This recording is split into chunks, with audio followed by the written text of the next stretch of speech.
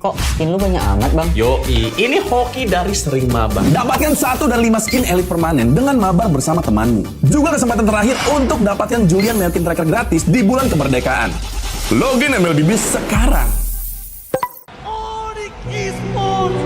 Dipulangkan oleh anarki Hoshi. Ternyata anarki Hoshi berhasil untuk dipulangkan di lower bracket. Ini bencana patah hati kedua kalinya dipulangkan oleh tim yang mereka pilih.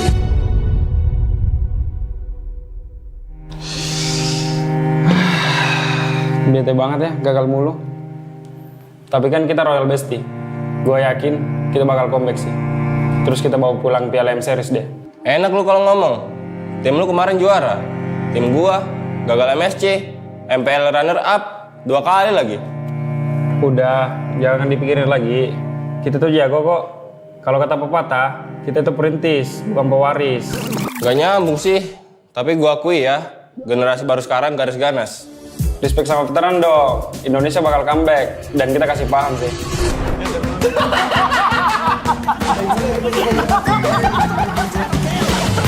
Kayaknya gue ganti nama jadi Rinetizi aja deh. Biar kayak kata sih, buat jadi juara. Zima meta 2021. Lu kemana aja? Itu mah abang-abangan gue. Lihat aja, gue bakal jadi penerus kalau terus di tim Liquid. Tapi please, lepas Paniati.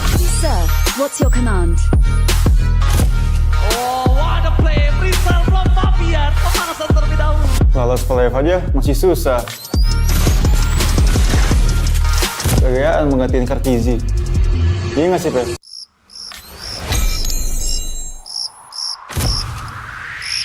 Meskipun gue gak pernah lolos ke playoff, setidaknya gue pernah dikunci ke era lah. Berhasil mendorong Torito-nya menjadi korban hasil kali ini untuk mendapatkan yang kemenangan di dasar satu sama sekali dan Pedian. Udah jangan pada ribut-ribut, udah pada pernah punya cincin ini belum?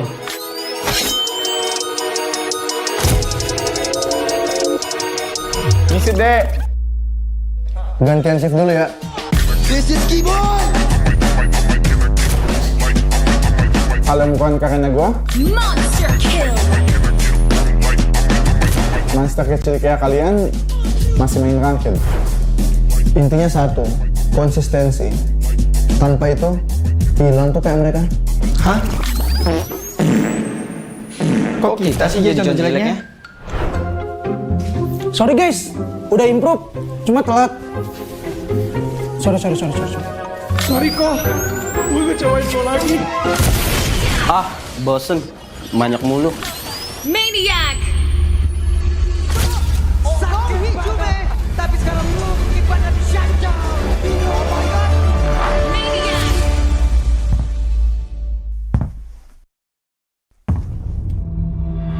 Mau adu maniak season ini? Pada saat daerahnya sendiri mereka bisa pisan, tapi masih ada pergerakan di area dan di mana dirinya dikeroyok. Namun untuk sekarang ada satu buah situasi. You miss me? Situasi belum skala. Kita kasih paham bahwa era kita masih ada.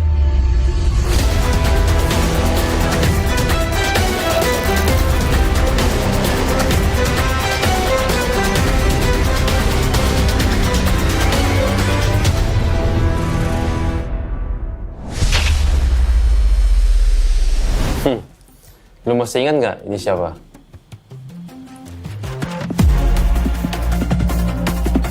Boleh juga. Tapi lu tahu nggak di atas lu ada siapa?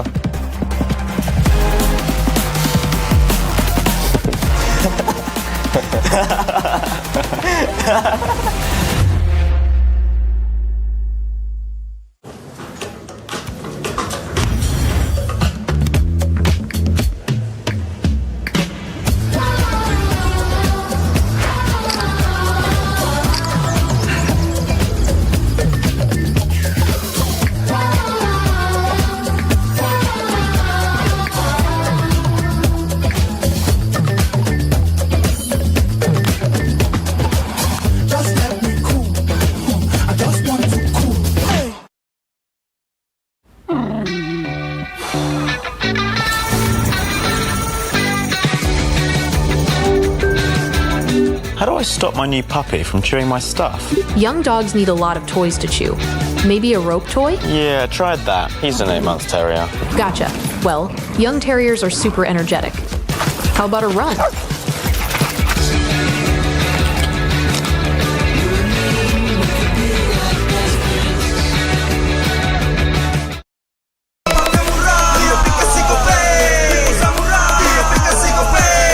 Walau yang lain terus berubah, Gope konsisten, kasihnya pasti murah.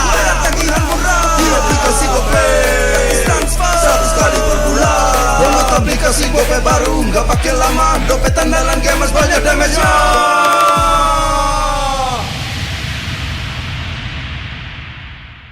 Level up bareng Special Edition Good Day dan MPL. Temukan kode unik, lalu scan QR-nya. Buat kumpulin Diamond Mobile Legends yang banyak dan menangin juga skin kerennya. Cobain semua variannya sekarang. Sebotol Good Day bikin GG Good Day. Yo, Good Day MPL, Good Day MPL, Good Day MPL, yes. Good Day MPL, Good Day MPL, yes. Good Day MPL, yo. Good Day MPL, oh. Aku udah nonton. Fix, Hijin tuh jahat ke Minjun. Hijin kan emang gak mau pacaran sama papamu, mamamu, biarkan mereka Di granat! Boom! Ya, gue kena ghosting. Terus ditinggal nikah sama Hijin. Padahal mereka udah cium. anak yang nakal. Saatnya kau dan aku Pakai simpati buat nonton, musik, games, belajar, sampai belanja. Bisa pilih benefit sesuai keinginanmu. Tenang. Menang kalah, mabar bisa good time. Wah, good time Mobile Legends Bang Bang. Enak coklatnya, bikin semua bisa good time. Ini nih mainnya.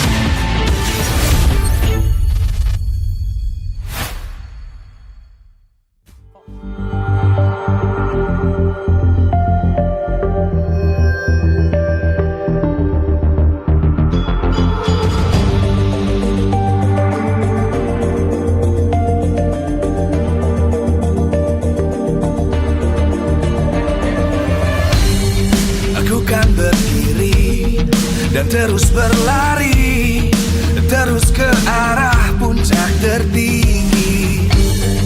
Ku takkan berhenti, hanya sampai di sini. Kemenangan abadi menanti. You know we won't miss if we unite our focus. And if you haven't noticed, we all live. Nyalakan apimu, hadapi semua tantangan, hadang semua serangan, jatuh bukan halangan.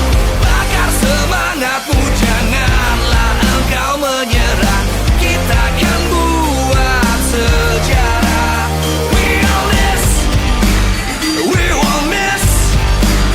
We all this, we won't miss. Saatnya beraksi, jalani ambisi. Aku kan menyawakan hari ini. You know we won't miss if we unite our focus. And if you haven't noticed, we all live. Nyalakan apimu, hadapi semua tantangan, hadang semua serangan, jatuh bukan halangan. Bakar semangatmu, janganlah engkau menyerah. Kita akan buat sejarah. We all this, we won't miss. We all this, we won't miss. We all this.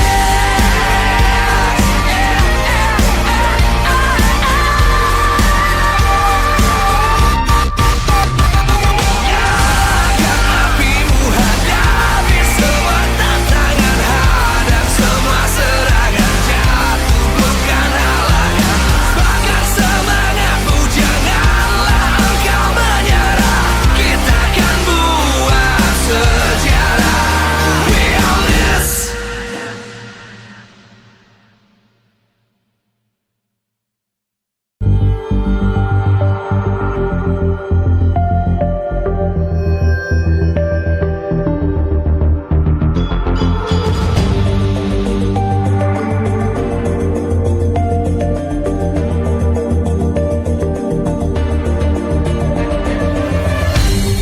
Aku kan berdiri dan terus berlari, terus ke arah puncak tertinggi.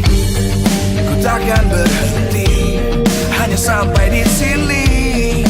Kemenangan abadi menanti. You know we won't miss if we unite our focus. And if you haven't noticed, we all live. Nyalakan apimu, hadapi semua tantangan, hadang semua serangan, jatuh bukan halangan. Bakar semangatmu, janganlah engkau menyerah.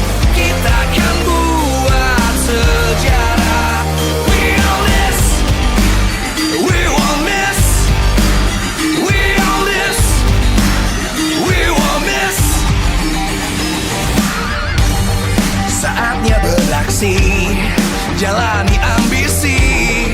Aku kan menyawakan hari ini. You know we won't miss if we unite our focus. And if you haven't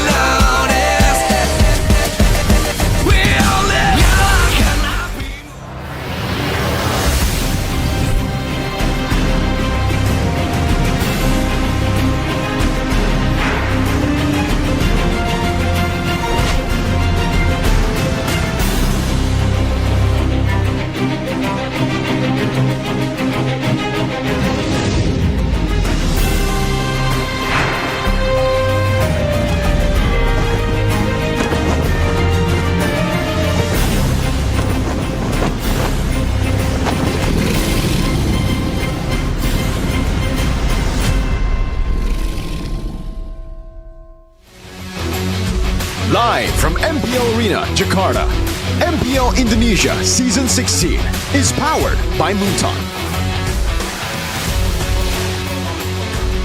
Supported by Esports Federation of Indonesia. Presented by official tournament smartphone, Samsung Galaxy. Official e-wallet, GoPay. Official coffee, Good Day. We own this.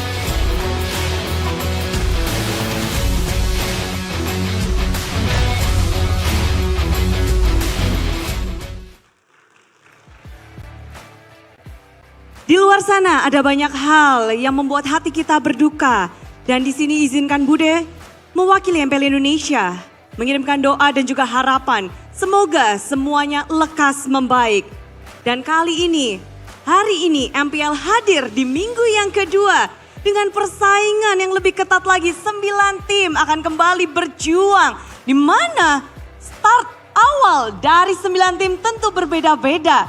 Dan untuk minggu ini sendiri kita melihat adanya tim-tim yang kuat kokoh berada di puncak klasemen dan mereka akan membuka match kita di minggu ini. Di mana akan ada tim Onyx dan juga tim Geek Fam. Mereka tak ada kekalahan match satupun.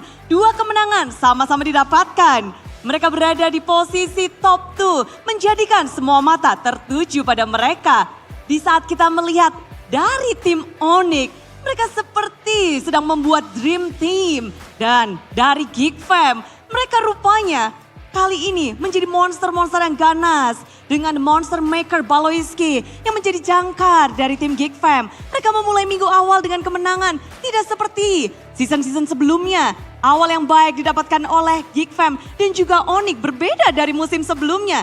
Kali ini kedua tim kuat ini akan bertemu satu sama lain. Tapi kita tidak bisa menutup mata terhadap 7 tim lainnya. Karena mereka masih sama-sama saling mengejar.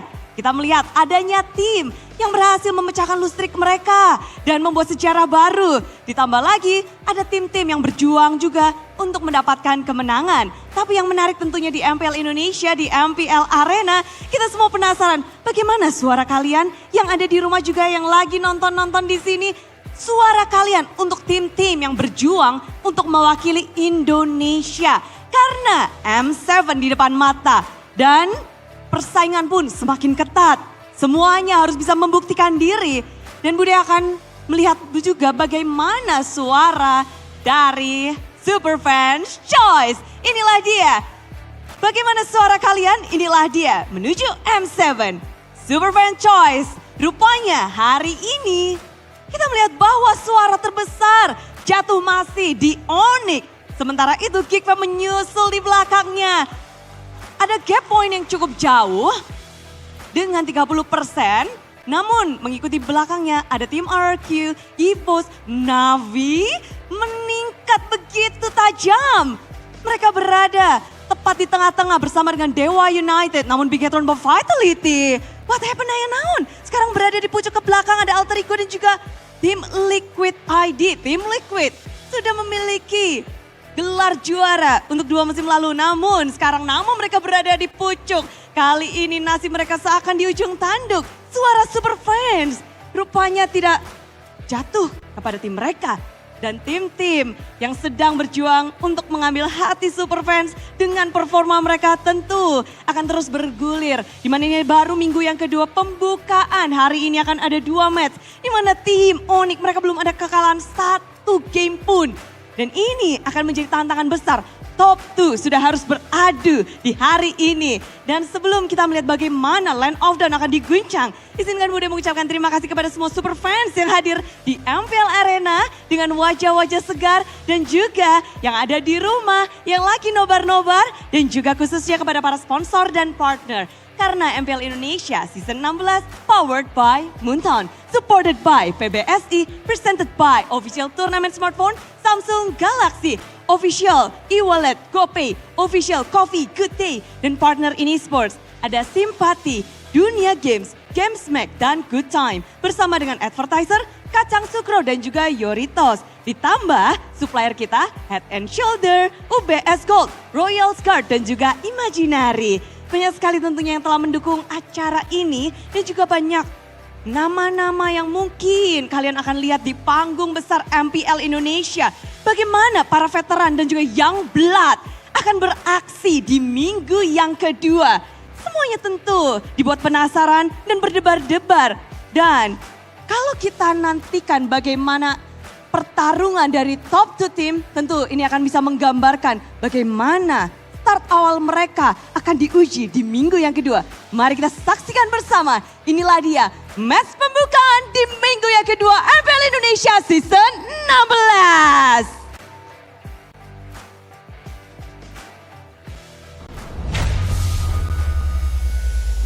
Setelah 17 kekalan bisakah mereka tutup? Musa tidak. Mengkhianati hasil. Kepencangan menjadi Nabi. Nah, siapa yang lebih siap dan siapa yang lebih baik rosternya, chemistry-nya, dan kita bakal lihat siapa yang paling pantas juara buat season 16. Season 16 adanya rookie, adanya veteran. Keduanya ini akan mengambil perannya masing-masing. Season 16 ini lebih persaingannya nggak jauh beda sih, lebih ketat aja. Tiap season pasti ada yang momen-momen kayak semua tim tuh jadi kuat. Season kemarin kan juga kita nggak ada menang, nggak ada apa segala macam. Jadi aku kayak apa ya, kayak pengen marah aja sih, kayak pengen menang lah. Jadi kayak dari aku sendiri mau roster siapapun aku pede. Navi berhasil di MPL Season 15 tanpa kemenangan. Kalau kita lihat dari Skylar sebelum mungkin dia rehat, ini Skylar sentris. Sementara dari Onyx ada trio mid yang begitu kuat. Dan sekarang mereka bergabung. Namun ada pertanyaan, bisakah para landak kuning ini menyatukan ego melangkah ke panggung internasional berikutnya? Di tim Onyx yang aku lihat, dia punya rookie sama punya pemain veteran, salah satu keuntungan buat mereka sih. Yang didapatkan oleh seorang Moreno menantangkan. Moreno dibaca oleh seorang Sapero untuk mendapatkan game one last hit. Media Sapero superstar. Gue mikir Onyx itu sebenarnya nggak perlu beli Skylar, dan gue ngerasa Savero tuh masih lebih bagus dibanding Skylar. Karena apa? Karena Skylar tuh udah lama nggak main. Menurut gue bakal jadi api lah kalau lihat Dream Team Onyx sekarang, kayak semuanya pasti pengen ngalahin. Gue juga bisa ngalahin nih tanpa Dream Team gitu, karena isinya bintang semua. Buat season 16 bakal menggila dari awal banget lah. Dewi jadi coach, ada Skylar juga yang bisa ngebimbing Savero. Apalagi kalau ada persaingannya sehat, itu Savero bisa jadi monster lebih cepat sih. Sekarang udah monster, bisa jadi lebih monster lagi. Bahkan bisa melewati yang veteran-veterannya. Dengan datanya Skylar bisa ngasih POV baru buat Savero. Kita nggak tahu nih, 1 tahun 2 tahun lagi bisa aja dia ngegantiin Skylar, nggak ada yang tahu.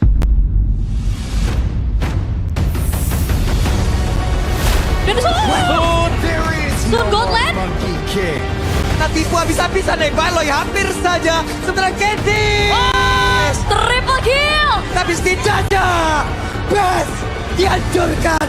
The King Slayer is back. Game 2 emang kita udah mau banget pakai anomali tung-tung-tung sahur, jadi kayak kita pakai aja, dan akhirnya kita bisa mempancarkan lustri kita lawan RQ, yaitu Game yang sangat unik sekali. Kita melihat ada duel dua hero Goldflame dan power dari Geek Farm. Mereka sanggup untuk memaksimalkan unique draft yang mereka bawakan dengan sama bagusnya dengan comfort hero mereka. Aklamegis ya jelas improve lagi, dan gue yakin belum semaksimal talent dia, dan dia masih bisa banget improve, dan kalau udah saat itu dia pasti udah siap menjadi top 1 jungle di Indo, dan ya waktu aja yang lagi nunggu. Pasti kan mereka kan banyak improve juga kan, udah pengalaman juga kan dari yang season 15, pasti mungkin lebih ketantangan sih, bukan susahnya.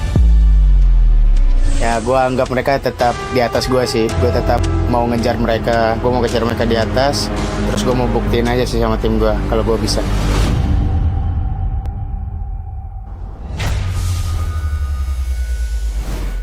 The journey continues for all the teams in MPL Indonesia Season 16. Man, oh man. What a week it has been in week number 1. There's a lot of upsets. There's a lot of like, oh God. And I gotta say, it's been a privilege to see our teams winning all the matches. Yeah. Yeah? Every single one. Of course, right? Right? Of course, back here with Chefin, Arashi, and also Mirko. The mac and cheese combo back at it again. I have no idea what he's talking about though. Like it's almost. I feel like there's a match last week that just. It's not in my brain, bro. It didn't register. I don't know what that was. 2 matches that didn't register for me. Oh, that's pretty tragic. But let's see if it's gonna end up tragic for my team too after this, because of course this is not an easy matchup. Onyx versus Geek. We know the stories, man. Onyx last season, or maybe previous seasons, in the regular season at least, Geek was the kryptonite to this dream team. But right now, do you think it also applies, especially after Onyx adding Skylar? I think that it's a good question, because in their first match, it didn't really look too convincing. It was a convincing win against Dewa, but Dewa have lost all their matches in week number 1, and they lost all Same with 3 goals. Bigatron. Same with Bigatron, exactly. But we're not talking about Bigatron, are we? Yep. So on back to the Why are you point firing of the shots, dream man? team, the big question is still, who's better? Even from all the pro players, they're kind of confused. They're conflicted, right? Is Savero better? Is Skylar better? A lot of them seem to have the same opinion that Savero can get better, but as of right now, it is still going to be Skylar. At least that's what we heard from the VT. A lot of discussions here, and this is today's schedule. Onyx versus Geek for match number 9, match 1 of today. And then later on, Dewa versus Navi. So both matches technically, off the bat, Onyx versus Geek is a bit more competitive, a bit more intense. But technically, the fact that Dewa and Navi are in such similar positions, similar situations as well, I feel that could be an interesting match to actually look out for. Yeah. What's also interesting is the fact that Geek Fam, after 2 games, or 2 matches, they're still perfect. Not according to the usual so-called script that people believe. Yeah. It only happened 5 seasons in a row. Of course, finally, yeah. here, the 6th season. That's a Geek small Fam, sample size. With their decision to keep their lineup, they have grown so much through the last season into this season, and that's why they've found so much more success. Yeah, but let's be serious for a second here. For all the people out there, all parties involved in MPL Indonesia Season 16, I want to urge superfans and everyone to always be careful while doing activities outside in this unstable situation. Yeah. And hope that we all remain safe and protected. And hopefully, MPL Indonesia Season 16 can still bring a joy to your day. Yeah, on a more positive note, for sure. Basically, but I wonder what the people are gonna say, right? Because I think, again, so many opinions swirling around. It's kind of hard to really get a grasp on the general public opinion. So we need your help.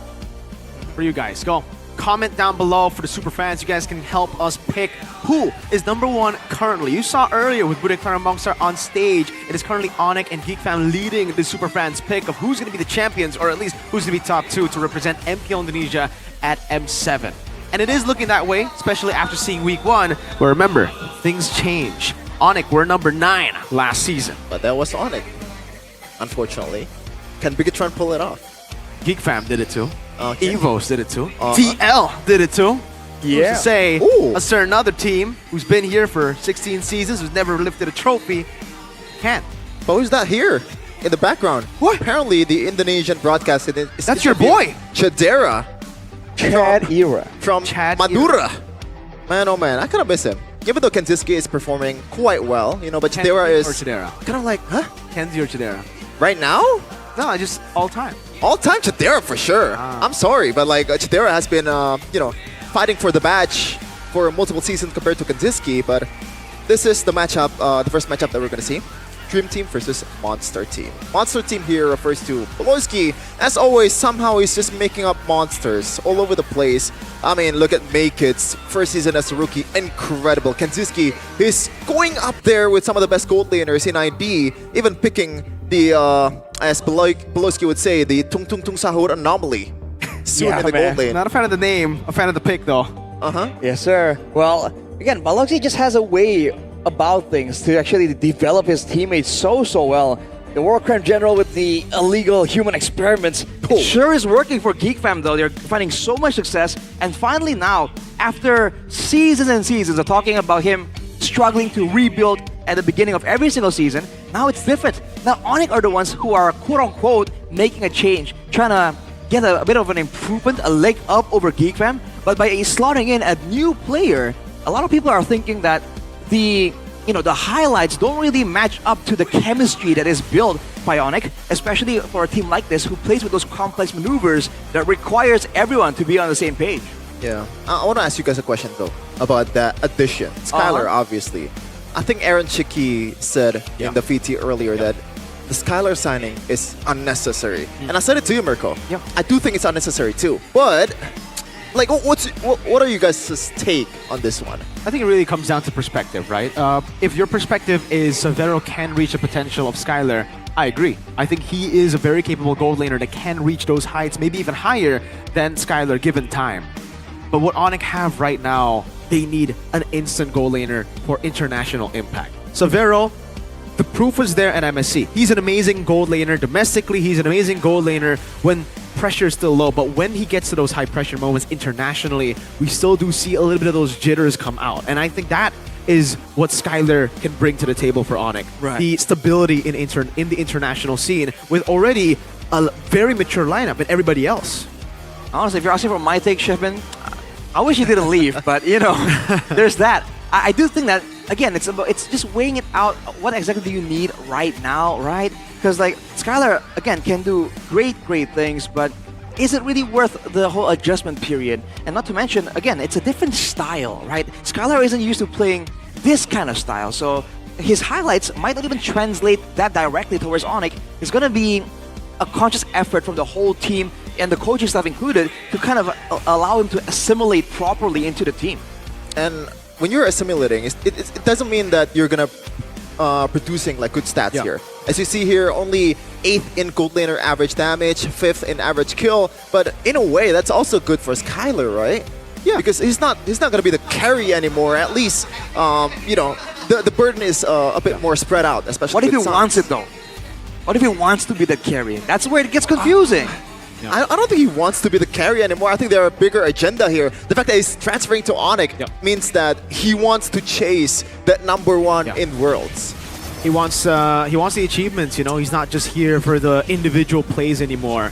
I guess we could take a look at the Anomaly again. A new moniker, by the way, for Ken Zieski, the Anomaly, because of the pick that he went for, Sun in the gold lane. Yeah, that's the pick that allowed them to have this crazy result. Honestly, I was quite confident, right? And then I saw how the game was progressing, and I'm like, wait a minute, wait a second, what is going on?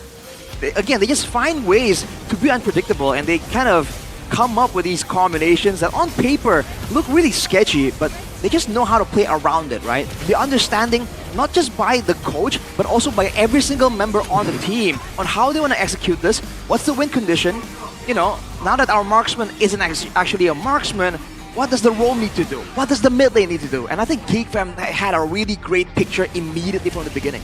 I want to turn things around now and ask you, Shepin. Why me? That's my job, though. Savero or Skylar? What are your thoughts on that situation? Oh man, I'm not prepared for this.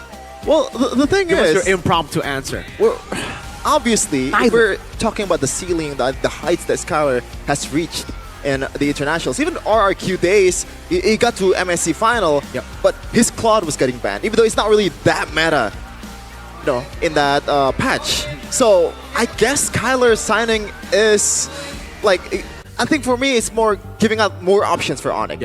But I do think that it is a bit unnecessary to dominate in the local scene. But again, like this is kind of like giving Savero. I guess you can take a look at it both ways, because Savero right now, he has the competitor that is Skylar, so he wants to be better. So he's gonna output more better productions for Onyx. But like, is this like a sign of distrust towards Savero? It can be interpreted that way.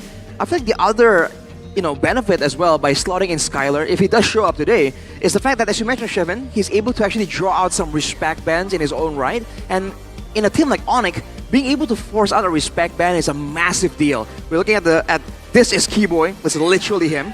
Keyboy, Sans. I mean, everyone from the side of Onyx have proven themselves, and now if one more of their picks can slide through the batting phase because Skylar is able to force it out, that in itself is already a huge advantage if Coach Adi can kind of cook something up.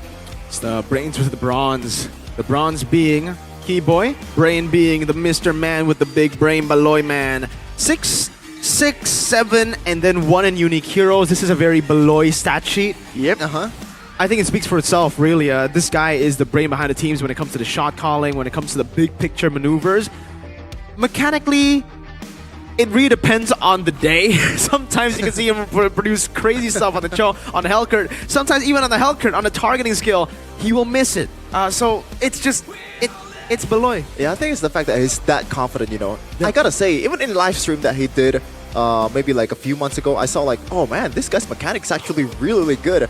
I'm comparing it to myself, all right? So it's not really that big of a deal, but I guess like I see like, oh man, this guy still knows how to the mechanics around Cho, around Guinevere. But we're gonna see here the lineup for Geek Fam. It's still gonna be Kenziski, Makits, Gops, Aboy, and also Baoy. The monster lineup coming back to make a statement once again against a arguably more difficult, tougher opponent. What will they bring out here? What kind of tung tung tung sahurs can we expect? Any more anomalies? That's the question. As you see the anomaly in the gold lane live, they've broken the pattern of losing in their early weeks. Can they start a win streak? A big hurdle up in front of them, the defending champions. Ladies and gentlemen, welcome, Geek Fam! Second place in regular season last season. But can they do it again here? Or maybe topple the Sky Kings? And now on the other side, the dominator of the sky, Sonic, is here. Lutpi, Kairi Sans, and it's gonna be Skylar plus Keyboy. Skylar in the mix yet again. Finally now, we'll see what he can bring out. Can he match the unexpected nature of Geek Fam with brute force? That is what he's attempting to do today. The Prince will be deployed today, and today the stakes are even higher. Up against their only rivals, it seems, at least from week 1 in the standings. Can he do it? Raise the Sky Kings back to the top. It's Onic! They have some unfinished business with Geek Fam. The only time they didn't qualify for international, it was Beloyski and Chaderas Natan stopping them. This time around, a new gold laner is in their face, Kenziski. Now Marshall Gary brings in the brains behind the entire operations. Doradsp, Bluffsy, Coach Adi, and CW. Ooh, the word DSP again. The team is doing well under him right now. I do wonder, you know, the extent of his impact here, because of course Beloyski has a lot of credit given to him, but I wonder how much Dora DSP can kind of add on to that. Yeah, I wonder like whose call was it to get the Hellcurt and also the soon last pick? Was it Dora? I don't think so, right? I feel like it has to be Beloyski, no? Yeah, it has to be Kenzie plus Beloyski, right? Could be a situation where they've already briefed the coach. Could be a situation where they've already tried it in the scrims, because we did hear in the interview that this is something they've tried before. So it could have actually been a Dora call to be like, hey guys, this seems like a good idea or a good time to bring that up. Hayabusa Cho on the other side, single target. Go for it. Whoa! And go for it. Wow. Vote here in your YouTube chat. Veteran versus Youngblood. Gold laner. Who's more superior? Skylar is stronger. Is leading with 70%. And I gotta say, right now, I do agree with that. Really? Whoa. Well, actually, I think if it's all time, I agree with this. But if it's right now, I gotta go Kenzie after that week 1 performance. It's only 1 week. He's still settling in, Skylar. Exactly. Do you not believe Skylar to be back in his form again? Oh, I believe. But belief and cope is something I know too well. Way too well. Well, the keys to victory here is something we know as well by the Samsung Galaxy Z Fold 7 and the Z Flip 7. For Onic, don't get stuck in Geek Fam's mind games, right? Don't try to over-adjust and try and get your own style, that rotation-heavy style where everyone individually has a moment to shine. And beware of Kenziski's explosion, dude. When they normally get some momentum, when he's able to get a moment, a window unchecked, he is definitely dangerous.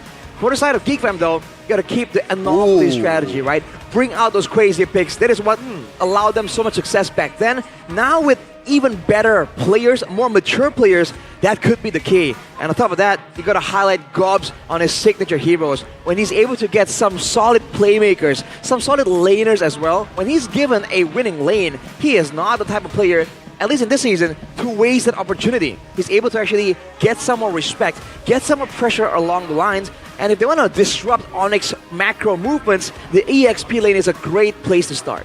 I agree with the second point about Cobbs, especially after his performance on Arlet last game, but keeping the anomaly strategy, I gotta say, I kind of like only half agree with that. Because RRQ, we know, like Cascute even said it himself. Like if you want to win against RQ, cheese is the way. Yep. But this is Onyx we're talking about. Agreed. Do you think the cheese is gonna do as well to them? I think it might be a good strategy to have in like game 2 if they win game 1. Right. Maybe like just one game thing. But yeah, the whole time, probably not. You're still gonna have to win the normal way. And Geek Fam are pretty good at doing that too. They have the proper foundation and the fundamentals to pull off a proper win against Onyx. So yeah, I wouldn't rely too much on the anomaly strategy. I wouldn't rely too much on those cheese picks, but it could be an angle to utilize later on. Okay, second question. From your guys' perspective, which hero that's not on the meta right now do you think can be a viable strategy in the meta? Hey, man, I mean, depends, Sherman, because like the meta technically is just so wide right now. And off the bat, the Hellcurt comes to mind, especially with this, you know, with the players showing on the screen right now. And immediately Onyx respect 1-1 Hellcurt immediately, dude. The Hellcurt makes more sense. It is cheese, but it's actually also a signature pick. The Sun, now that's pure cheese. You haven't seen it too much, right? What's your command? Yeah, honestly, right now, makes a lot of sense. I will answer your question, though. This is weird because it's not meta in MPL, but it's very meta in ranked games. Natan, I think it could come, it could make, you know, its debut in Season 16 very, very soon, especially with the nerfs on other picks. Wait. In the early game, it won't be too dominant for even the Lancelot, but the Lancelot is up for grabs. Yves as well. Geek Fam. Do they go for a tank jungle? And I gotta say, it would be a perfect, you know, game to have a Natan debut here. Has it been debuted in Season 16 yet? Yeah, I don't think so. This is Onyx versus Geek Fam. They can take it to the playoff matchup that we're talking about in Bandung. But the first picks coming in from Coach Ari is the Chushin, also the Phoveus. So, from Makeit's perspective, this is pretty dangerous, I guess. This is a bit too honest for Onyx, though. The Kalea could show up. They could go for the Eve as well against Jusin. They could just purely react to it. But they go for the Kimi instead, and not even the Kalea. It's a glue, though. So usually against Phoveus, you want to go Kalea or glue. They've gone for one. But yeah, no Eve. Yeah, I was going to say that. Pretty big buffs, I'd say. What do you think, Arashi? Because you're more of a Yi player, right? Oh, I love the Yves, dude. But I think that Geek Fam are just a bit concerned about the assassin threat from the side of Onyx. And you know, Onyx are really good at getting towards that backline. So maybe they're playing it a bit safer, technically. Somebody can kite back a bit more reliably. And technically, the Kimi also brings that crowd control effect that can stall out this Phoveus, kind of lock him down, allow the team to burst him down a bit more. So it's an option. Against Sushin, I think the Yves still would have been a very decent pick. But I guess for Onyx now, they want to keep things, you know, a bit similar still to the quote-unquote previous popular picks. This has been pretty interesting.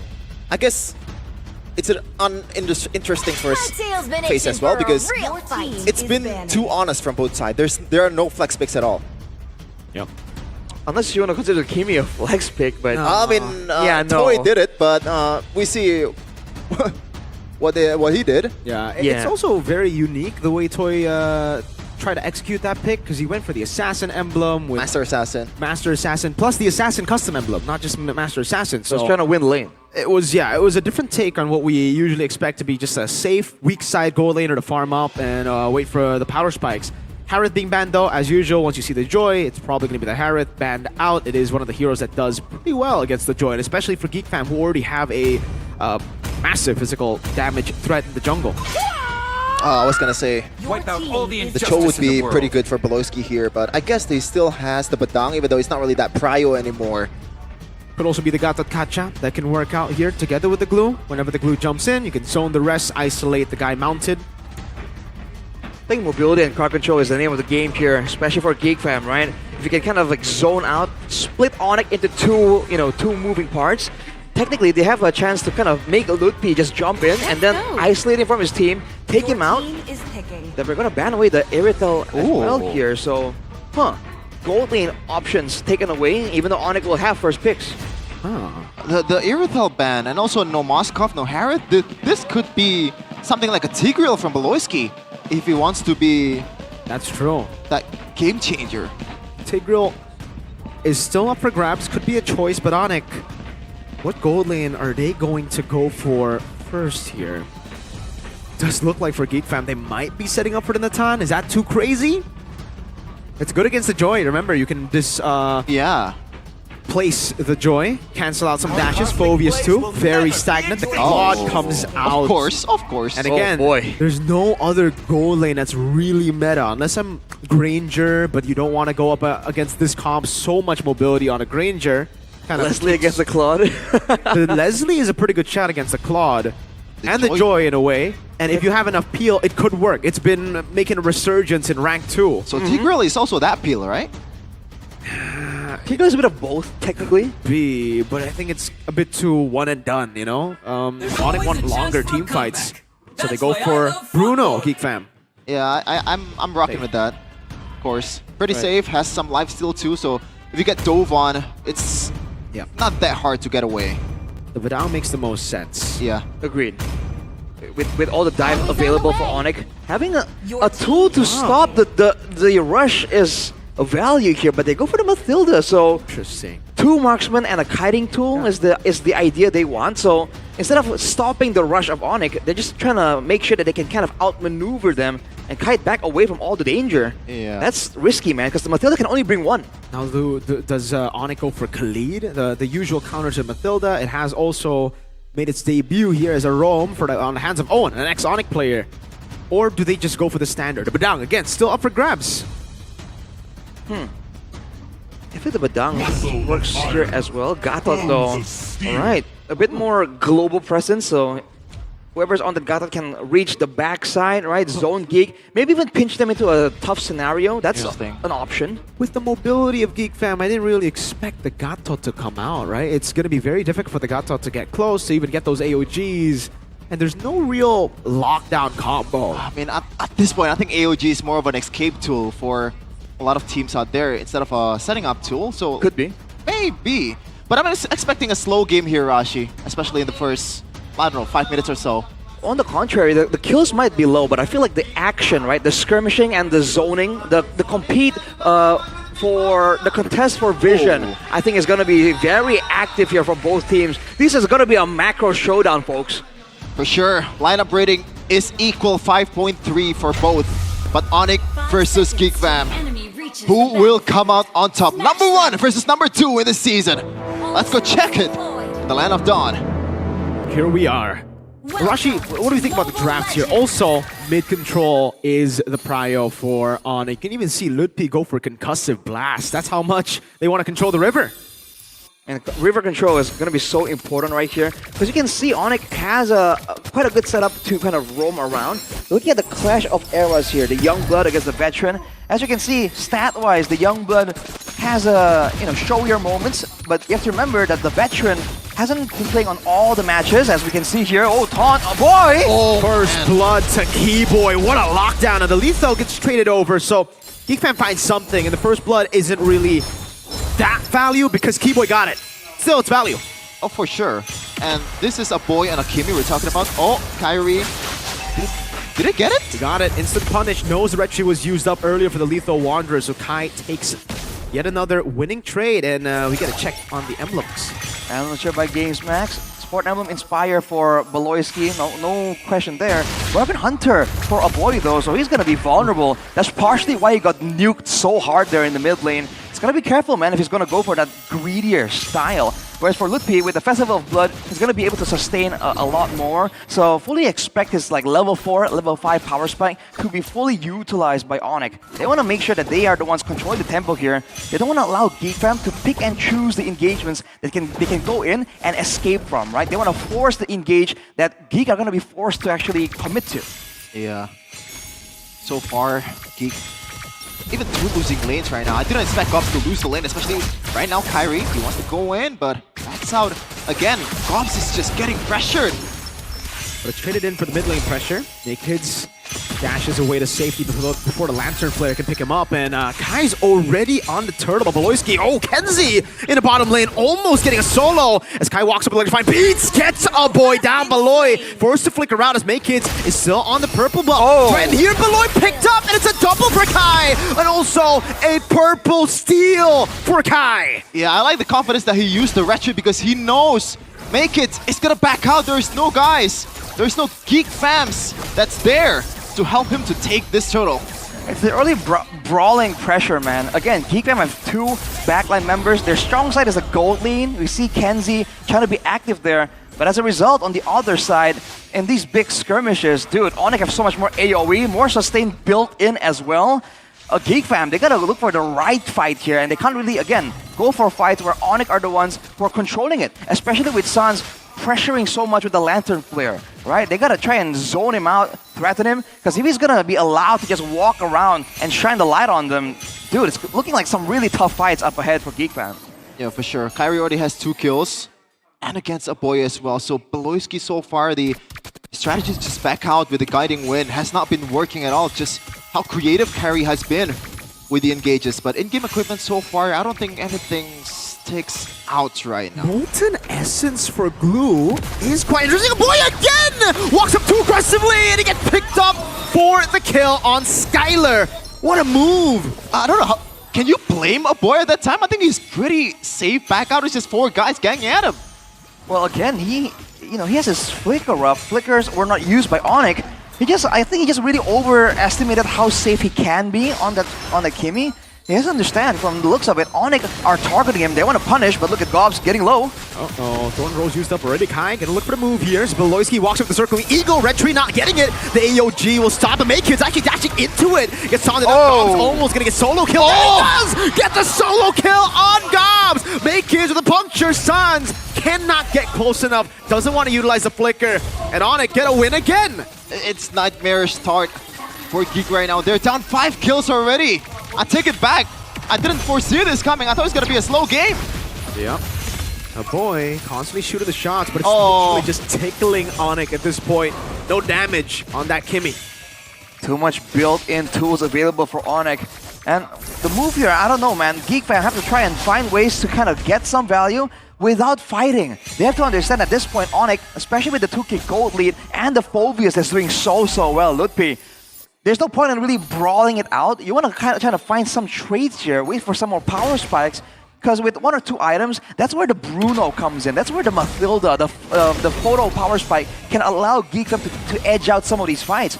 As of right now, the fact that Kibo and Lutpi themselves can self-sustain for so long, it's forcing Geekfam to just back away every single time. Uh-oh, all in on the Sans. Traction pulse, dodge away from against Sans, able to flicker up, but the Meltdown comes in, and Makekids is still on him, but Sans is still alive. Makekids the jump again, finding the kill with the help of Gobs. As Makekids gets ran down by Kai, a boy gets a kill on Keyboy, and it's a trade. Still, Kai, no electrifying beast. Lutpi in the midst of it all now, getting chain CC'd. Still jumping away as Skylar goes for the turret down below. Lutpi is as good as dead. Mounted on still, using the flicker too. Burns it down, purple taken with a turret down below, and Geekfam can't even go turtle. Wait a minute, is that a win for Onyx even though they lose so much? Remember the boy though? Tries to run away, the music is a bit too crazy, but he gets away in time with the help of the guiding win. Kai mounted on again, Gob's still there, but Kai's bringing him into the turret rage. Sans gets a kill, the blazing duet from Skylar deals so much, forces Kenzie back. Tempo is the name of the game here, and Onyx is just stepping on the gas pedal. And look at the adjustments. Even when they're on the back foot, always immediately looking for more value, looking for more trades.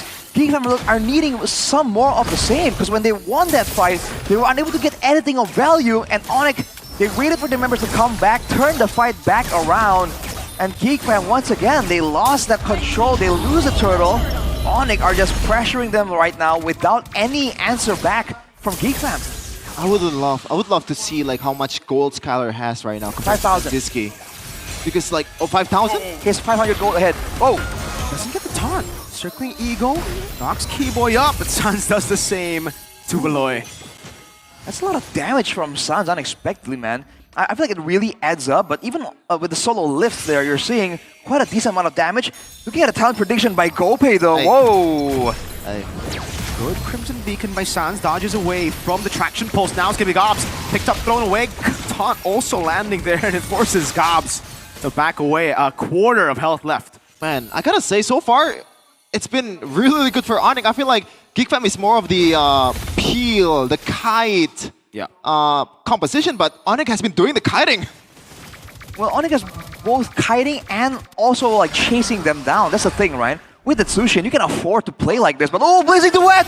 Again, cancelled out this time with the Circling Eagle. Skylar able to go for the BMI back again, and now, whoa, it's a meltdown from Gobs. Finds it in the nick of time, but there's no one there to follow it up, and Keyboy is healing Skylar in the back. Back line. He's gonna be dead. Whoa, Kai with a dive, and he gets Malloy too. A boy, traction pulls out. Kai will be stunned in a turret, and he'll still get the kill. And it's just Gobs left up top, isolated and taken down. Kids only can get a trade with a tier 1 down below. How do you stop this, man? I think there was a 1v3 for Kai, with Gobs getting taken care of by 3 people of Onyx. Blink and you'll miss it, man. Nowhere is safe right there when Onyx are on a roll. They really understand when their heroes get that power spike and can go for these crazy plays. It seems like a risky, 50-50, but technically, if Onyx is doing it, you get this sense of them having done the calculation, that they've done the math, and they know it's gonna work out. And just like that, the Lord spawns as well. Onyx, defending, hiding back away. Malloy can't get him. Those are some big resources, man. Sure. Even before the first Lord here. This is the joy we're talking about, so it's kind of pales in comparison to the Lancelot in terms of like the retry execution. But let's see though, Onyx has a mountain of gold lead here. Uh-oh, Gog can be engaged on again. Kai! The backline just dismantling everyone, and Sans gets a Sky Piercer. Oh man, Geek Fam forced to watch as Gobs and Kenzie just falls in front of them. Man, how about the initial stun from Keyboy there, assisting Kyrie? It's just so good, and the targeting. And despite having the Mathilda, Malowski is just forced to stand there and watch as Kenzie gets munched on. Onyx are just so on point with the targeting, and Geek Fam's, oh man! The cancel! Oh my God! P! With the peel to save Sans! He's forced to do jumping jacks without consent. Onyx, 6.7k gold lead. Look at the items. Look at the difference of gold between all the players of these 2 teams. Man, basically 1,000 gold plus on the side of Onyx. This is Sky Piercer build as well for Sans. More danger, more things to think about for Geek Fam. And that's what you can do when your gold laner doesn't really build path towards a Sky Piercer as well. On the other side, Kenziski, I guess the final hope for Geek Fam, if they want to take it to the late game, he's just not playing the game, man. He is just being locked down by everyone. They just know exactly how to chain their crowd control, that it seems like whoever gets caught from Geek Fam is just completely locked down. Okay. VHS. Yeah. Interesting. VHS on Kimmy, Arashi? Yeah, they're going for a bit of a shred potential for a boy, but definitely a weirder option there. He has a glowing wand before that, but this is a weird hybrid build. I don't think we've already seen succeed too far well. Still on the back foot, the Geek Fam are going to try to defend this as much as possible. I think one base turret surely will fall the way Onyx are setting this up. Yeah, is the old term geekable applies in this scenario. Because it's not an Atan, it's a Bruno, it's a single target hero, but is it possible for Geek right now? Technically it is, because they do have 2 marksmen, they have more range later on. But again, the main problem still is how are they going to deal with the rush? Oh, damage. Oh man, even Maykids can't really do much. Getting deterred by damage alone as Lutpi wants to be careful there. The shred, that's where it gets good when you're trying to shred down, melt down the frontliners, right? So technically now for Geek Fam, they have shred from a boy with max HP damage, and they have burst and crit coming in from Kenziski. That could be the angle, but it's a very bold move, especially when you're 9,000 gold behind. MPL ID S16 streamer. Don't forget to watch your favorite streamers out there. Your favorite, streamer? I wouldn't say so. Angbia. Whoa. Chefin's favorite. He's in the building. Orange buff. Threatened. Keyboy walks up. Gobs. Not on the bad spot here. Able to go for the taunt. And it will just be the orange buff taken by Kai with the retry. Oh my goodness gracious. And so far, Skylar, man, he's been farming up really good in the early game. I just realized that Skylar was non-existent in the first 2 fights in the mid game, but right now he is just stacking up the gold. Look at that. 9.8k in our player's gold by Sympathy. Kai and him, they're going band for band. Yeah, dude, he is just having so much space right here, and if you have space on a Claude, we all know how fast this hero farms, man. This is something that Geek had to avoid, but now they have no choice. Onyx is forcing this onto them, And despite the early game that Kenziski tried to use to pressure Skylar, he was able to maintain the gold at 500 or 1,000 more or less, but now it's really widening out to 2,000, 3,000 as Lutpi gets jumped on but turns it around. Makers losing a puncture there. Gobs caught in the midst of it all. Will be able to flicker out. Skylar! Blicing to wet, forcing everyone to flicker out. And that should just be free. Onyx, they go back to Lord. Geekfam are somehow still trying to fight back here with no flicks. Oh, I don't know, man. I don't know if you want to go for this make it, though. He wants to pull off the impossible. 15k on the Lord. Oh, they resetted it! But it's going to be taken down here. Make-It has no angle to go in. Lutpi canceling it again. Has another jump, but he won't take it. Geekfam forced to run back to their base. Is this cancel culture on Make-It? Cancel culture? We can't call it that. Dude, at this point, the thing is that Geekfam, they're trying to go for these moments in the jungle, but they have the best success in the big open lane when they actually have a pathway to escape, when they have the base at their backs. If they funneled in there in the midst of the jungle, they're going to walk into the wave from Lutpi, into the AOG. They just cannot take those fights in the tight spaces. So in the entrance of the base, this is where Geekfam have to be careful. 10k gold lead. Now they're still trying to clear out the Lord here. Kenziski and Aboy, they have enough power to clear this one. Onyx looks like they want to just back off and try to set up for the next wave. Let's see. They gotta be wary. Geekfam still have very good clear. Lutpi jumps in over to Aboy, has a guiding win. Kyrie caught in the midst of it all. The angle by Beloy takes him out. Gobs still there, gets the mount. Keyboy thrown back. The AOG not cancelled, and Keyboy gets away. They get 2 base turrets for a shutdown on Kai. I guess in terms of economy, Geek are climbing back from 10k to 8.5k, but in terms of structure and also map pressure, I don't know what that does to them. Rash, is it geekable? I feel like it has to be a geekable angle for Geek. There's no other way for them to win out here.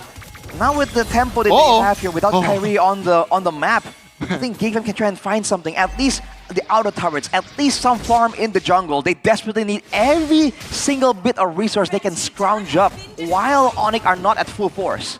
Windtalker. Yeah, I guess it's a good way to kite, especially with Kai chasing at you. Real-time victory rate, though. Set it by Samsung Galaxy Z Fold 7 and Z Flip 7. Might have to wait here because Onyx wants to chase! AOG has a flick from Beloy and a guiding win too. Gobs gets away with the mobility. But that's a big ult already for them to go, alright, let's fight? Let's see. It looks like he wants to be a bit patient here. Right? For Onyx, like the AOG for flick. I guess. Yeah, I think it's still very much value. Aboy, gotta be careful, man. There's God. only one guiding wind, and sometimes even Gobs is gonna be forced to take it. So far, the angle for Geek is to just let the backline shred and allow Gobs to distract everyone else. That's the only strat that has worked so far. Now without the base towers, I don't think they have any way of contest. I feel like the best way for them is to trade the Lord for more resources and bank on that base fight. That seems to be the only way, because in a jungle fight, I don't think they want anything to do with Onyx right now. Yeah. I think it needs... Oh, San's gonna get jumped on! As the flicker gets away, still walks up. That's value. Finally, Geekfam finding value in the trades. A flicker on one of the main members. Oh, look at Make-It's HP. It's 1v1 against Kyrie, but it looks like Kyrie just want to back off. So, remember, again, this is a Lancelot. So Make-It's heroics might come here. Oh, flicker! Again, Aboy gets caught in the bad spot and punished! Way too aggressive. Got in the midst of it all now, jumping on the sky. Brings it back! He gets the kill. Make-It still jumping around and puncture over the Lord. Beloyski to be taken low and taken down. Kenzie! For the pursuit. Kenzie! Get forward. Gets Saz. Kai too low to deal with him. It's another for the pursuit. Kenzie kiting away. Dodging for the AOG as well as the mountdown comes in, and Kenzie still going for the kite. Kai with a walk down already. Kenzie, can he deal enough damage? Buys a rose goal! Oh my goodness! K, the anomaly, has made the team fight into Geekfam's favor. Gobs pulled back again. Make-It in the base, defending, clearing it out.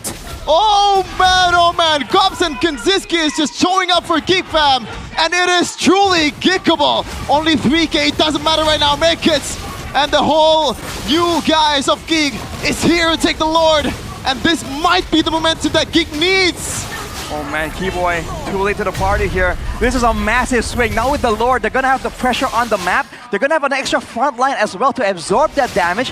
And again, they have 2 marksmen. A boy getting taken out was unfortunate, but it might have been planned because Onyx went in as if the marksman was gone. But Kenziski was there at full force. Here's the replay presented by the official tournament smartphone.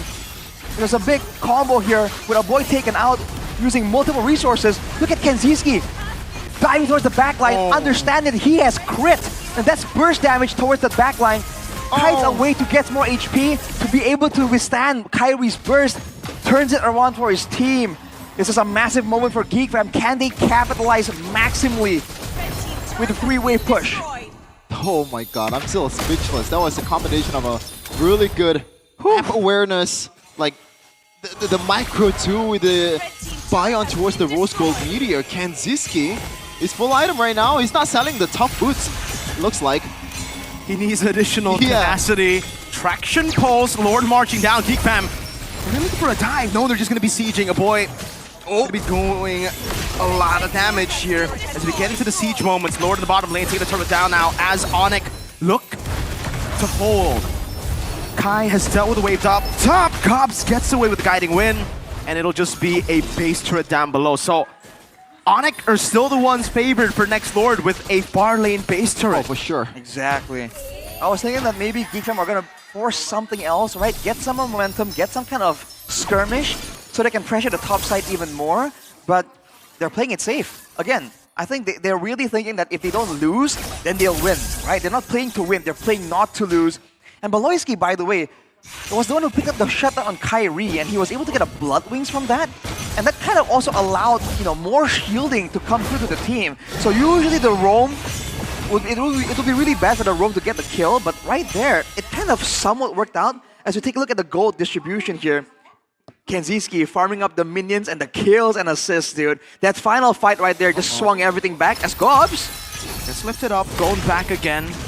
But he's Keyboy with a flag, goes over the top. Kenzie! What a reaction to a concealed Datotacha! Oh my goodness, that could have gone so bad. Look, Pito, traction pulls. Geek. Looks like they don't want to take it just yet. They want to play it slow and wait for Kenziski's flicker to come up again. That could have been real bad, but still for Onyx it's a win. They baited out a flicker from the carry. It's going to be critical for Kenziski to have that available for the next fight if he wants to really outplay. Now the team overall also has to play around him, knowing that he does not have that flicker, right? So maybe Baloyski can't really circling Eagle as aggressively as he wants to and try and, you know, output some more damage. Right now, they're setting up for the push on the top side. But Onyx, they have a chance to rush this. They themselves have a very decent amount of damage in the late game. Although the mid lane damage output now is very, very different. Cobbs? Fraction pulse, locking Keyboy down. Does have the AOG back, but the poke is getting ridiculous for Geek Fam. And the sustain, the wave up top dealt with already, so Geek Fam won't have to deal with it for a while. They have an opportunity. Yeah, they can heal up and go back to the Lord pit as much as possible. Geek Fam, what's gonna be the solution here? Remember, Skylar is not on Purify. He's on a sprint, so he can't really just easily goes into the Blazing Duet because Baloyski is there with the knock-up from the Circling Eagle. That's why Skylar has been a bit non-existent in the team fight. Sans, though, is 1v1ing. Oh, look at that! We're trying to buy some time. Kai on the Lord gets it already. In the back line's gonna be Gobbs jumping in, flickering out. Kai jump in, and again, looking for the electrifying beat through the Mountain comes in, and Gobbs, Winter Crown by Ludpi. Kenzie with a lot of damage. Taylor with the Blazing Duet! Dealing a lot of damage. Kenzie still able to go for it. Make hits in the back line. Dashing back and forth. It's still Keyboy trying to buy some time. Pops AOG defensively. Make it. Throws! And he backs away. Kai, electrifying beats ready. Pops it in. Make his on the push. Gets the purple. No! Goes for the Phantom Execution. Kai walks up. Almost getting it. The Thorn Rose dodging away from the rhythm. He buys the immortality and the Rose Gold as well. Make hits! Now on Skylar. Posimo. Kai looking for the capitalization. Gets it below. Guiding away. Has the guiding win and the photo. There's Another one here. No Circling Eagle. Kai walks up and gets the double. But Geek Fam have dealt with the Lord. Yeah, it's still a stalemate again. I cannot believe it. Onyx got that Lord almost for free, and Geek Fam did not get punished at all. They made sure that Onyx paid for it, man. Gobbs just went in there And fortunately for Lutfi, he had to win the crown, so that was a bit of an outplay situation. But afterwards, Geek Fam did a great job just making it as chaotic as possible. They know Onyx were scrambling to recover from the Lord take. You can see that Veloci was solo zoning Lutfi. The Fulvius zoned by the Mathilda. That is not what we were expecting when we went into this match just earlier. Now the empowered waves are still available, but again, Geek Fam with the double marksman, they can clear this. Is it actually going back to the Geekable style? Geek Fam, they're making it look so possible. Man, and remember, this is Audio and the coaching staff too. Oh man, the scapegoat. Always there. If anyone needs to blame someone from Onyx. But Geek Fam's patience and their tenacity has paid dividends. Look, Lord now is going to be spawning up top. That means far lane control for Geek Fam. Man, that's a long game from Geek Fam. It was a trade of item swaps as well in the previous fight. So the next one might just be the big one, the decisive one. As you can see, everyone rounding out their builds. Skylar picking up rapid boots. It's what we saw earlier. That was an interesting one. I wonder if he wants some more kite ability, considering that with the sprint, he's still getting tagged, especially with Gobs jumping straight at him. In the next fight, all these battle spells are going to be available, so we're going to see a banger of a fight. And I think Onyx has made the first move to clear the bottom side. Yeah, I think Rapid Boots is more of the fact that Claude wants to catch up to the team fight as soon as possible. And if he's in a team fight, he's going to buy and sell it. But they're still clearing the bottom lane. Geek has to take care of this. But how? They can't just... Oh! Was that a miss tap by Skylar? He popped a Blazing Duet. But it's going to be up. So. Yeah, it should be up. Should be up by the time Lord or when they decide to go for Lord. This is only a temporary measure by Onyx in the bottom lane. Look at the positioning by Onyx though. They're sitting near the purple buff of Geek Fam, trying to find something more. Skylar isn't there just yet. You're seeing the rapid boots again there. Yeah. Interesting situation. I think he's buying it for the potential rotate required to go from the bottom lane to the Lord side, it seems. But now Onyx make the move. They're on the Lord here. Geek Fam, do they spot it out? Oh, Beloski is Starlium sight. He's going for more damage, and to be fair, with that kind of build, I would go for Starlium too, but let's see if it's gonna pay dividends. Oh my god, they're gonna leave the bottom lane? Oh no! No, it's actually... Okay, aggro on the minions, we're on the minions, so the Lord stays alive, but it's so low. Onyx, yeah, Skylar is constantly buying rapid boots so that he can manage those waves in the bottom lane. He's gonna run out of gold soon enough if he keeps doing that though.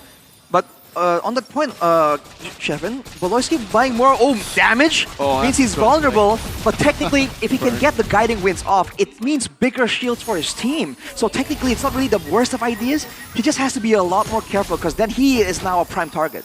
Man, I'm wondering like who's gonna be opening the... Okay, they let go of the push control in the near the Lord, so right now Geek can't just take it for themselves, but earlier I was like, who's gonna be opening the map for Geek? Because Gobs, if he goes in, like, it's easy punish. Oh man, look at the forced error now. Bottom lane, slow push. Onyx have had ways to deal with it, but Skylar has to be called in. Geek Fammer making the move. The bottom lane is getting massive, and the Lord gets reset out of the bottom lane again. They need to gamble right now. It's a Lancelot against a Joy. It's a good gamble. Skylar is in the bottom lane.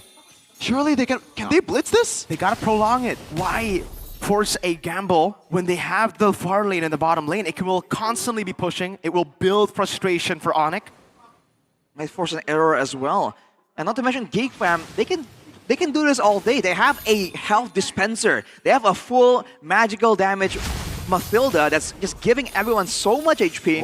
And technically there's more poke advantages as well because the short range of Sans on that Tushin. Skylar bot again, and this time Onyx are the ones still surrounding the Lord, not giving Geek Fam an avenue to go for the Lord, but they have to start it, and the Claude is pushing in. Oh, would that be enough though? The tower on the bottom side is so low. I don't think Geek can risk... Minions will spawn, don't worry. It's gonna build up to a slow push again. But it's gonna take some time, and Onyx are the ones now that have to gamble. It's up to them. It's Makis the one that's gonna clear it, or he wants to go back to the Lord pit as soon as possible. Looks like that's gonna be the idea for Makis here. Watch out for Keyboy, man. Oh! Keyboy able to find a point again! This time with the help. Now Flicker out. Has immortality. Now Lutpi jumping on Beloyski as a boy bites him in the crown and pops it in time. The guy to win ready there. A boy takes it. Look at the shield. Looking for it. Has immortality. The taunt comes down again. Gob. Two-man immobilization, but they won't go for the commitment as Lutpi jumps in again and the boy buys the CE. A wave up top. Still, Geek Fam have to manage it. The bottom lane slow push is building to become a massive one for Onyx to deal with, but they're already on the Lord. They want to take the gamble. And now a boy has no cycle of those item swaps. Make it, misses on the puncture! Oh, just a bit more, gets caught in, has the Thorn Rose, and will be able to dodge it with the help of the guiding wind as well. Make it the Thorn Rose again, and the puncture out. Kai is low, wave down below, building again. Onyx cannot blitz the Lord. Goodness. The stalemate continues. Take a breath, ladies and gentlemen. We are nearing 30-minute mark right now. Boy, buys the Divine Glaive. Onyx, they're all in their own base. Geek, do they want to do this? I don't think so. They're just gonna just try to delay this, or maybe just kite the Lord to their advantage. If they can find Kyrie, they might go with the 50-50, but now T-Boy, looking for something. They're gonna let it reset again. The patience for Geek Fam is actually insane right here. Fraction pulse. Keyboy? Keyboy? Kenzie with the flicker again, reading it. Phantom execution already as Keyboy's caught in that tough spot. Gets knocked up by the Lord and has his AOG cancelled. One member down. Wait a minute. They want to go for the gamble. It's a 50-50 now. Kai was making it as Gobs walks in. Electrifying Beast. Steals it and goes. Runs back to base. A circling eagle over to Skylar. Has the BMI. And it will be to disengage as Gobs looks for it again. Oh no! Cancel away Lepay with the Infernal Pursuit and the Dark Wave. Turns it around. Gobs has immortality. Kai with a jump. Another Dark Wave landing. Attraction pulse there. Gobs late on the Winter Crown by Kenzie. Can only just poke. The gamble has been paid off, courtesy of Kyrie's Lord. The 50-50 is 8 and 50-50, and if it's Kyrie's there, right now Onyx has the Lord. Do they have the amount of resources needed to break this down? Oh! A boy caught again. Make Kids and Kenzie now left to defend. San's on already, blazing to it from Skylar as Kenzie falls. It's a big shutdown. Make Kids fighting to his demise. Onyx win out a long, long game with a gamble on the Lord. That is a huge, huge gamble. Make it losing out on the 50-50. But the fact that Geek Fam came back, try to punish when Onyx was kiting, that was questionable. But what a game right now we're having. 1-0, Sky Kings. It's a more mature Geek Fam. At the end of the day, man, Onyx, you're seeing the experience gap. That game was theirs to lose. They're the ones being put in the forced errors, fighting an uphill battle, and yet somehow, some way, they found the window of opportunity and they snatch it away from the clutches of Geek Fam. Good stuff, real good stuff. The crazy stuff. Constantly. But a boy, 6 times. Man, at that point he didn't have the Winter Crown as well, so the fact that that fight ended and the main front line from Geek Fam, you know, Gobs and Beloyski, that's the reason why they're able to survive for so long. The shielding from Beloyski cannot be understated, and both the source of tankiness was gone, so Onyx just knew, if we get our hands on anyone, a boy, Kenziski, make it doesn't matter, they get blown up immediately. Man, I'm still... yeah, take a bow, man, take a bow. The words of Gordon Ramsay. Finally, some good games. good food. Yeah, finally some good food. Good flashy food, yeah. That was amazing, man. That was amazing. Even as a Geek Fam fan, that was a joy to watch. 30-minute game? I mean, I could cast that any day of the week. Hot game in a hot arena. That's how hot it is. It's hot. With that game already played. Hey, man. Bring up the fan. That was good. Yeah, he's showing he's a fan by showing the fan. Bit too hot here because it's a fan. How I mean the pressure, bro. The pressure. Whew. Oh man. Oh, man, I'm still so stuck up with the decision of just still chasing. I get the idea because again the resources was not there for Onyx. They already spent it all, but like it's only Gobs and Beloyski that's there to punish. And remember, they were fighting in the jungle, right? In that choke point. I saw them walking towards Lutpi and I'm like, oh wait a minute. You know that meme? Wait. Exactly, dude. Oh boy. Kai was just stellar throughout the game, man. Stellar performance. This Red Tree win against a Lance. Wow. Wow. This game was so long, you kind of forgot that there was a whole arc where Onyx was dominating in the early game before they were on the back foot. This was one game, ladies and gentlemen. And of course, the MVP presented by official to the smartphone, Samsung Galaxy Z Fold 7, Z Flip 7. Who else? Surprise, surprise, it's Kyrie again. Yeah, I don't think anyone really doubted that, but a boy. Yeah. What's up with him on Kimmy? It was also the Kimmy going in alone against RQ in Game 2 of playoffs. I don't want to point fingers, but this game, it was so clear. Again, so many times he's been picked off. To a degree, you can say that he was like the bait, you know, so that Kenziski can have more space. Technically, right, that kind of worked out in one of these fights. I mean, later on, we're only at 8 minutes, bro. Like 23 more minutes to go here. But you can say that, but there was definitely some moments where you're like, hang on, you know, even if you want to go with that idea, that's still a questionable moment for a boy here. So, like here, I think this was the fight where a boy gets taken out, but then Kenziski, right, was still able to actually bring the firepower, turn it around. Man, I can't believe I'm saying this, but in this game, it's pretty evident that boy was like the clear weakest link. Kenziski, over and over again, the engages from Keyboy, the flickers from Lutpi, was countered with the micro mechanics, the reflect, or like oh no, I don't know, man. We talked about how Beloyski is gonna be so squishy with a full damage build. You saw it there with a sliver of HP. He wanted to kind of push the limit just a little bit more. I think if they persevered, you know, and went for a 5v5 against the Lord, it's okay. I mean, it's still gonna be difficult, right, with that Lord, you know, reducing damage.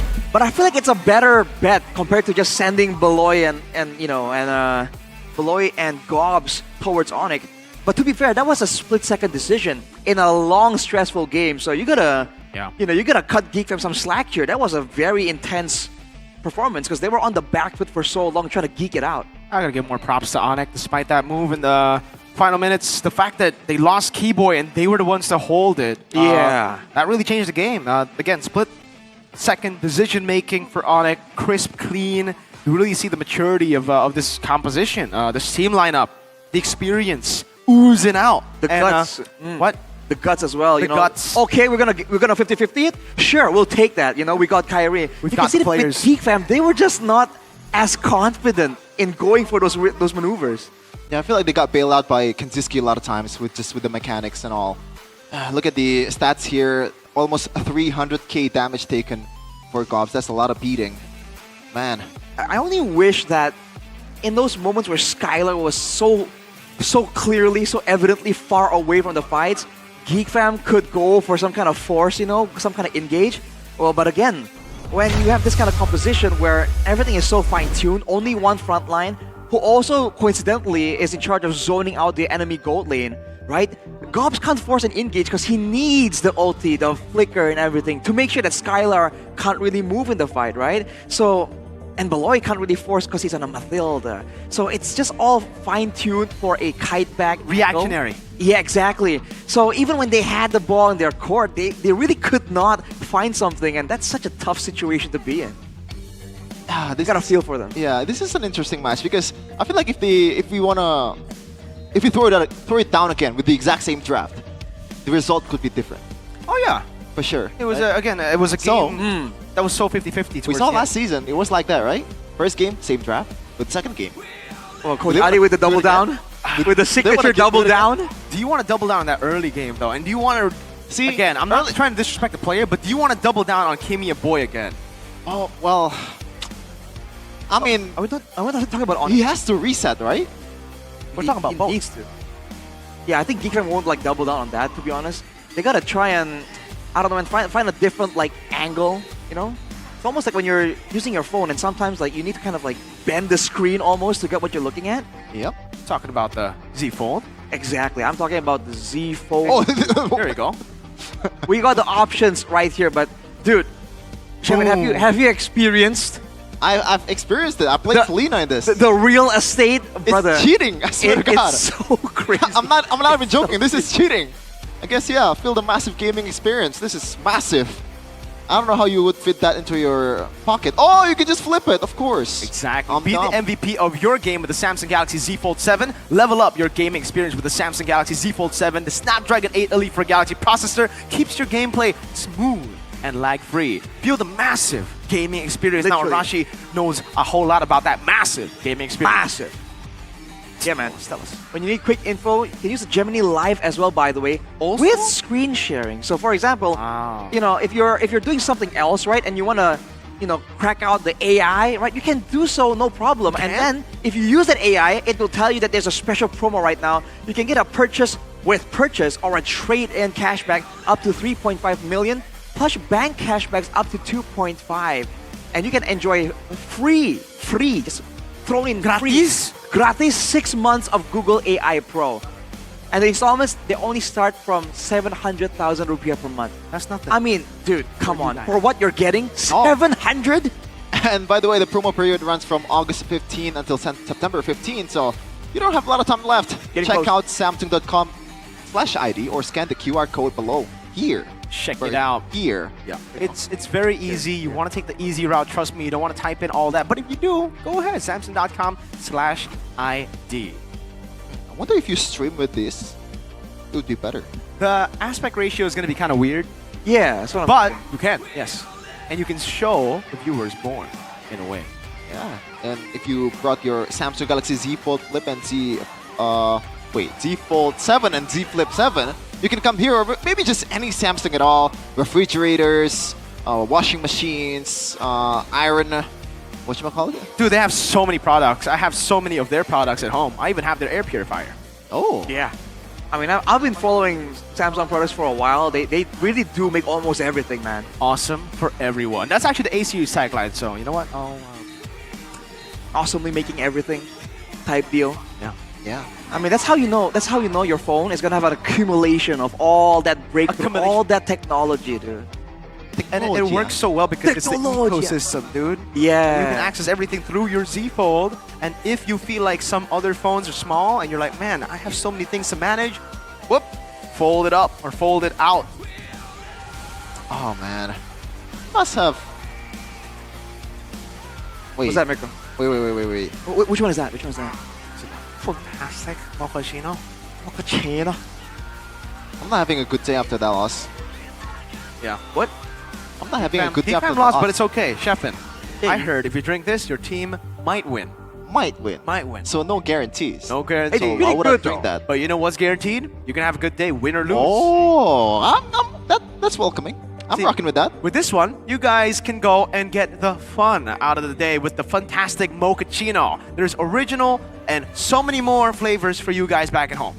And of course, you can pair it up with sucro. Whoa! The coated peanuts. Oh, coated peanuts.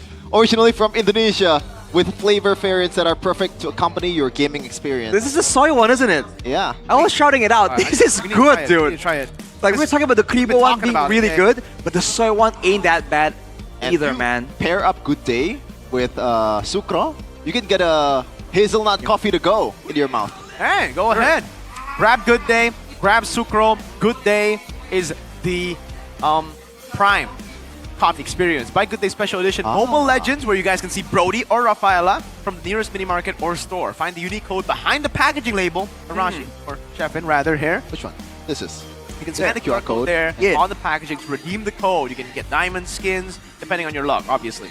Hey, if you're hungry, you know, in the morning, you want a cereal, just put sucro in a cup or in a bowl. That sounds kind of cursed. A Good Day. That sounds kind of cursed. You know, like pretty cursed. That you can't go and mix everything. Some things are better off eaten separately. Do you know? So you're talking about a boy Kimi. Crazy part. I've heard like someone mentioned that you know, they eat nasi goreng with iced tea. And what's wrong with that? No, the problem is wait, you mix it? No, you mix it? Yeah, mix it. I am horrified Some right now. things that is not stay okay. separated. That I'm is talking not to you, Lafel. I remember what you. Yeah, Lafel. The chocolate ramen. Yeah. Chocolate ramen. This is chocolate though. It's chocolate cookie. Chocolate cookies. So he would put that into like noodles. Yeah. Yeah. He would mix it up and cook it again. Yeah. Cut the tape. Nah. How's your favorite team? Did they win or not? 0-2. I don't think so. You know, remember, win or lose, it can always be a good time. That's what losers say, I gotta say. Don't forget to always have a good time ready when you play together. The delicious chocolate makes everyone have a good time. Open it. I actually want good time. Okay, sure. Good time. I've been a fan of good This time. is an longest time. OG the snack, man. Legit. It's not just because we're sponsored. Obviously, it's also because we're sponsored. But we this is like a classic in Indonesia. We always have good time cookies. Huh? But you're missing out, buddy. No, I want the double choco chip one. That's better. Or the coffee one. You know, I like that more. This is nice though. This is nice. With like a full cream milk. Dude, nice is an understatement. This is great. Dude. Yeah. Dude. I remember like eating this like in middle school, man. It's so man. goated. Was like what, 50 years ago? Wow. Not quite, Mirko. Not I'm quite. joking. Were you there in Independence Day? No. 1945, I don't think even my parents were there during Independence Day. Oh, dude. man. I want to make a joke, but I think I'll get cancelled for that. Well, let's not. Not right now, but time and place. Time and place. Yeah. And this is the place and time. Whoa. Onic still wait, what? Yeah. Geek Fam Yes, is on sir. red after losing on blue. Oh yeah, Onic is still on 100% game rate. Yep. I forgot about that. They're Man, monsters. almost as if that they're a good team. Wow. It's almost like everybody's battling for second place. Oh, you're not allowed to say that. It's almost like they got a great input, you know, a great We're supposed to addition hype it, to the man. roster. Well, let's see if Geek Fam can hype it. Their 100% red side win rate is on the line. Uh-oh. I don't want that to go down, man. What do you think, Sheffin? You have confidence? The red side merchant, Sheffin. Red side merchant. You're my confidant, Arashi. Huh? I see. What even is confidant? Just a confidant? You're not a bro? Or, you know, like the in-game affinity? Oh yeah, we're actually confidant in-game. We're confidants, yes, sir. Are we bros or confidants? Confidants, Okay. yeah. Interesting. You had too much. We're bros, aren't we? I think we're bros. Which one's higher, bros or confidant? I think it's bros. Ah, okay. I'll take that. Okay. Suck it, Sheffin. What? Do you want to be lovers? Oh, maybe you guys can go in above and beyond there. Yeah. Yeah. Oh, They should make a like an event with like lovers affinity. They have. And we can grind together, Rashi. Okay, that's not the. I don't know how I feel about that. Yeah. That's Wait a not minute. the right way to say it, man. Yep. I don't want to say it again. That is okay. Someone clip it. Zekiel, I know you're watching. No. It's a little bit too sus. Immortalize that, you know? What's wrong with that? We can list a number of things, but that's not the point right now. Okay. What we need to list are the things that Geek Fam have to kind of consider now, because you know we're a bit shocked with that Mathilda pick. I'm thinking that if the idea really is just to save the backline, right? I really feel like something a bit more frontline or something a bit more crowd control heavy might work better despite losing out on the sustain. I don't know. What do you guys think? I'm still rocking with the Tigreal. I think if that's a Tigreal, Kyrie would be MVP. Really? Yeah. That confident in the tag reel, huh? I don't know, man. Like the Tigreal is kind of like one and done, and those long team fights, especially with Onic playing it so well back and forth, it'll be hard for you to get a full set on the boys, you know? Oh yeah, I take it back actually. It's Jushin and also Claude, right? Yeah. Okay, that's not a good matchup. Yeah, I Never think mind. the best choice would have been the Kalea early instead of the glue and just try to fill in. Yeah, the glue would have probably been that Minotaur, bro. No, again, same thing as Tigreal, but a bit worse. Moskov early from Onic. Okay, they really don't want Geek Fam to match that side lane control. Well, I mean, I guess they noticed that Geek Fam, if they do get the side lane control prior, they're really good at it, right? They were really giving Onic a run for their money. So I think at this point, it's a nice thing to kind of be aware of. Bandit Fanny as well, the smiling jungler, won't be getting the cables today. Man, what's up with this team's just banning Fanny in blue side? Yeah, I guess it's not. I mean, Fanny is good, but it's not a first pick hero anymore. You know, there's so many counters. You can pick it up. The Kalea comes up. The Padang comes up instantly. So it's better as a red side pick nowadays, unless you're King Kong, I guess, or you know, or certainly unless you're a godly Fanny, then maybe it can still work out. Because I Ooh, they still go for this. I guess with all the others banned out, it can still make its way into the pick, but the Kalea box here, right? Yeah, the early dominance here is what they're looking for. Oh, with the far that stuff. works too. Yeah, they take it away from Sans. Interesting. Good amount of range to zone out these as well. So, let's see how that works. Now with the Baxia though, it kind of locks Geek Fam into a more aggressive style. So once again, they're gonna theoretically have a composition that wants to kind of take the the front step. And CC's still up. Been a good counter against the Bakshias. The glues can also make its way. Ruby Gold. A lot of options for Onyx. Ruby Gold for Skylar. Feels wrong to say that. It looks like it's gonna be the Jushin, also the CC. So this is just hell for Make It, man. Hell for a boy too, by the way. There's a lot of dive later on. They're gonna build on this for sure. Geek Fam. Oh! You want to double down?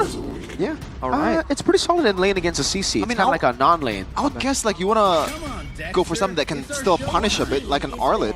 It's still a Punish decent what lane exactly? matchup against CC. The CC. Well, I mean, the Uranus kind of negates it, and technically, if Geek want to play the macro style, the Uranus gets around really fast, you know? And against the Tsushin, free stacks, man. You're gonna get a lot of like maximum stack moments immediately. The Claw, though, gets immediately respected again, so hey, different team, same old story for Skylar. I'm worried about Geek Fam's late game here. Because if they lose early, it's gonna be pretty hard to come back, especially when the CC starts dealing more damage than it should, man. Because Uranus, when you're winning, it's pretty good. You can just solo lane, no one's gonna punish you, but when you're losing, like you're just a walking sandbag.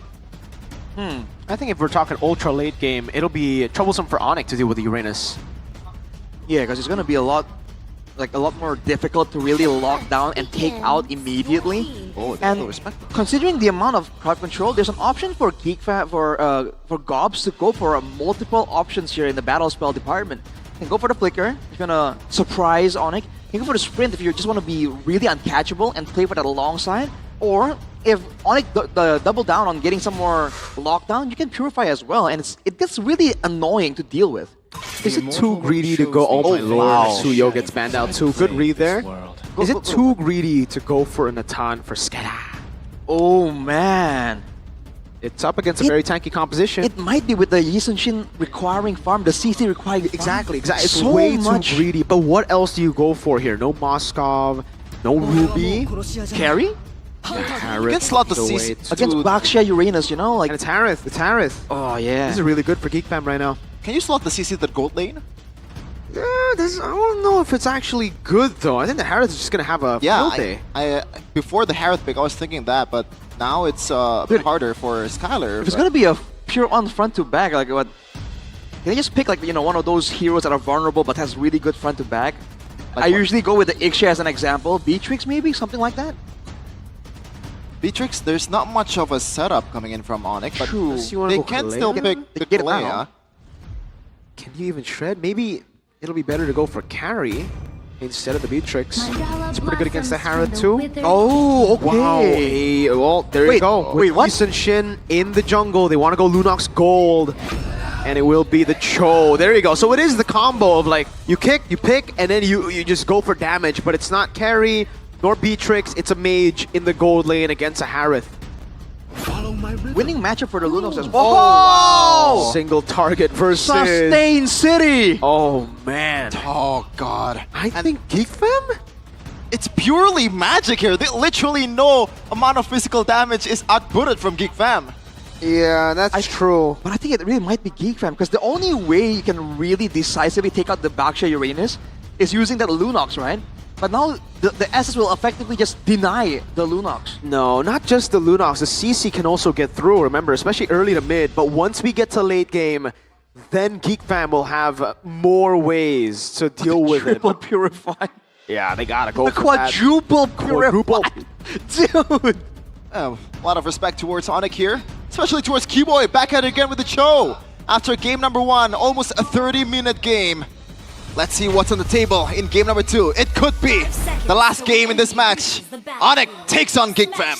Will it be 2-0? Arashi drafts Oh man, I feel like Onyx are the ones with a more difficult order to fulfill. For Geek Fam, it's all about not making too many mistakes. Even if they don't snowball or do anything too crazy, they'll be fine. Onyx will have to find moments, will have to kind of sway lanes, you know, the side lanes in favor of their team if they really want to get a smooth sailing path to the mid to late game. Yeah. Again, I'm really worried about the early game for Geek Fam here. If they lose, like, it's gonna be so hard for them to just come back to the game because they don't have a setup. Uh-oh. Already up top is going to be a gang, Bye-bye. and it's gone. Purified Lutpi chasing first blood to Lutpi. Man, I'm telling you, man, Uranus is not as tanky as you thought it would be. No, not in the early game. In late game too, against Lutpi, against Kyrie, like this much CC2, it's hard, I swear to God. Yeah, against Lunox for sure, no. I feel like in a way there was an angle there for Gobs to maybe go for the vengeance, right? Because purifying is one thing, but what are the odds that Kibo is going to use that on, you know, on Gobs in the mid to late game? Pretty big because they have a Lunox. They can pick anyone. But with the vengeance, he can survive that, no? I feel like. Yeah, and you're amplified with the heal too. I kind of agree with Arashi here, but let's see, they'll make it. It's already rolling through Keyboy, but it's Cho, so it doesn't matter. So you would go vengeance? With the Estes too? I guess. Because I'm thinking he wants to tank damage anyway, right? It's either him and Maykids. Maykids you don't want to sacrifice because he has the retry. In a way, it can kind of work. It depends on what the idea is for Geek Fam. Are they trying to use the Estes to bait Onyx, you know, with low HP bars and then like, you know, psych? Or are they trying to use it to actually just brute force a fight? Because it all depends on that. And now with the turtle up, in theory, the team with Sustain has a bit of an edge, but because of the early pressure here, Geek Fam, I don't think they can contest. Well, they certainly want to with the box chef. Shield Unity over to Keyboy now as Gobs walks up, dishes out a bit of damage. Feathered airstrike not landing.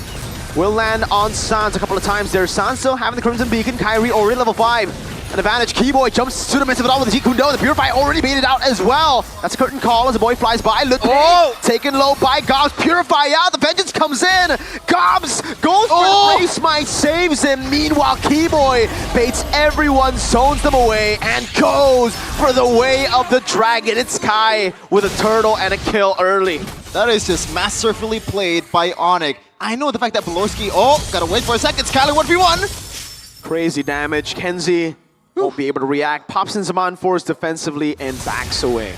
Yeah, back to my point earlier, Keyboy with the carry job in the, you know, objective there, just zoning out two people, especially Beloyski, that only has a Purify, not level 4 just yet, so it's an easy punish for the Cho. Yeah, I feel like that was definitely a little bit of a mistake. Brilliance order. Here does the wave, Skylar backs away from it.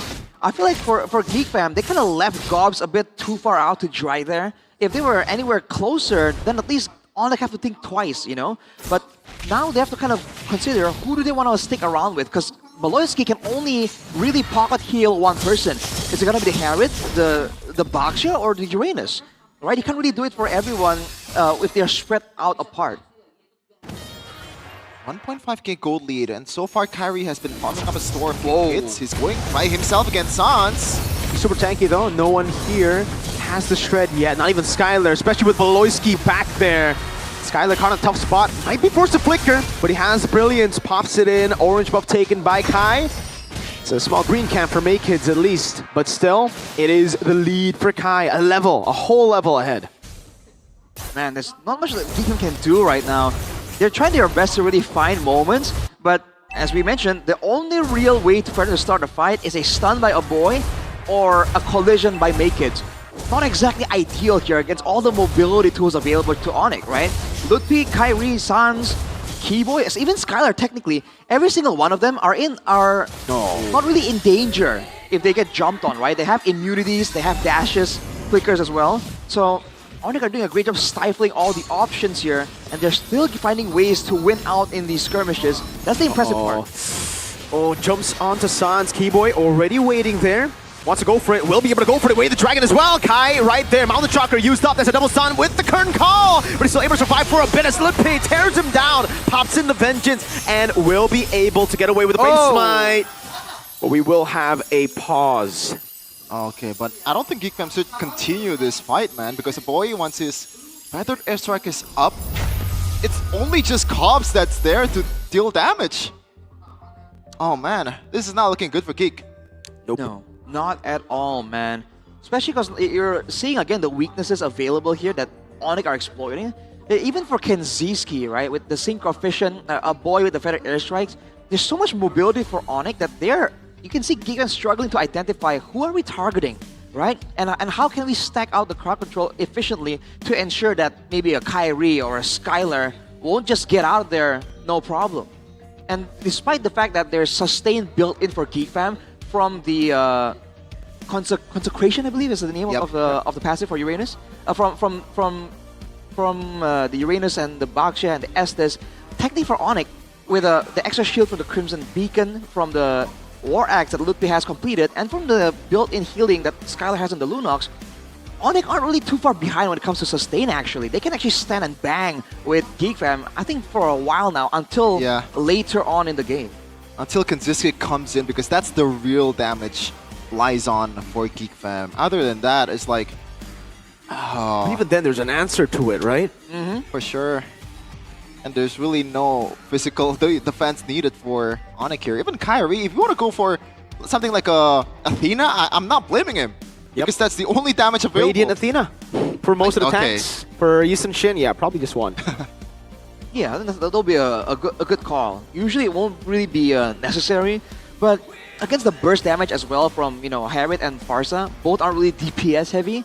And Athena just gains so much more value by all means.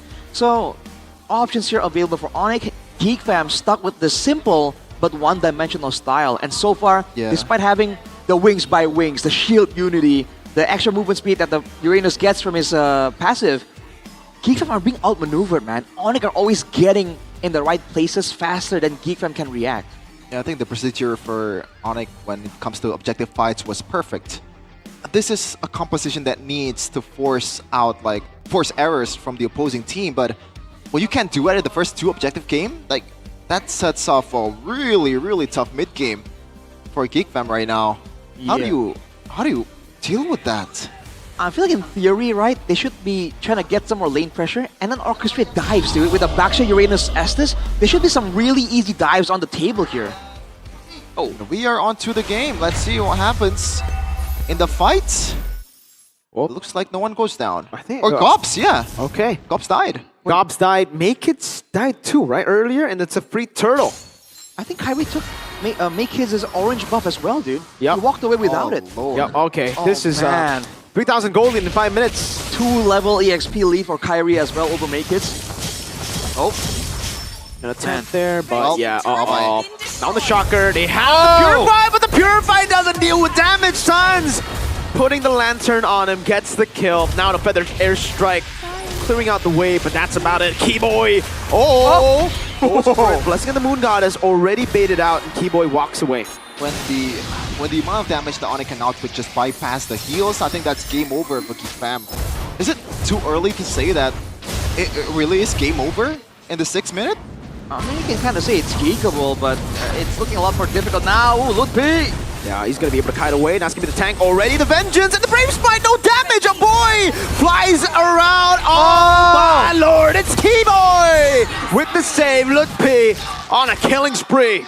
Man, I think the calculation has to be so good too for Geek Fam. That was like, really? Like, you want to go for that after the Vengeance too? Did a boy have ult there or no? Was it still down? Oh, my lord. The pick up and Skylar with a flicker. Keyboy gets to wear the dragon. Kenzie this time, no. Purify. Geek Fam finally are on the board, but it's still value for Onyx. Geek Fam was down 10k in the first game, and right now they're down 6k in 6 minutes. I would say this is a much, much worse early game than the first game. I would rather just, again, the idea that I said earlier, just draft the same thing and go for it again.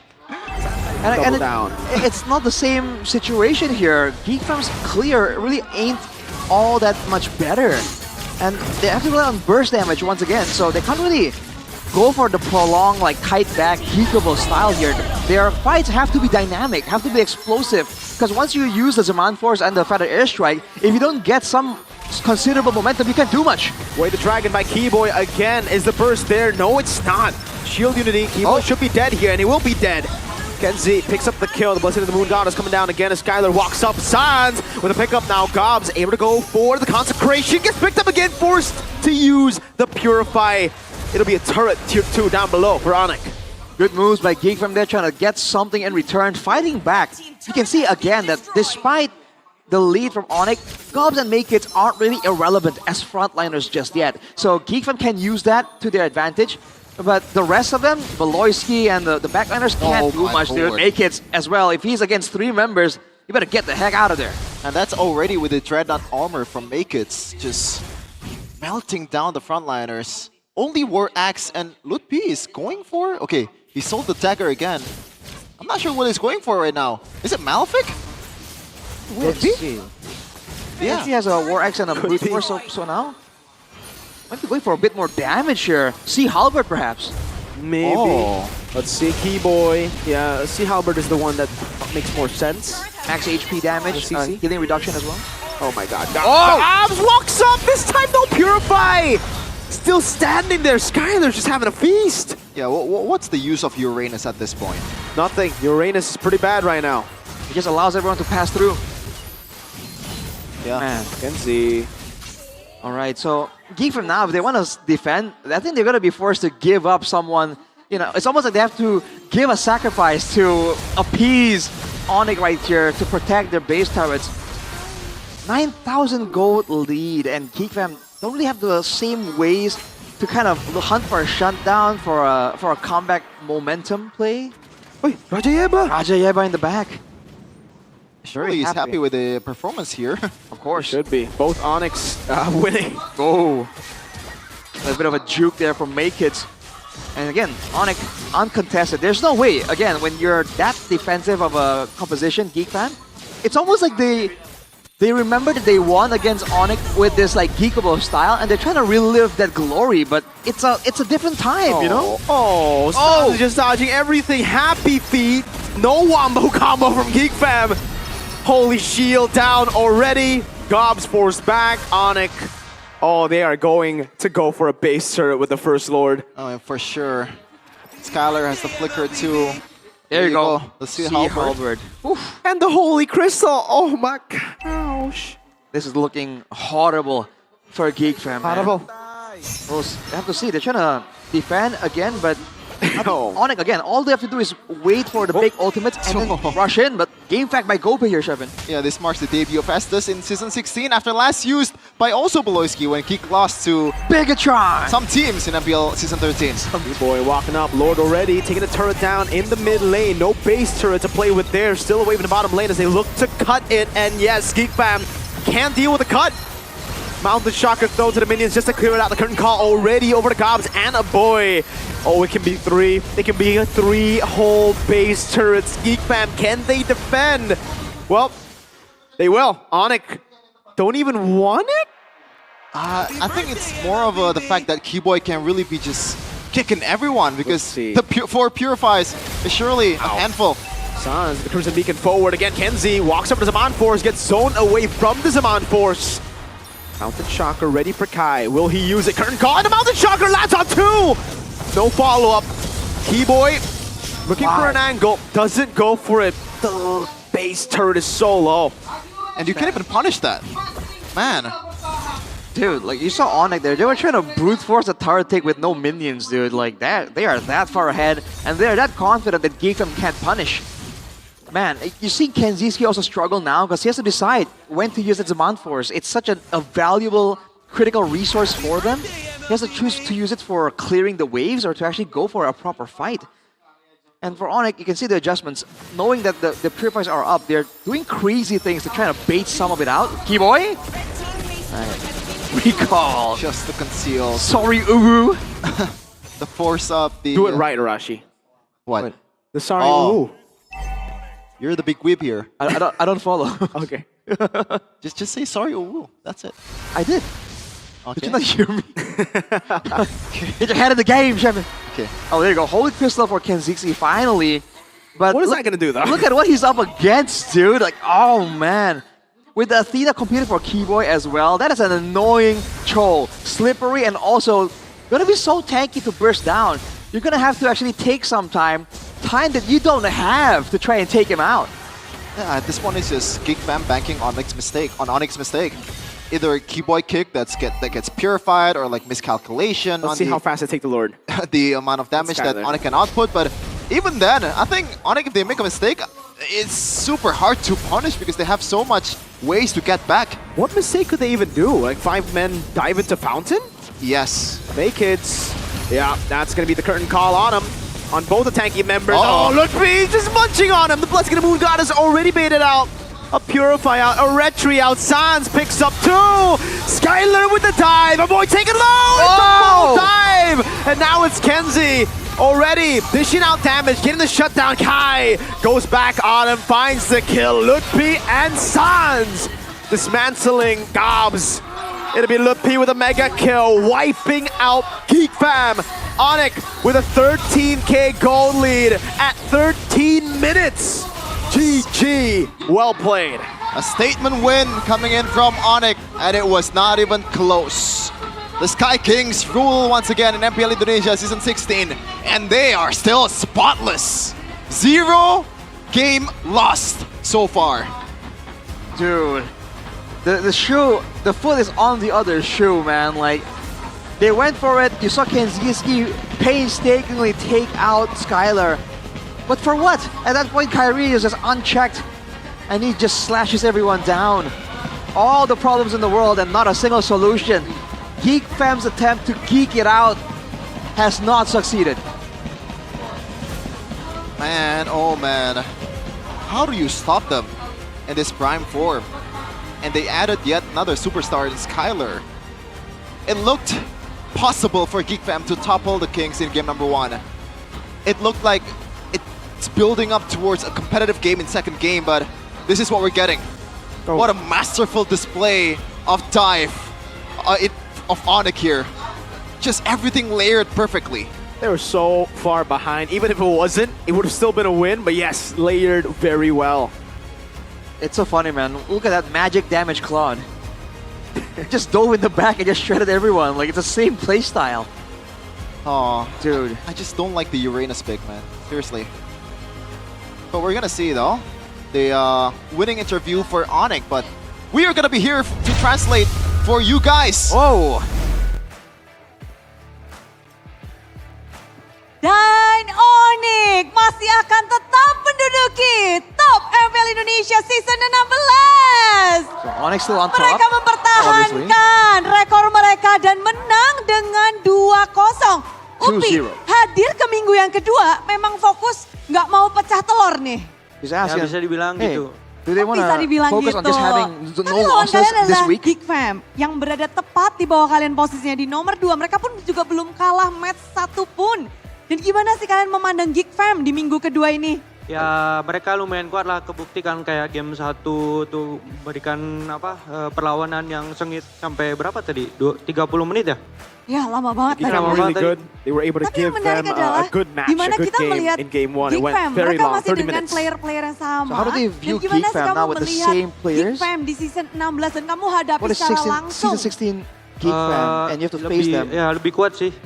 Lebih kuat. Oh, Geek Fam is definitely stronger this season. Dan As kalau Lutfi said. ngebahas tentang lebih kuat, kita ngelihat early game dari Onyx selalu memukau. Bener perasaan Sans, kasih tahu Bude, kenapa di sini Onyx begitu kuatnya?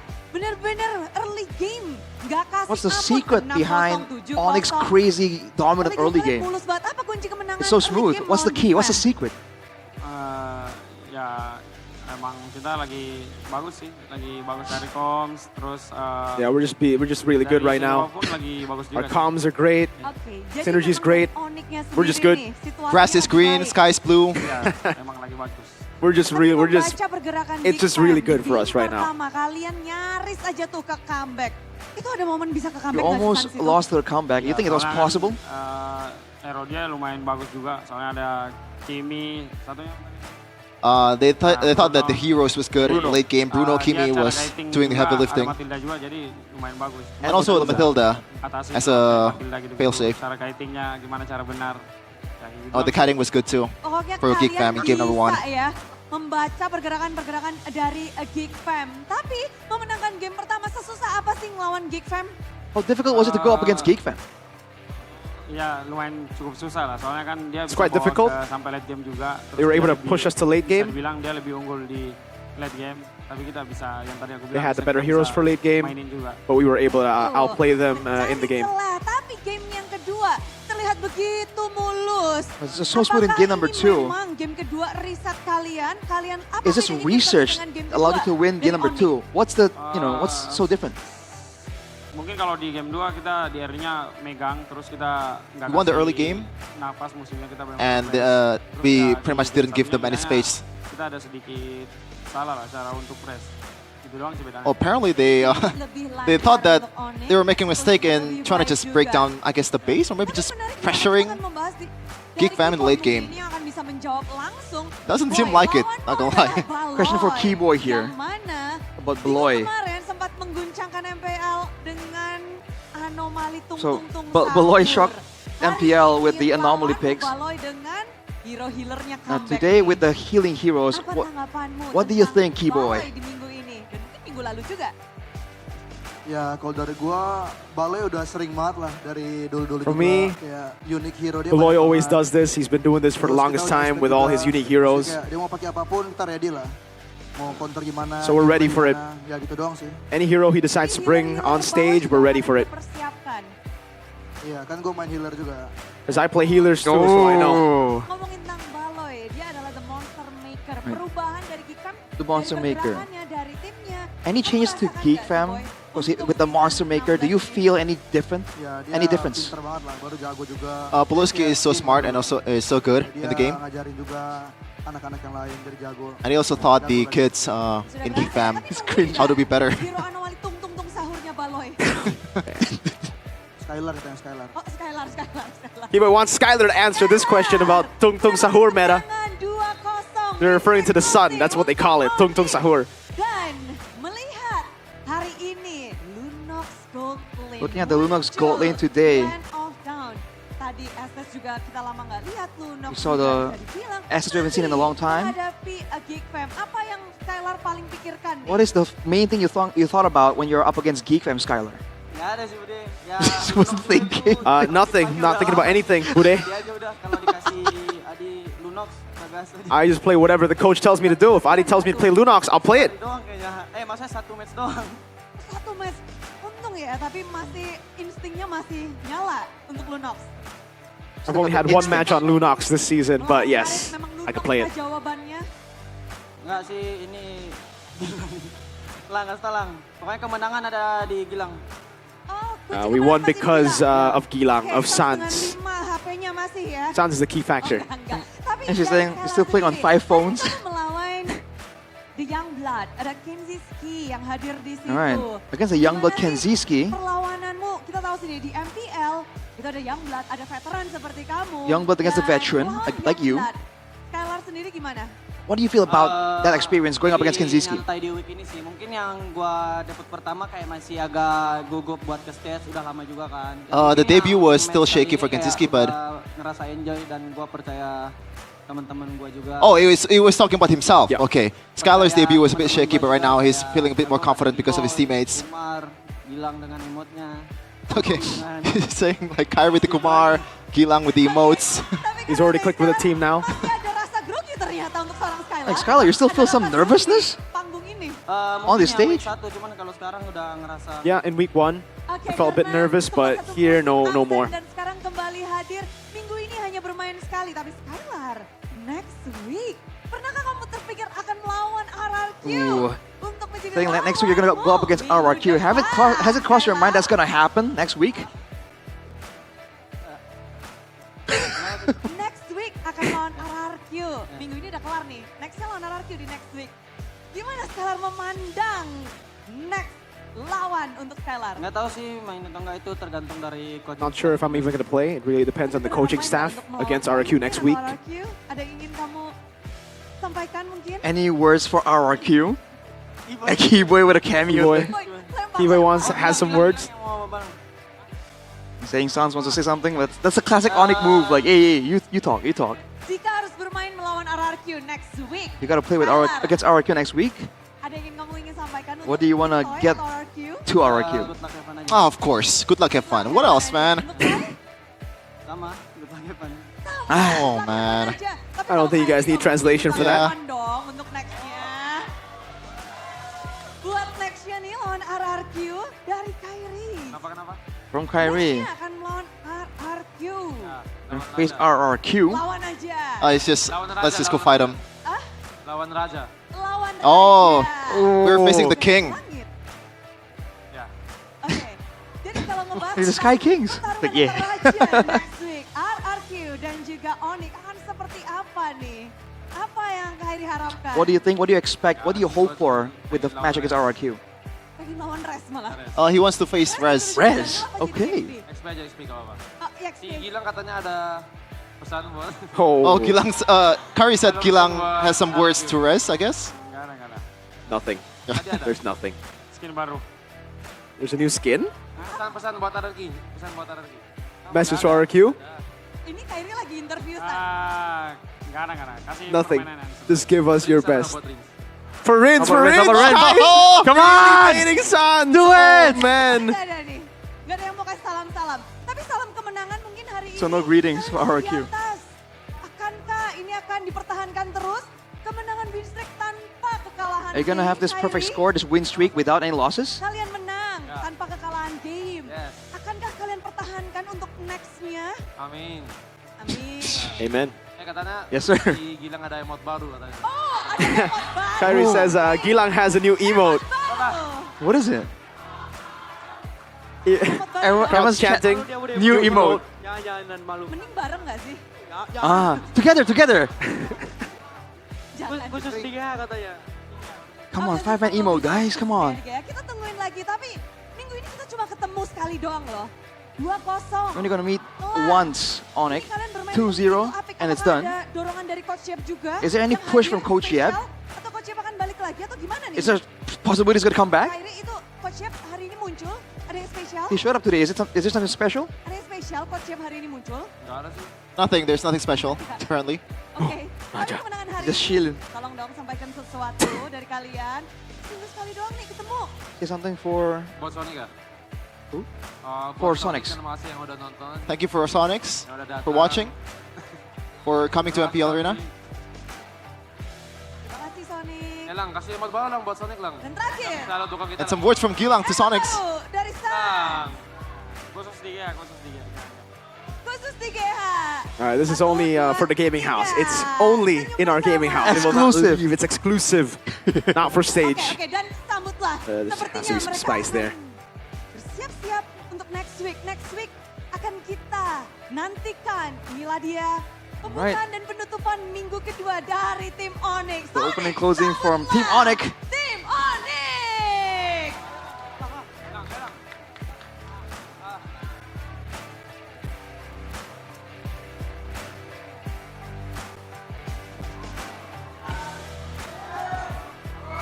Bude.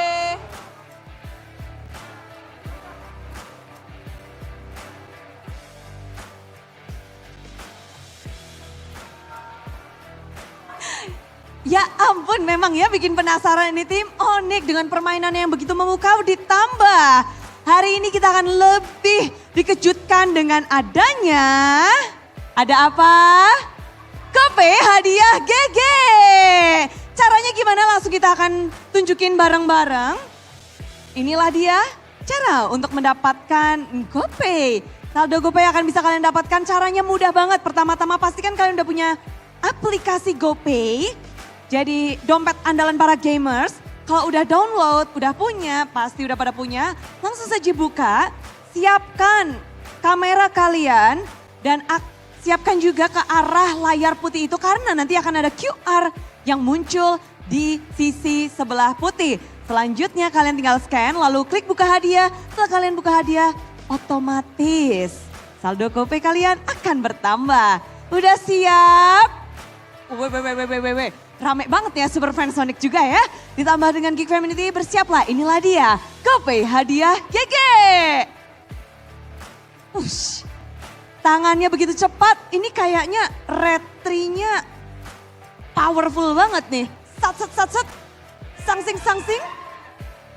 Congratulations. Jadi memang di sini di MPL Arena siapa cepat dia dapat juga, yang ada di rumah juga. Mungkin kalau kalian gak kalah cepat bisa nih ngedapetin. Pokoknya semuanya happy bersama GoPay, dompet andalan para gamers, dompet andalan MPL. Dan sekali lagi selamat untuk Superfans yang telah dapat GoPay saldo. Dan tentunya kita juga penasaran bagaimana tim Onyx masih bisa mendapatkan 100% bukan hanya dari match rate, namun juga dari game rate. Pertarungan yang begitu epic ini akan tentu saja dijelaskan oleh para caster. Jadi yang buat penasaran, kenapa game pertama begitu lama dan game kedua begitu cepat? Jadi sepertinya di sini dengan adanya Superfans yang udah nanti-nanti juga, yang pada bertanya-tanya, kira-kira gameplay seperti apa yang telah diberikan oleh tim Onyx, langsung saja kita kasihkan kepada para caster, monggo.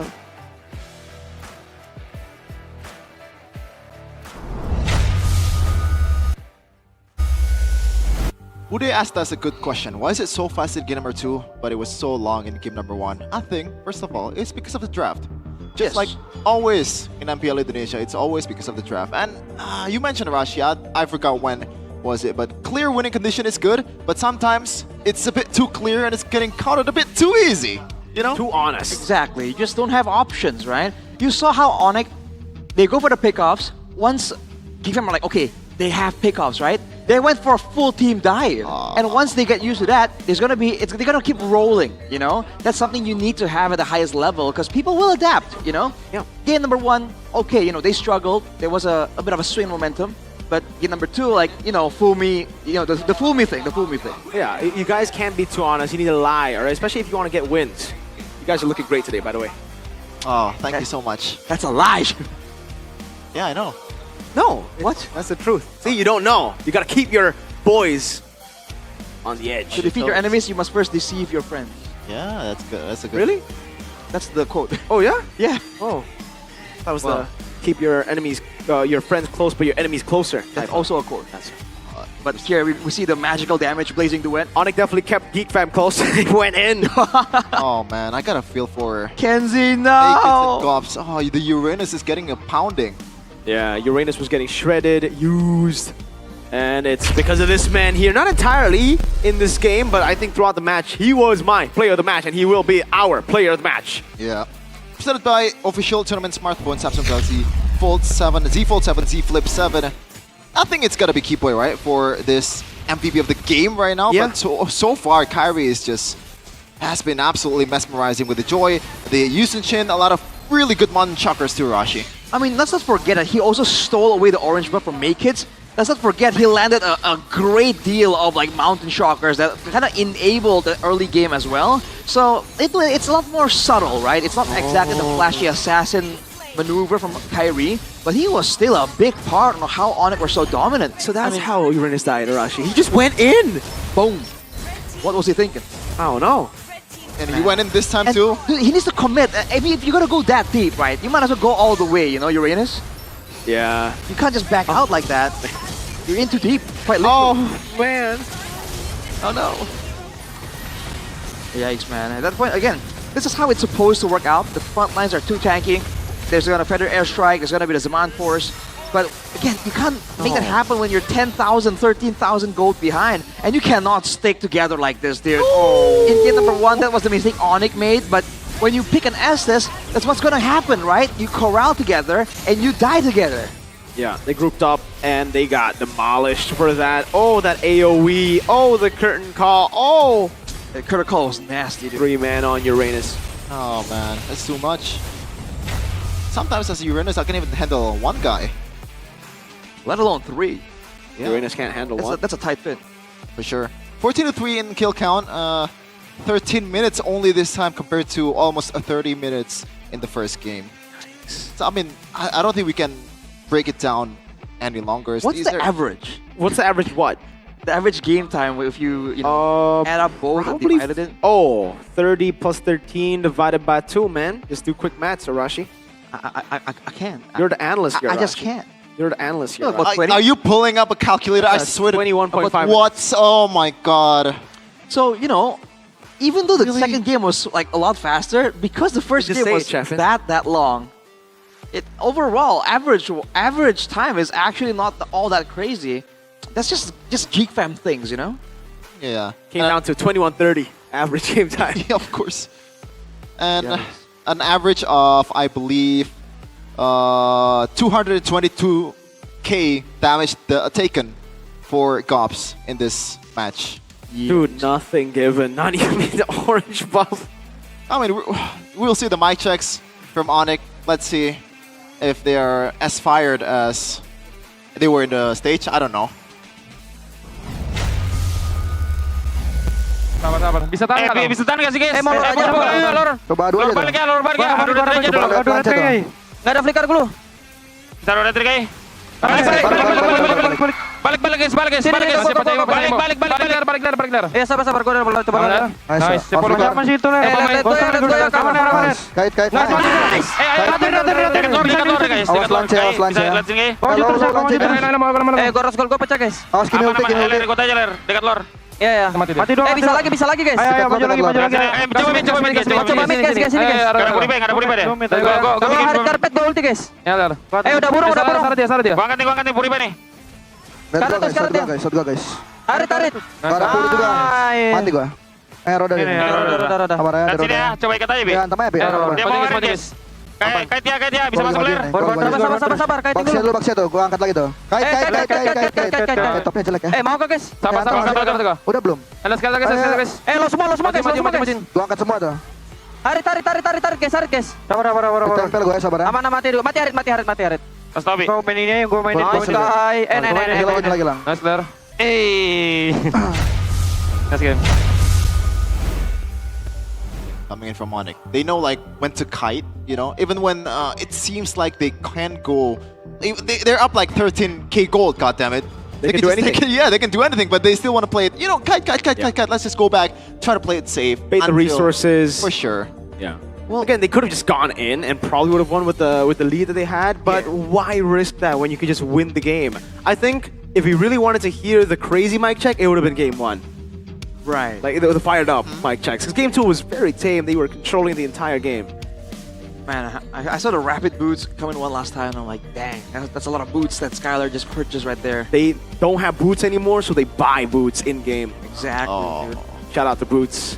Well, man, again, Skylar was very vocal as a gold lane, and maybe that's something that Onyx, weirdly enough, is kind of used to. Because the CW thing, yeah. Usually, right, they had back then the shot caller was CW. Skylar was very, very vocal, but at the same time, you saw moments where he was like, "Yo, we can go. This is a perfect moment," and they're like, "Yo, kite," and he was able to kind of like hold back, and then when he does go in, you saw that was the right moment. Everyone followed up on time, so good looks, man. I mean.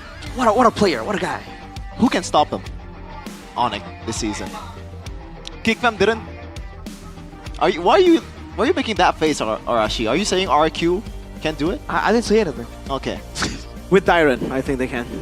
Ooh. Man. I mean, the EXP lane was massive, right? Ludpi was the highest damage dealer throughout that whole game. So you can say what you want about Kyrie, about Sans as well. Ludpi was just shredded, dude.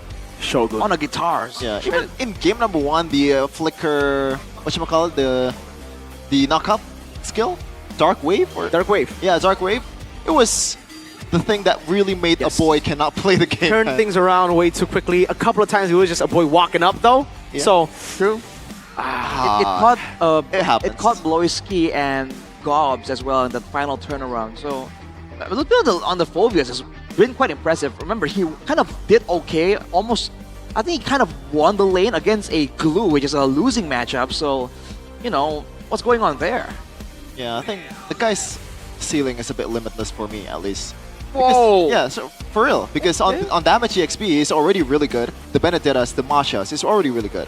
Now he's getting better and better at the utility EXP laners, which most of the time, it's what Onyx needs. They have Kyrie, they have Skylar, they have Sans, there's too much star power. Someone has to be the Kuroko. The Kuroko. He doesn't know. Of course he doesn't. No idea. He's the guy that you don't see, but actually has a ton of impact. Like the hidden guy. Because if you have too much star power, yeah, your team knows it, but the opponent does as well. But when the guy is hidden, right, in the shadows, it sneaks up on you. The Shadow Striker. instead of the super strikers, you want to have some of the shadow strikers as well. Geek Fam.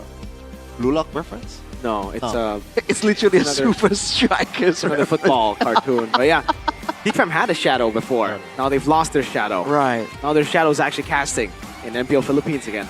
Oh yeah, good to see Mr. Can I say that? Oh no. I don't know what that means either. The shadow cast Mr. upon Kaisam, Geek Fam. Mr. Kaisam is back. Gahaba. Ocho Gahab. Okay, that's safe, right? That's Yeah, safe. it's safe, it's safe. The one that starts with B? Is that safe? No, no, no. Oh. No, don't. Oh, okay. I'm gonna have to stop you right there. Yeah, I'm still learning my Tagalog. Big Brain Wolf. Ah, You can say beep. that, but not the other thing. Big the other Brain BB. Wolf. Big Brain Wolf. Oh man, that was interesting matchup. Very. But we'll see though, from Dora DSP or maybe Coach Blovsy or Analyst Blovsy, what happened in that game or in the match? Like what made them lose their edge in second game? Let's see. Eterna, what's up? Ikan hiu makan tomat. I'm just kidding, gue gak akan pantun guys. Gue gak bisa pantun dibilangin dari season-season lalu ya. Susah banget dibilangin nih para casters nih. Halo guys, kita ada di backroom sekarang bersama Coach Dora DSP di Loser Interview. Halo. Belum ketemu sih di sini ya. So far Geek Fam performance-nya cukup stabil di atas, tapi tiba-tiba terhenti nih momentumnya. What happened melawan Onyx hari ini? Ya mungkin ada beberapa hal yang kita udah prepare tapi yang nggak bisa adjust di dalam gamenya lah. Jadi kita masih belum maksimal hari ini. Yang di-prepare tuh maksudnya dari segi draft atau apa nih? Mungkin Kalau dari segi draft strategi pasti kita udah latihan lah pasti gitu. Jadi kita udah coba segala situasi tapi mungkin ada beberapa hal yang pas di turnamen kita nggak sama lah gitu. Oke, apakah itu termasuk pick Lunox untuk Skyler?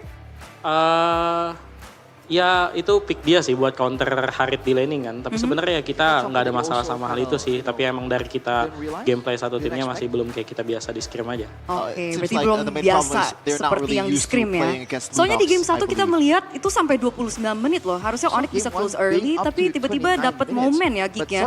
Tapi di game yang kedua 13 menit.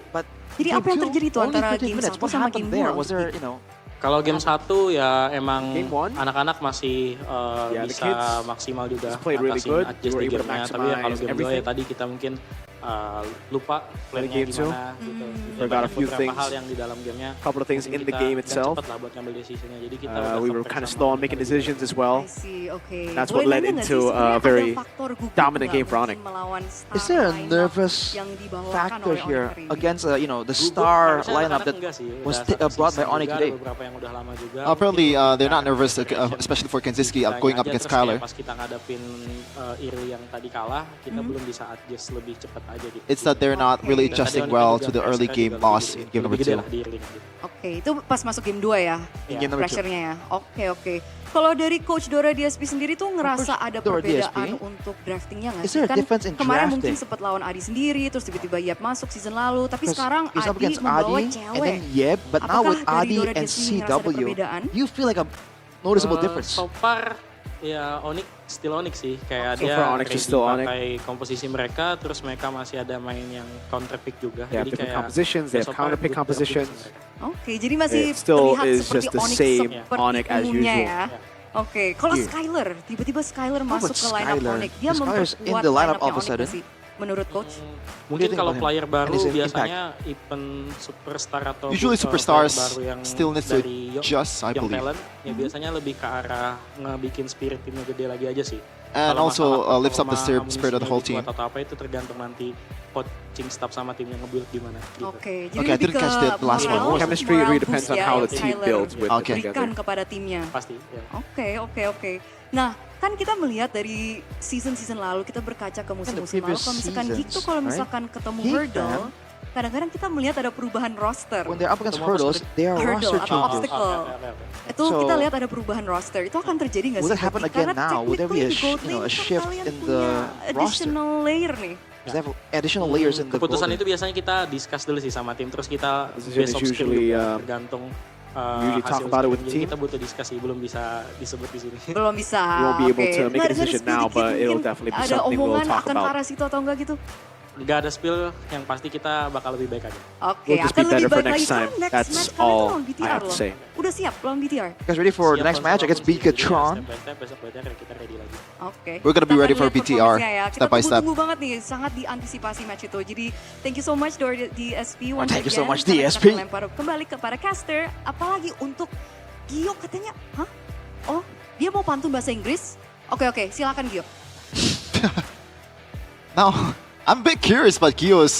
Yeah. Well, we can hear him actually, so we can just look at him. Come on, like. Will Gio actually do it?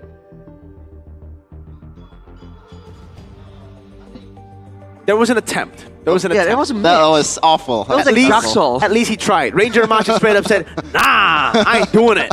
There was an attempt. There was an attempt. So yeah. they have a thing here going on, guys. But Gio wants Aetern to do a poem, an It's like Indonesian it's a poem. rhyme, Yeah, like a rhyme. It's a rhyme thing, you know? Yeah. But how weird is it that we're translating for Eterna? That's honestly a bit of a weird feeling. That should be on you, Aetern, by the way. You can speak English. We know. It's almost like you work with us. Why are we paying her? Well, I don't know, Sheffin. Maybe we need to talk about the celebration of the Independence Month. Of course, still in know what that Independence was. Day spirit here. Mabara freedom. Sorry. Break free from solo play. I don't know about that. From solo play? Where you're from, Shevin? Whoa. Yeah, Solo I'm from play. solo. I like to solo too. But apparently not for the last 5 games because the matchup has been terrible. Claim your free Julian skin, Meow Kin Tracker. Arashi, I need to hear a meow from you. What? Meow. Meow. Meow. Okay. Meow. It's your last chance to complete the Meow Skin Last chance, series. man. August 6th to 31. It's the 29th. You only have 2 more days. 2 days. Squad up. Join the fun. Feel the And feel freedom. with We gotta do it together. Okay. All right. Log in to MLBB now and don't miss out. Yay. That's the synergy. Squad up. Join the fun. You see that fun? Fantastic. Mochaccino. Man. Indeed. What? Not having a good I time concur, with I solo concur. play lately. Yeah? Yeah. It's almost like it's been horrible and you've just been going up against... See, I can't say that word. I mean, like, I put my best effort to play, okay? But I feel betrayed by my teammates. Yeah. But there is a mode where I cannot feel betrayed by my teammates. There's not even a teammate in the first place. If you guys don't want teammates but want RNG, Yeah. this is the game for you. Cosmic Traders is here. Embark on this interdimensional journey together. Join the event to unlock a free Lunox-themed avatar border and the Synergy icon effect for the brand new Season 3 Synergy. Complete the journey for a chance to earn the free Memorial Hill chessboard. You know, I like chessboards. Invite your friends back for Season 3 and seize the opportunity to win a skin. Like, seriously, chessboard is, I guess, like there's multiple skins in MCTG. For the commanders and also chessboard. Chessboard is like the biggest one. I like chessboard so much. Speaking of chessboards, we're going to talk about different worlds. There's another world right now that has joined MLBB. It's the faction of Metro Zero alongside factions of aspirants with their 2D flair. Faction Starwing with interstellar spacecraft. Faction Luminexus striving to unite heroes from across realms. And Faction Shadow Call, empowered by gold. New factions are on their way. Get ready to step into the interdimensional chessboard of the different factions. I have a feeling, Arashi, that your favorite faction is Aspirant. Why? Because it has 2D flair. Wow. Arashi 2D or 3D? Let me know. Let us know. In what context? Just answer, brother man. You know exactly what context we're I talking like about. the aspirants, bro. I'm so anime. There you go. Say That's a why my phrase nickname is in Arashi. Japanese. What? Say a phrase in Japanese. 私はアスピランスは本当に大好き。 There you Hashtag go. Lafel. Yes. Nani? Daisuki Daio. Say something in Japanese, bro. Aspirant. 私は like Hold the line. I forgot what it's Japan. Kevin. Don't break. Hold the line. It was like Hold it. flirting with a Japanese cute girl and like the bro is just like, yeah. I think I know. But of course, you should also know that Grab has some free W prices are always at GoPay Games. This is the place for you brokes out there. Payments are also easy and secure because you can pay directly with GoPay. Just top up at gopay.co.id/games. Hey, I'm one of the brokes. I can say that. It's not just for the brokies. Even if you're not broke because you save money, and you save money through the essential ammo for gamers to keep playing smoothly without lag. Buy phone credit on the new GoPay app. Always cheap. Get 15,000 credits for only 9,000 900 rupiah. That's less than $1. $1 is 16,000 IDR. Yes, it's that bad right now. Let's go. Yeah. Scan the QR code. Open it up. GoPay.co.id/games. If you want me to buy, no, if you want to buy me WDP, I'm not complaining. I thought you were gonna stand and just buy you. Why would I? Broke mentality. Well, you know, with that mentality, you can also go big or go home with the vote for your channel. Power banks, like in this day and age, it's a necessity, bro. That's Headphones. Have you seen, have you been on the road these days? It's cars, people yelling. You need that. You need those earphones, bro. Yes, sir. You need those motorbikes too. You need those phones too. Hey, you need to get around. Package. Yeah, for Get sure. around. For sure. And it's a bit more, I guess, environment friendly. The What is? electric motorbikes. Okay, yes, it is. It is actually, yes. Kinda. You're not polluting as much. But Yeah. I mean, they're still. It's cheaper. Hey. It's cheaper too, by the way. Yeah, is it? Yeah. Is it?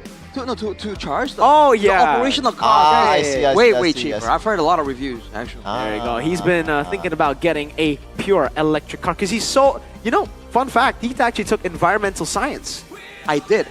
Although I'm not fully on board with the whole electric car thing, though. He loves paper straws. He loves going green. I must stop you right there. I hate paper straws. Let it be known. That's not very environmental science. No, because the paper straws they're not even good for the environment, dude. Oh, really? Yeah. Okay, thank God. It takes like plastic to make those straws anyway. My hate is justified. And it takes wood to make paper. Rashi, I agree with you. I also hate paper straws, but that's not very environmental scientist of you. Oh. It is, I'm telling you, dude. Nah. The paper straws are not environmentally friendly. Revoke the degree. Revoke the degree. The what? The green? Degree. My degree? Yeah. Hell no, why? You just yap. What do you mean yap? It's true. Well, because he's fluent at Japanese. Do the research. It works. Okay. What's next? Well, what's next is we have Dewa and the boy, the kid who just broke their lose streak. 2 seasons it has taken them to get a single win and was up against the best team in the world, Bigatron. Now they are the ones standing atop the rest, the yellow team. I'm actually referring to Onyx there when I talk about number up there, but Navi can make their way up with Geek Fam losing 2-0 with a win against Dewa United. And they might have new ammunition. Oh, and Noryu Ukir. Right. Speaking of, Evo's Geek Fam 2 next week. Catch it out. Man. Catch it. Oh man, Get it's gotta your be tickets. fire. It's gotta be fire. Make sure you get full value here, man. Get over here and check it out. Oh man. Oh, the matchup. This is pretty fun. It's pretty fun. This is the derby, you guys. Not so much about remembering what happened though for Mirko in playoffs. What happened? A 2-0. We were 2-0 up. That's all I remember. Oh yeah, you're right. You I were up remember. to 0. But what's next? What's next on the table in MPL Indonesia? The past tense is pretty loud. It's apparently Dewa versus BTR. Bigatron again. We have a lot of games, boys. Gotta get rolling. Coach Bam and Airpong against the Maestro.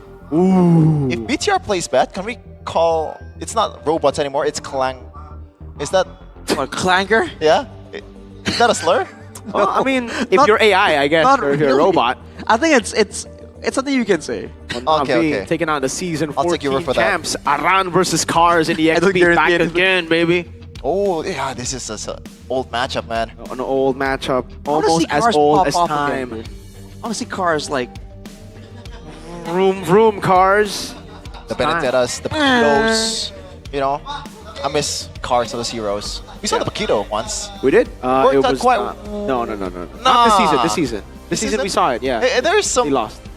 They lost, won late, but yeah. I mean, we'll see. In Dewa versus Navi in the next game. Don't go anywhere.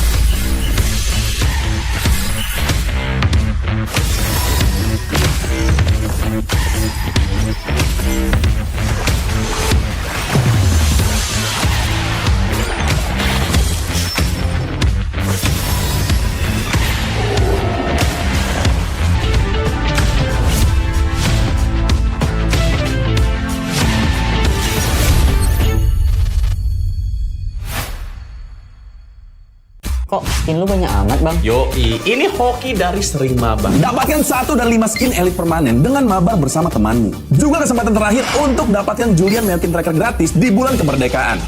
Login MLBB sekarang.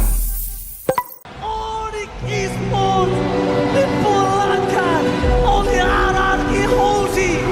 Ternyata Anarki Hoshi berhasil untuk dipulangkan di lower bracket. Ini bencana patah hati kedua kalinya dipulangkan oleh tim yang mereka pilih.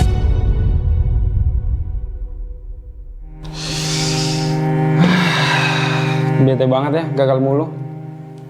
Tapi kan kita Royal Bestie. Gue yakin kita bakal comeback sih. Terus kita bawa pulang Piala M Series deh. Enak lu kalau ngomong. Tim lu kemarin juara. Tim gua gagal MSC, MPL runner up 2 kali lagi. Udah, jangan dipikirin lagi. Kita tuh jago kok. Kalau kata pepatah, kita tuh perintis, bukan pewaris. Gak nyambung sih. Tapi gua akui ya, generasi baru sekarang garis ganas. Respect sama veteran dong. Indonesia bakal comeback dan kita kasih paham sih.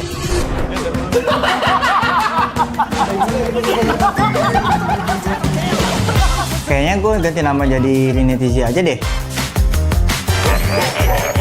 Biar kayak kata sih, buat jadi juara. Isi mah meta 2021. Lu kemana aja? Itu mah abang-abangan gue.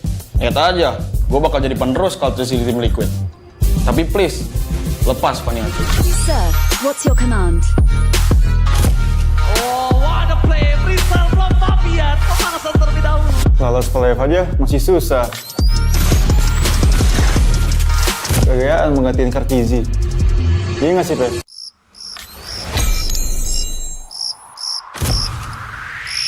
Meskipun gue gak pernah lolos ke playoff, setidaknya gue pernah dipuji viral lah. Berhasil mendorong Rizzo-nya menjadi korban berhasil kali ini untuk mendapatkan kemenangan di dasar satu sama sekali dan Pedian. Udah jangan pada ribut-ribut. Udah pada pernah punya cincin ini belum?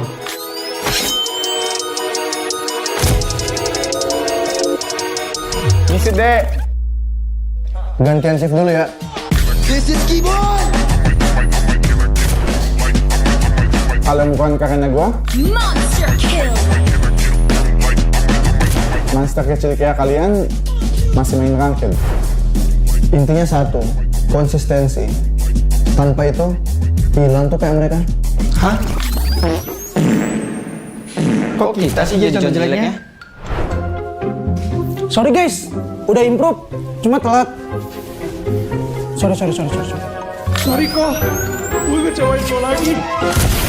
Ah, bosen. Banyak mulu. Maniac. Sakti Hijume, tapi sekarang lu kibarnya shutdown. Oh my god. Maniac.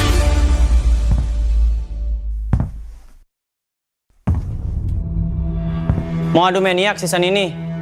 Pada saat daerahnya setidaknya mereka bisa pisah, tapi masih ada pergerakan di dalam dan di mana dirinya dikeroyok. Namun untuk sekarang satu buah situasi. You miss me? Tuan belum kalah. Kita kasih paham bahwa era kita masih ada.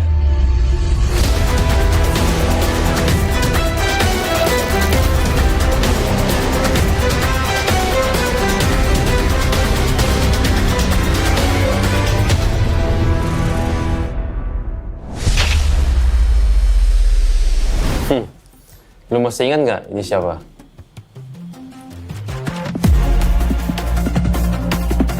Boleh juga. Tapi lu tahu nggak di atas lu ada siapa?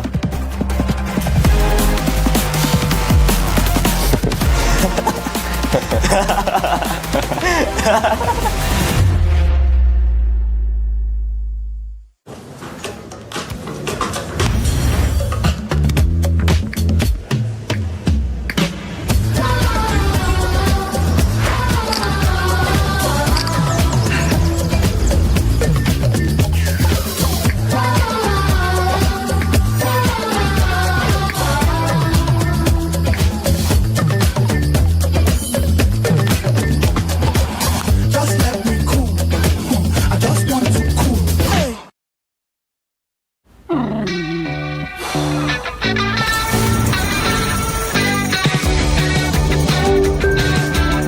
How do I stop my new puppy from chewing my stuff? Young dogs need a lot of toys to chew. Maybe a rope toy? Yeah, tried that. He's an 8-month terrier. Gotcha. Well, young terriers are super energetic. How about a run?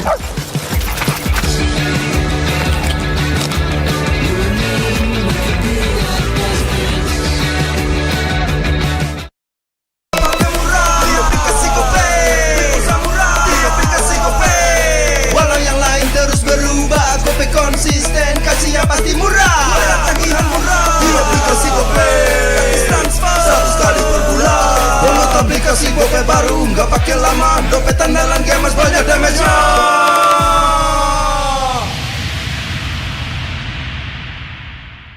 Level up bareng Special Edition Good Day dan MPL. Temukan kode unik, lalu scan QR-nya. Buat kumpulin Diamond Mobile Legends yang banyak dan menangin juga skin kerennya.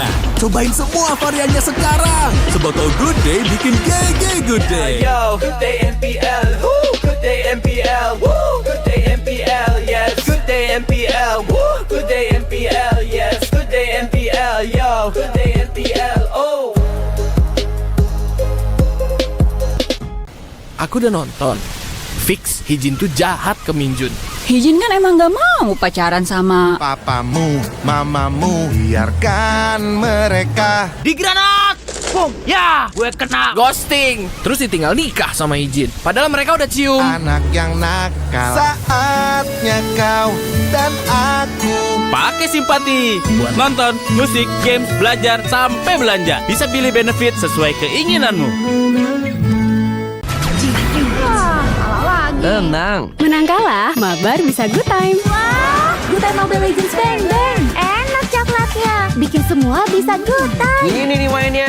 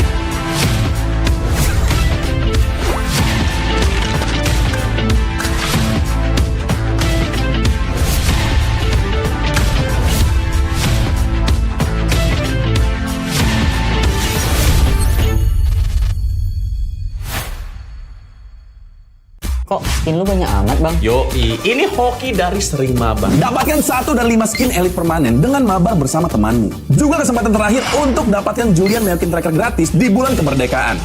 Login MLBB sekarang.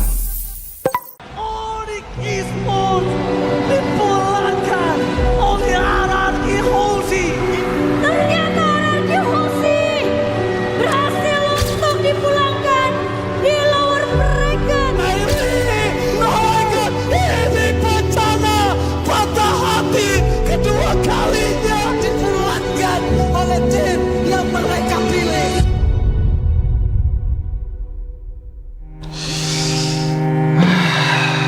Bete banget ya, gagal mulu. Tapi kan kita Royal Bestie. Gue yakin kita bakal comeback sih. Terus kita bawa pulang Piala M Series deh. Enak lu kalau ngomong. Tim lu kemarin juara. Tim gua gagal MSC, MPL runner up 2 kali lagi. Udah, jangan dipikirin lagi. Kita tuh jago kok. Kalau kata pepatah, kita tuh perintis, bukan pewaris. Gak nyambung sih. Tapi gua akui ya, generasi baru sekarang garis ganas. Respect sama veteran dong. Indonesia bakal comeback dan kita kasih paham sih.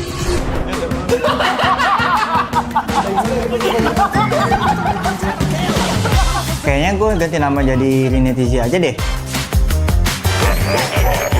Biar kayak kata sih, buat jadi juara. Isi mah meta 2021. Lu kemana aja? Itu mah abang-abangan gue.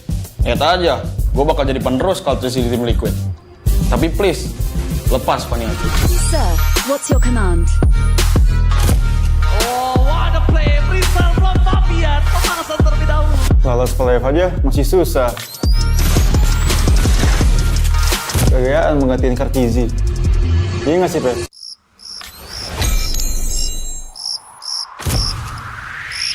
Meskipun gue gak pernah lolos ke playoff, setidaknya gue pernah dipuji ke Eral lah. Berhasil mendorong Torito menjadi korban hasil kali ini untuk mendapatkan dan kemenangan di atas satu sama sekali dan Bedian. Udah jangan pada ribut-ribut. Udah pada pernah punya cincin ini belum?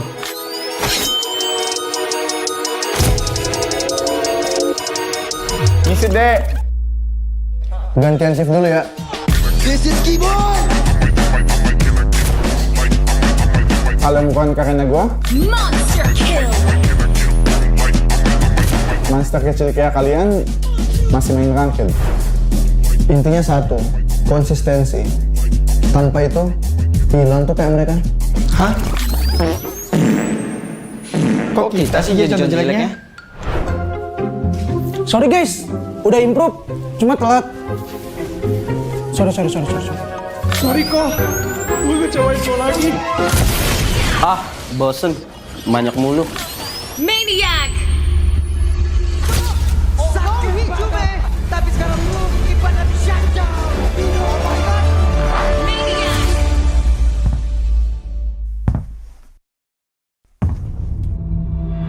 Mau adu Maniac season ini? Pada sekarang daerahnya sendiri mereka bisa pisan, tapi masih ada pergerakan di dan di mana dirinya dikeroyok. Namun itu sekarang satu blessing Johan.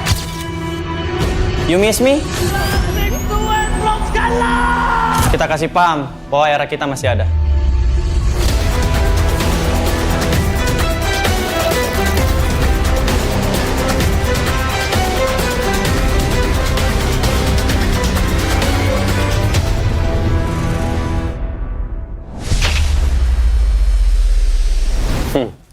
Lu masih ingat nggak ini siapa?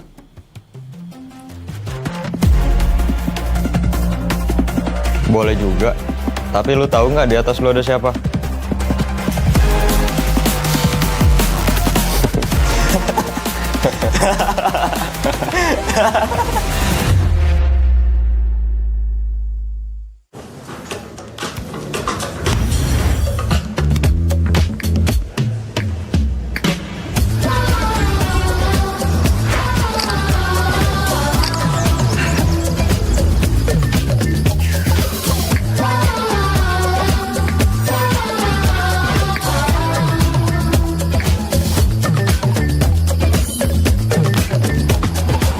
Just let me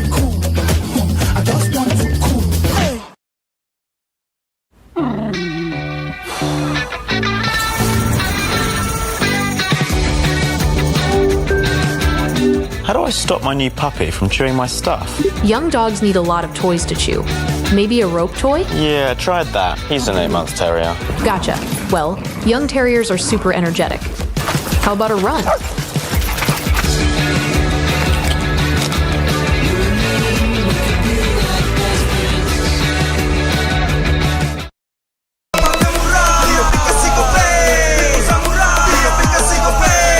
Walau yang lain terus berubah, Gope konsisten, kasihnya pasti murah. Tagihan murah di aplikasi Gope, transfer 100 kali per bulan. Download aplikasi Gope baru, nggak pakai lama. Dompet andalan gamers banyak damage-nya.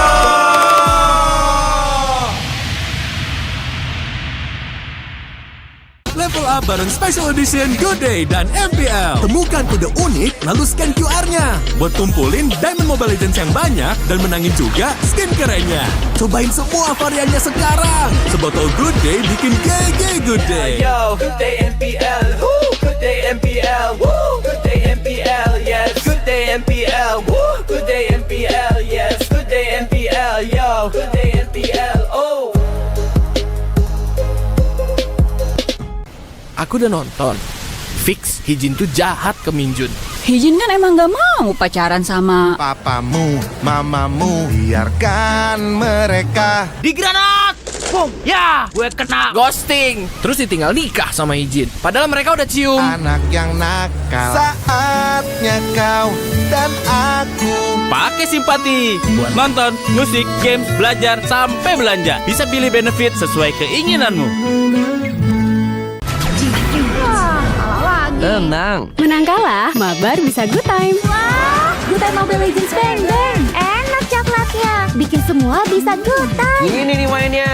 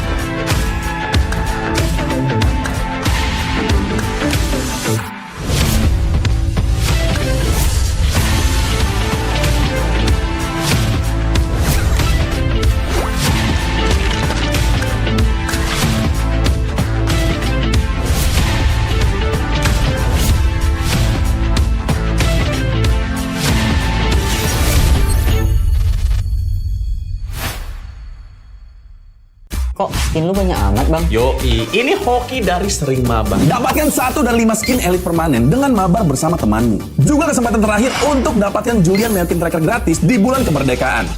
Login MPL ID sekarang. Esports dipulangkan oleh Anarki Hoshi. Ternyata Anarki Hoshi berhasil untuk dipulangkan di lower bracket. Ini bencana patah hati kedua kalinya dipulangkan oleh tim yang mereka pilih.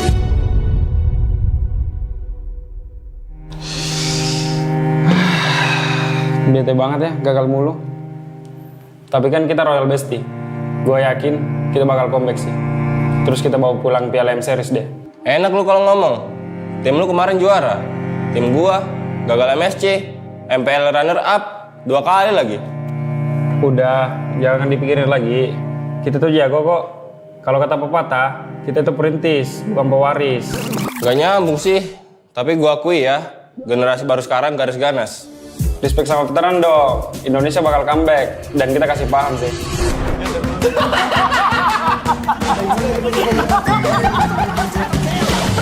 Kayaknya gue ganti nama jadi Rinetizi aja deh. Biar kayak kata sih, buat jadi juara. Zizi mah meta 2021. Lu kemana aja? Itu mah abang-abangan gue. Lihat aja, gue bakal jadi penerus kalau terisi tim Liquid. Tapi please, lepas Paniaci. Sir, what's your command? Oh, what a play! Rizal from Fabian pemanasan terlebih dahulu. Lolos ke live aja masih susah. Gayaan menggantiin Kartizi. Iya nggak sih, Pe?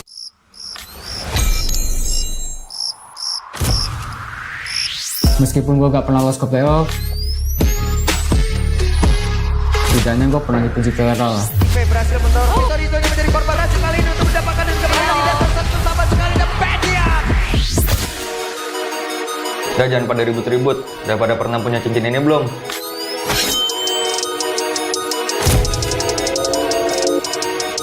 Ngisi deh.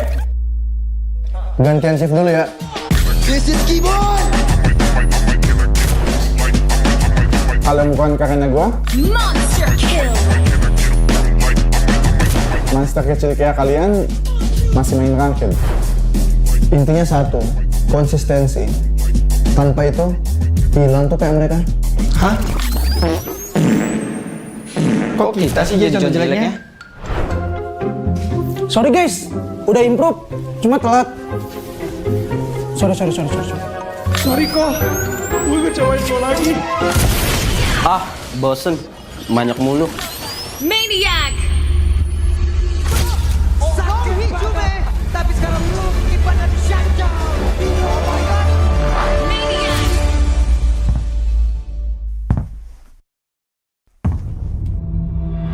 Mau adu Maniac season ini? Daerah dia sendiri bisa-bisa, tapi masih ada pergerakan di dalam dan di mana dirinya dikeroyok. Namun untuk sekarang satu blessing to end. You miss me? Blessing to end belum kalah. Kita kasih paham bahwa era kita masih ada.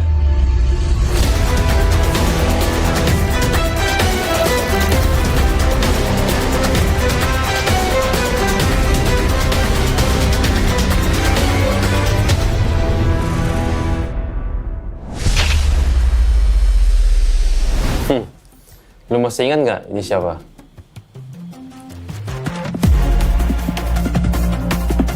Boleh juga.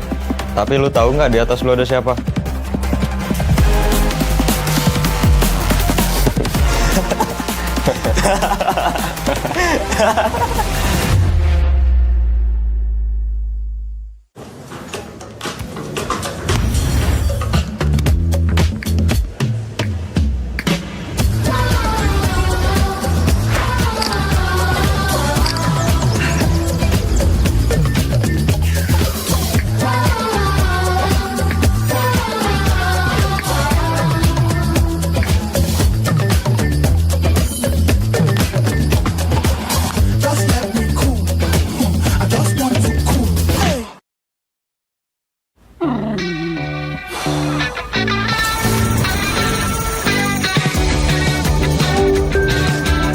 How do I stop my new puppy from chewing my stuff?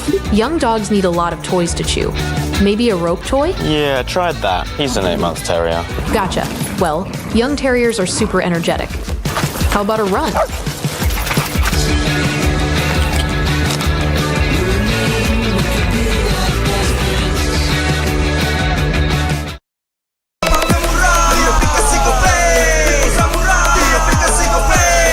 Walau yang lain terus berubah, GoPay konsisten, kasihnya pasti murah. Bayar tagihan murah di aplikasi GoPay, transfer 100 kali per bulan.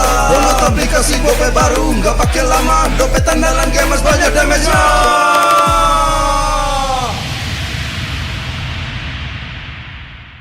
Level up bareng Special Edition Good Day dan MPL. Temukan kode unik lalu scan QR-nya. Buat tumpulin Diamond Mobile Legends yang banyak dan menangin juga skin kerennya. Cobain semua variannya sekarang. Sebotol Good Day bikin GG Good Day. Yo, Good Day MPL, woo, Good Day MPL, woo, Good Day MPL, yes, Good Day MPL, woo, Good Day MPL, yes, Good Day MPL, yo, Good Day MPL, oh. Aku udah nonton. Fix, Hijin tuh jahat ke Minjun. Hijin kan emang gak mau pacaran sama Papamu, mamamu, biarkan mereka. Di granat! Boom! Ya, gue kena ghosting. Terus ditinggal nikah sama Hijin. Padahal mereka udah cium. Anak yang nakal. Saatnya kau dan aku Pakai simpati buat nonton, musik, games, belajar, sampai belanja. Bisa pilih benefit sesuai keinginanmu. Tenang. Menang kalah, mabar bisa good time. Wah, good time Mobile Legends Bang Bang. Enak coklatnya. Bikin semua bisa good time. Ini nih mainnya.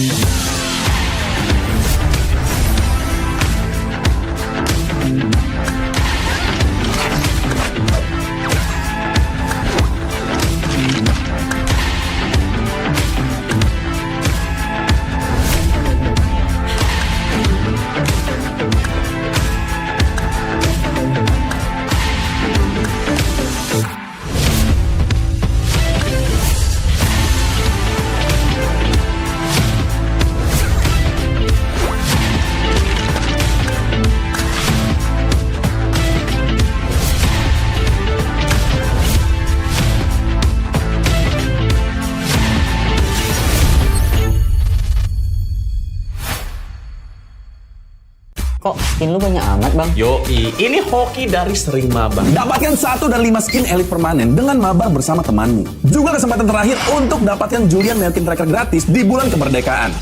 Login MPL ID sekarang. Esports dipulangkan oleh Anarki Hoshi. Ternyata Anarki Hoshi berhasil untuk dipulangkan di lower bracket. Ini bencana patah hati kedua kalinya dipulangkan oleh tim yang mereka pilih.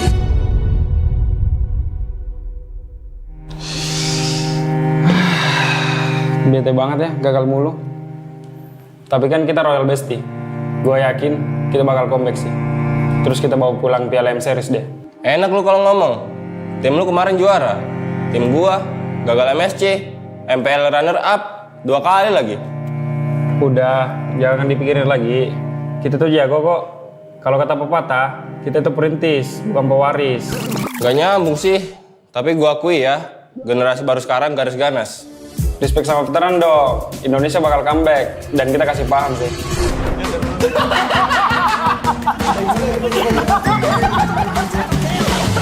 Kayaknya gue ganti nama jadi Rinetizi aja deh. Biar kayak kata sih, buat jadi juara. Zi mah meta 2021. Lu kemana aja? Itu mah abang-abangan gue. Lihat aja.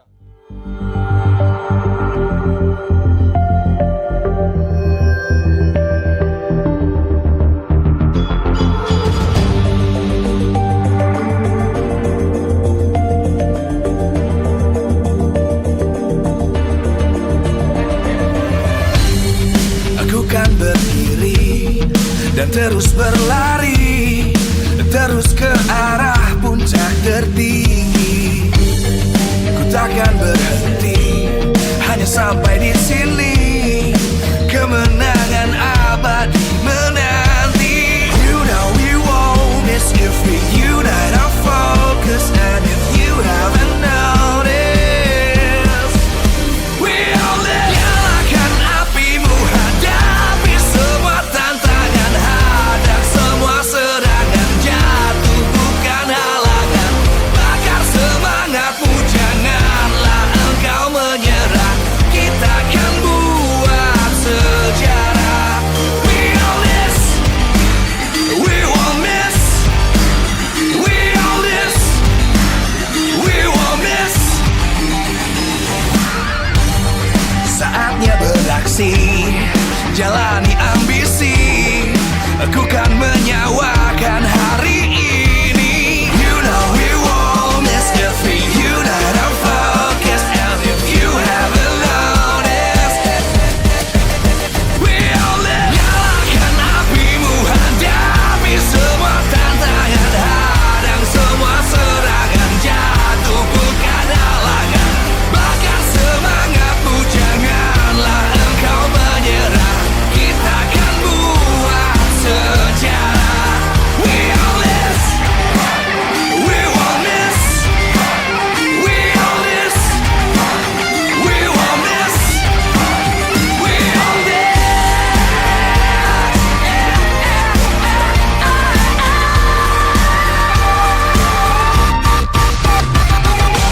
Nyalakan apimu, hadapi semua tantangan, hadang semua serangan, jatuh bukan halangan. Bakar semangatmu, janganlah engkau menyerah. Kita akan buat sejarah. We all this.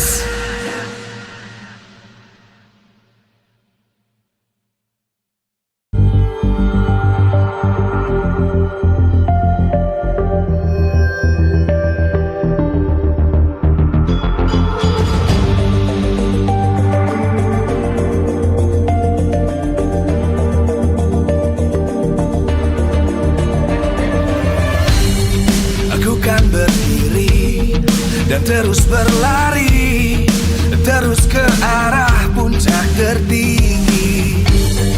Ku takkan berhenti, hanya sampai di sini. Kemenangan abadi menanti. You know we won't miss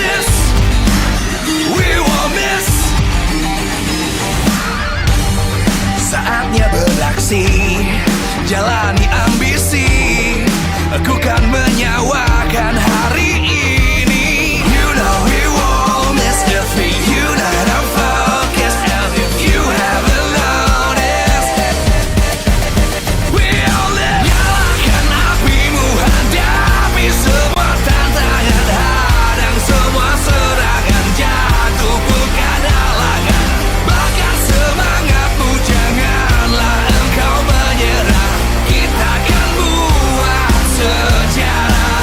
We all this, we won't miss, we all this, we won't miss, we all this.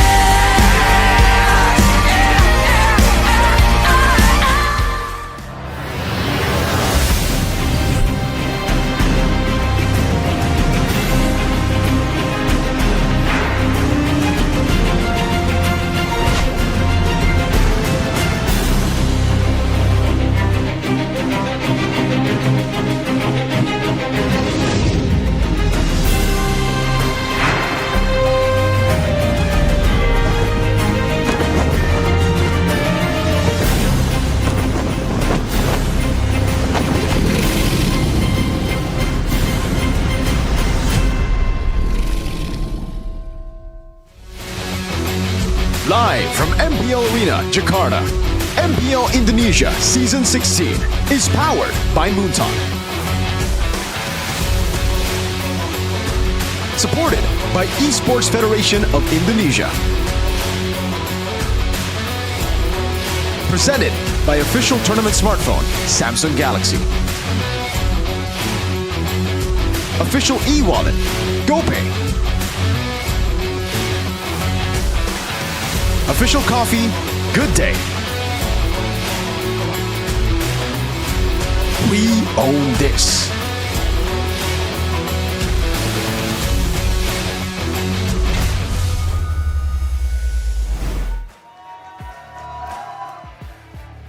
Memasuki match yang kedua di hari yang pertama minggu kedua MPL Indonesia Season 16. Di mana kita akan menyaksikan pertarungan yang mendebarkan untuk tim Navi dan juga Dewa United. Mereka masih berjuang untuk mencari poin, khususnya untuk Dewa United. Saat ini mereka berada di posisi buntut, mereka berada di posisi terbawah dengan belum berhasil mendapatkan kemenangan di minggu yang pertama.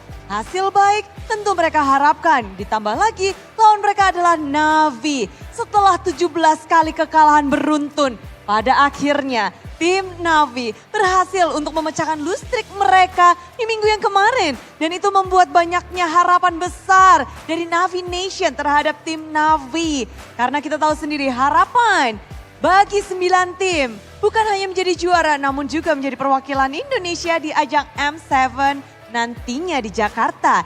Dan Bude juga ingin mengingatkan bahwa telah terjadi 11 slide dari transfer window yang terjadi di MPL Indonesia official. Kita bisa melihat bahwa banyak sekali tim-tim yang berjuang untuk terus-menerus memperbaiki dari kinerja timnya dengan mendatangkan player anyar dan juga amunisi baru telah didatangkan dari tim Navi. Kita melihat banyak sekali perubahan terjadi dengan nama-nama anyar dan juga yang mengejutkan.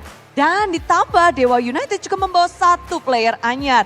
Dan bagaimana mereka akan tampil di panggung MPL Indonesia?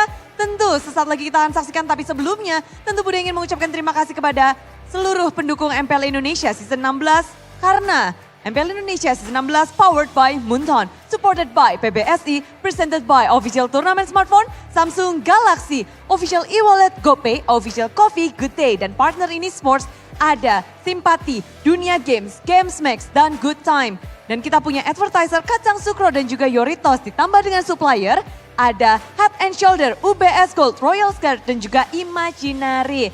Dan untuk Navi Nation dan juga anak Dewa yang lagi nungguin kira-kira siapa yang bakal menang, juga yang lagi ada di rumah, tulis di kolom komentar siapa yang akan bisa mendapatkan kemenangan di match kedua. Langsung saja kita lemparkan kepada para caster. Let's go.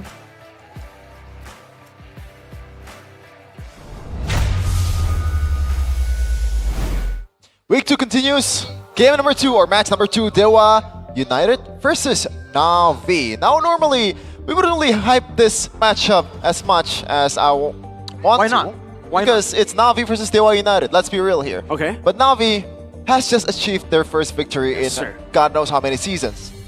Back with Sheffin, Turko, and also Arashi. Yeah, it's 2. I just want to be hyperbolic a little bit. Throw up the question. And actually, it's Dewa now who are on a lose streak. They're 0-2. They want to climb out of 9th place, putting Bigatron there if they get the... So the story arc continues. 9th to 1st, just like Onyx last season. Oh boy. Again, big questions on who is actually playing. As is the case in the early season, as you know, always happens like that. But aside from that, I wonder what kind of strat as well, because we've seen some crazy stuff from both teams, dude. Dewa, remember with the mid lane, was it mid lane? Hellkurt, yeah. Wow. Hellkurt and Kagura in the same match. Yeah. That was something. That was something. And by the way, for all you super fans out there, you can give as many comments as possible for your chosen team heading to M7. Navi Nation, where are you? We need more votes, man. Exactly. Go ahead, vote for your best team in the world. Navi Nation currently... I mean, we don't even know if Endoryu and Ukir are going to play. That's the question right now. Is it still going to be the duo that we've seen for the longest time, Worshipon X Magic? Or will Endoryu and Ukir finally get to debut in MPL ID? I gotta say, I don't think there is any reason to not play them now that they are in the roster. They need a win streak. Unless, they want to stick with the same duo, and because they have quote-unquote hot streak of 1 match win, they want to keep it at that.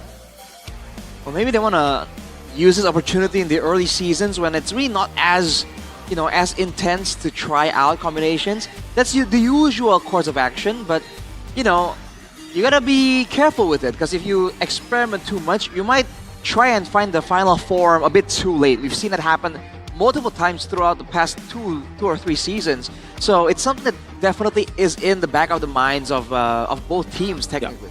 Or imagine that they've suddenly unlocked X Magic and Worship Paul. All they needed all this time was a win for their confidence. And ever since that win, scrims have been great. They've been looking amazing. They've been looking like $1 million.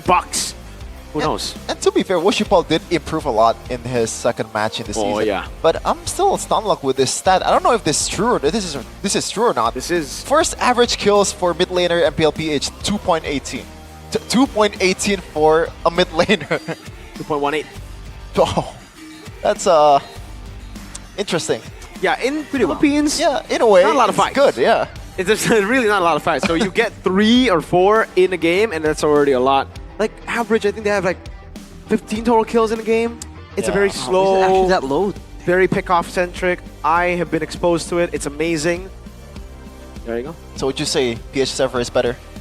I think we have to take a look at what Eterna has to say. Oh, okay. Eterna, what's up there? What do you have in there? Sekarang lagi ada di backrooms menunggu kehadiran salah satu sosok dari Dewa yang kayaknya baru nih. Ini dia. Halo Kin, hi Kin, how are you feeling right now? Excited. Excited. Welcome to MPL ID. How does it feel to be here? So I'm so happy that I can play now in MPL Indonesia. Jadi dia sekarang ngerasa sangat excited dan dia juga happy banget bisa berada di sini. Jadi kita ingin bertanya sedikit lebih lanjut nih tentang Kin. When did you arrive to Indonesia and how was the adaptation coming into this team? I arrived last month. And adaptation. Wait. It's okay. He's feeling a little bit nervous. Kayak dia agak sedikit gugup mungkin ya karena hari pertama. Tapi katanya dia sudah berada di sini sejak 1 bulan yang lalu. I'll ask you a simpler question. Have the Dewa United players been nice to you? We always get along. They are nice. They're nice. Katanya mereka baik banget dan mereka juga get along. Jadi mereka mampu lah untuk membangun chemistry. Because the chemistry is all good. Are you gonna be playing today? Yeah. The chemistry is all good. Okay, are you gonna be playing today? I play. Okay, jadi dia juga akan bermain hari ini. Can we know a little bit more? What is your confidence level going up against Navi, who just secured their win, and technically Dewa has not been able to? Are you the answer, Kin? I think so. Okay, he thinks so. Kin is a man of very few words. Dia adalah orang yang sangat kayak masih gugup, tapi kayaknya dia sangat confident dia bisa menjadi jawaban atau senjata rahasia Dewa hari ini untuk memecahkan telur. Jadi kita akan langsung lempar kembali para casters untuk melihat pertandingannya.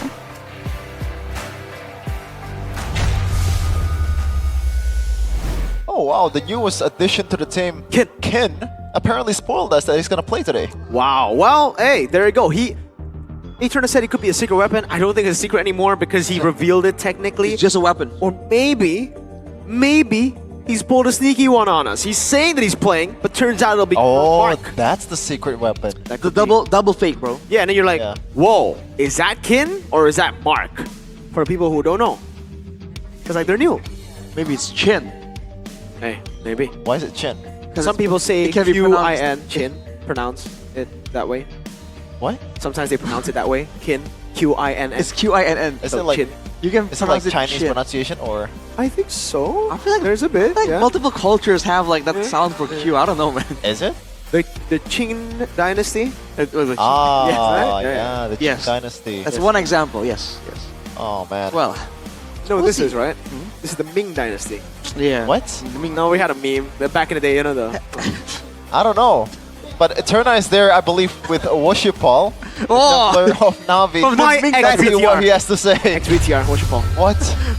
From the Week yang kedua, day yang pertama di MPL ID Season 16, kita lagi menunggu player-player dari Navi masuk ke dalam MPL Arena dan sekarang kita akan mencari salah satu player bernama Woshipal. Mana dia? Halo Woshipal!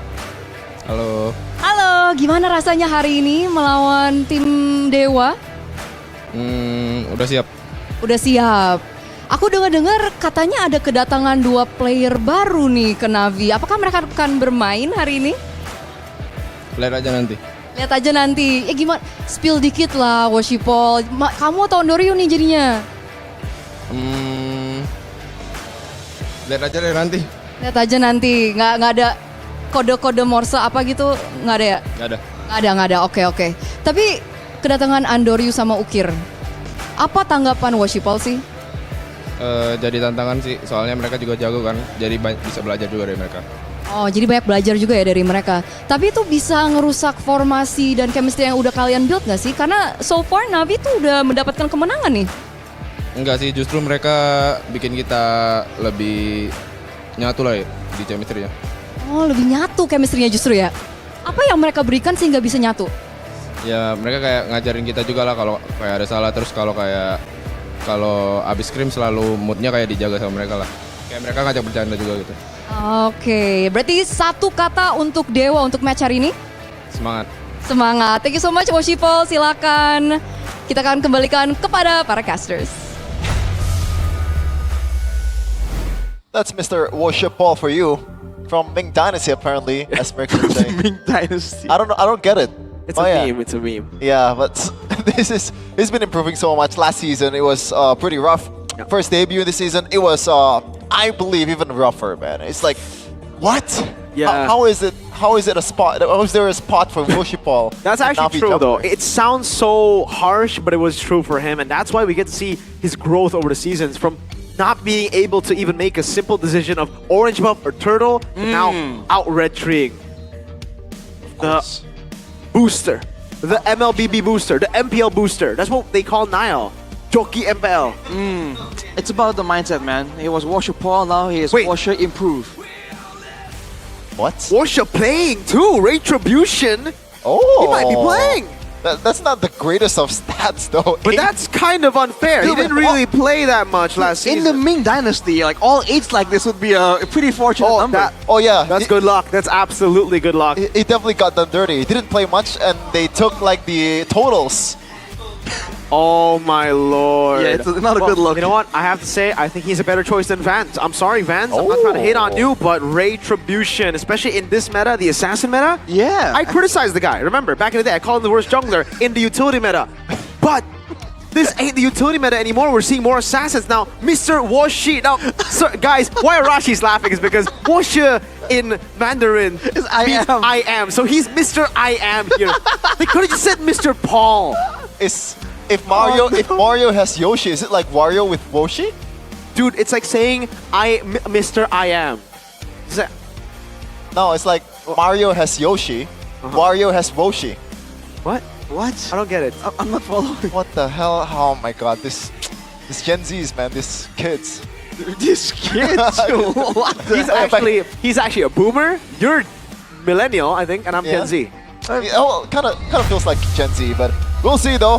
The matchup, the lineup that is going to be fielded for Navi, Cars, Washipol, and X-Magic, Afro, and also Shibe, no, Andoryu, and Ukir. All right, Washipol bringing the dynasty vibes into the lineup right here. With this lineup, what can they do? Can they catch Dewa off guard and continue the streak? Everyone's been asking, where's Andoryu? We're Navi. They've got Washipol in the middle. They won with this lineup against BTR. They're sticking to it. Welcome, Navi! Looking for the first 2-win streak over God knows how many years. This is their time. This is their season. Navi's here. That's persistence, man. When people ask you, hey, where is he? Where's the new guy? Washipol. And Paul. And that's it. Enough said. And on the other side, Dewa United, the Apostles of God, Chen, making his debut, Retribution, Mueza, Octa, and also maybe will play in this game. I gotta say, I feel like this lineup has potential by all means. Eyes are definitely on the gold lane though, but with Kin and the EXP lane, let's see. Can he do it in his debut? Kin! We give him a warm welcome to MPL, but I don't know about Navi. They definitely have their sights on him. Can Dewa United get it done? They're looking for the first W this season. Dewa United looking to recreate the first season in MPL as a franchise. They've qualified to the playoffs, but ever since then, it is just letdowns after letdowns. But the brains behind it all, Arashi. Whoa! Aldo finally has company, and it's Jack Lee. Jack Lee, the martial artist. Coach right though. Whoa! Taking a page out of Coach Yeb's book. Don't forget Acheng there too to help him. But hey, folks, if you guys don't know, Jack Lee was part of Dewa United. Back in the day, we called him the superstar movie actor duo, Jack Lee and Paddington. Right. It's almost like a Rush Hour type deal. What? Paddington? I think Paddington is just a Western name. Oh, okay. Western name, Asian name. Yeah, okay. Back in my day though, Acheng actually stands for academic English. Or just a Chinese name. Yes. I don't think it's even Chinese, but let's see the audience topic voting though. Is the winning lineup Navi's strongest lineup? This is Navi's strongest lineup. Apparently wins by 58%. Whoa. Wow. There's a lot of trust. And man, what? You have to believe. It's that dynasty, bro. It's the Washipol dynasty that's been making people, viewers back at home feeling unwise. What? Why'd you crack up now? All this time we've been talking about it. I just had the context. That's why I'm laughing, man. Okay. Well, look at the King's DNA, though. Oh, not really the top of the line performance, but the DNA is there, right? The King versus the Emperor. Oh man, I feel like the DNA is just splattered in his face only. What? You know, it's not just in the blood. Well, wherever it is. He's been an aggressive, weird mid laner. That is something that you can't take away from him. He is super aggressive.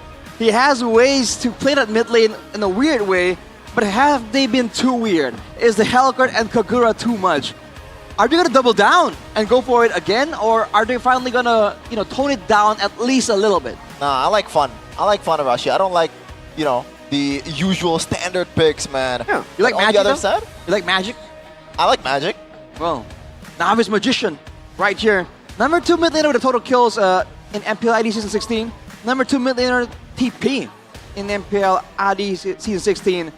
I believe that's teamfight participation. Yep. So man's active. Man's been around. So I think now on the other side, right? Octa, he's been aggressive, but he hasn't really quite been around. It seems like he's not in the right place at the right time. The Magician has been able to get better hold on that timing. And technically, we have King's DNA on the other side. We got Kingslayer DNA here. for Xmagic. He was part of the Geek Fam Junior lineup Hey. as a champion for MDL Season 9. Yeah, and how iconic that championship was. Oh, the reverse sweep. Probably more iconic than a lot of MPL ID Grand Finals. man. For sure. 3-0 start into Feel, restreaming, and into a full comeback. Dude, that's the curse. How does that keep happening? I have no idea. Ridiculous, man. Oh man, he should use those powers for good. Honestly. And right now, we have to talk about the XP matchup too. Cars, a veteran, actually, you know, still not even categorized as young blood anymore. He debuted so far, so long ago, season 11 it was, I remember. Wow, has it really been 4 seasons? It's been a while, man. Ridiculous. And for Kin, first season, and he's never played on the pro level. He's been in the amateur scene, I believe, with Maru Gamer Pack.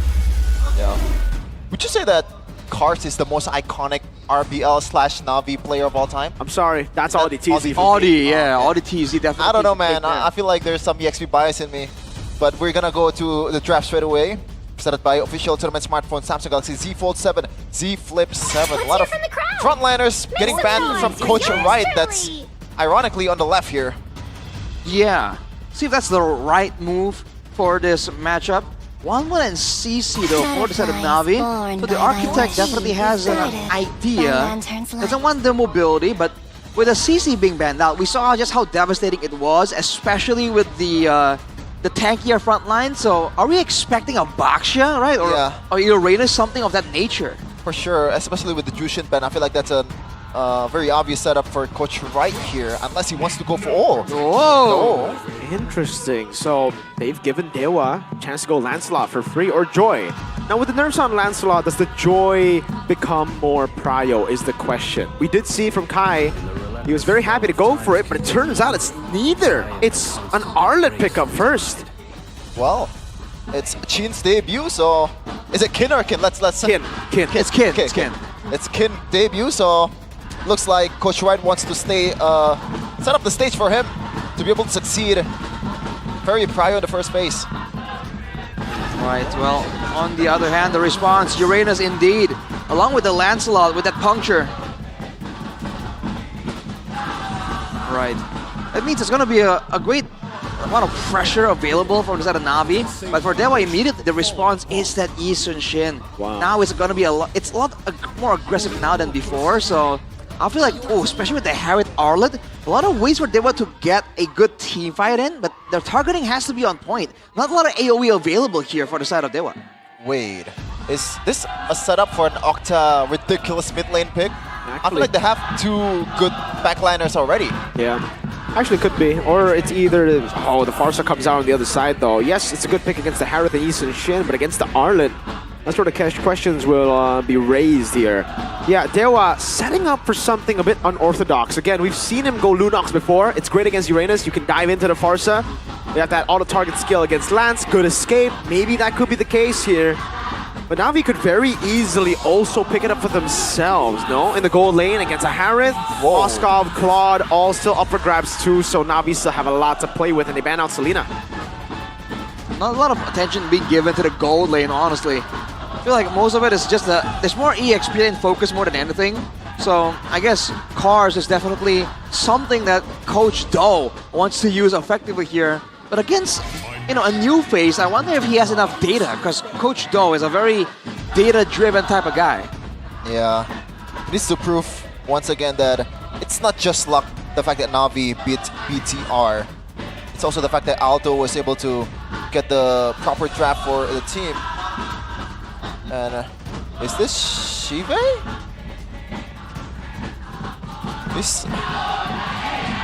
The sleeves is whatchamacallit? What? Rolling his sleeves. Rolling his sleeves, so getting ready to do the heavy lifting, man, because he is one of the main carries that people look to for this team. For now though, again, the last 2 bans are taking a while here. Gatot Kacha finally, so frontliners and playmakers for the side of Navi, I feel like they want to make sure that there's not a lot of ways for Cars as well as Woshu Paul to get caught up, so denying crowd control can be a great option to allow that backline, the Yi Sun-shin and the Harriet, to be pressured and maybe zoned out from the neutral objective game. Okay, Okay, the Bruno ban coming in from Dewa United. So limited options here for Shibe, but it's gonna be a Hilda. We haven't seen that in quite a while. Already one pick actually. Yeah. So against the Yisun Shin, on paper it should be good. It's pretty solid. As a roamer though, I'm not too sure. Does it still work out? Oh, now what do Dewa pick up? Do they go for the Gato Kacha? Safe choice with a, again, mid lane. It's gonna be tough here. I guess the only other like safe choice in the mid lane would be Valen, right? Yeah. They go for the Lunox though, that we mentioned earlier. And the Cho. So mid prio going to actually be in favor of Dewa. Oh, what's left on the gold lane here? If we just go for a Moskov? I'd say yeah, Moskov or Claude definitely fits the bill a bit better than the rest. Natan. Ooh, not bad at all. The Ranger. Against such a chaotic composition, they go Granger. Yeah, but I feel like it's just more, I guess, like safety pick for Shibe, and he knows is a bit more proficient on Ranger than other heroes out there. Let's see though. Yeah. Initial thought, Rashi. It could be for the kite back and the poke as well. You know, your mid lane right now is gonna be, I mean, it's a Farsha combo, right? So if they want to play from a distance, they can use that. I feel like off the bat, Na'Vi has more going for them, especially in the early game. I think they are the ones who have to be a bit careful initially. The mid game though, that's a whole different story. It's actually tied on the counter index from both teams, so looks like the stat backs up both draft. Let's see though what's gonna happen in the Land of Dawn.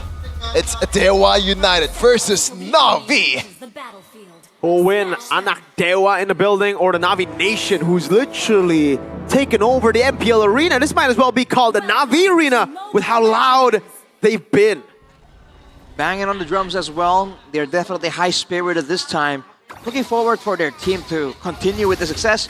Clash of the Young Bloods here though. Both mid laners, relatively inexperienced, but again, you can see there's a bit more advantage technically for Octa when it comes to unique heroes.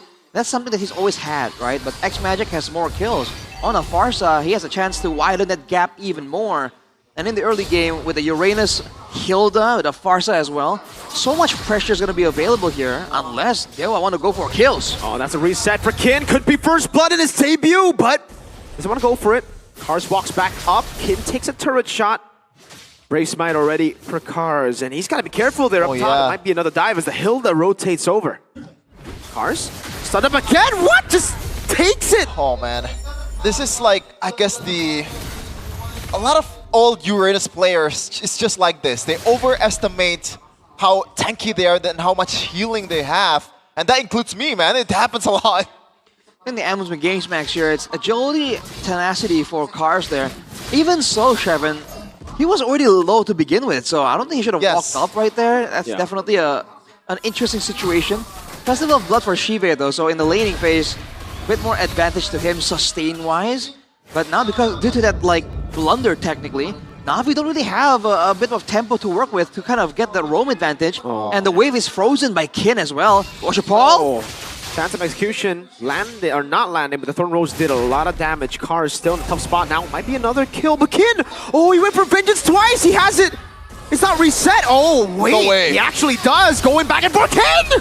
Surviving a 2v1! That's a free turtle! On the back of Kin, and Mueza gets a solo in the mid lane! That's Ray now shooting the Mountain Shocker.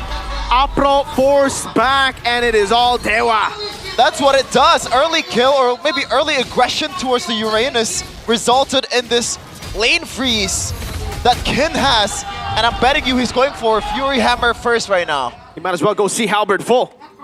Look at the talent prediction by Gope though. The MVP for Dewa right now is gonna be Lim Kochel. NFL number 2 here. The only guy voting for Dewa. And so far, Dewa's looking really, really good. That EXP lane that I think Na'Vi were kind of counting on, so far, it looks like Kars is being outclassed by Kin. And it's not even close to Octa. Oh my goodness! Where the Dragon, a full burst down. The Cho getting so much up top as well. Kars losing out of the matchup. Na'Vi gotta be careful. Yes, the Hilda can wreak havoc, but again, that's why the Cho Lunox fits in so well. And now Shiva is next on the chopping block. Ray pops in a Mountain Shocker, gets the vision.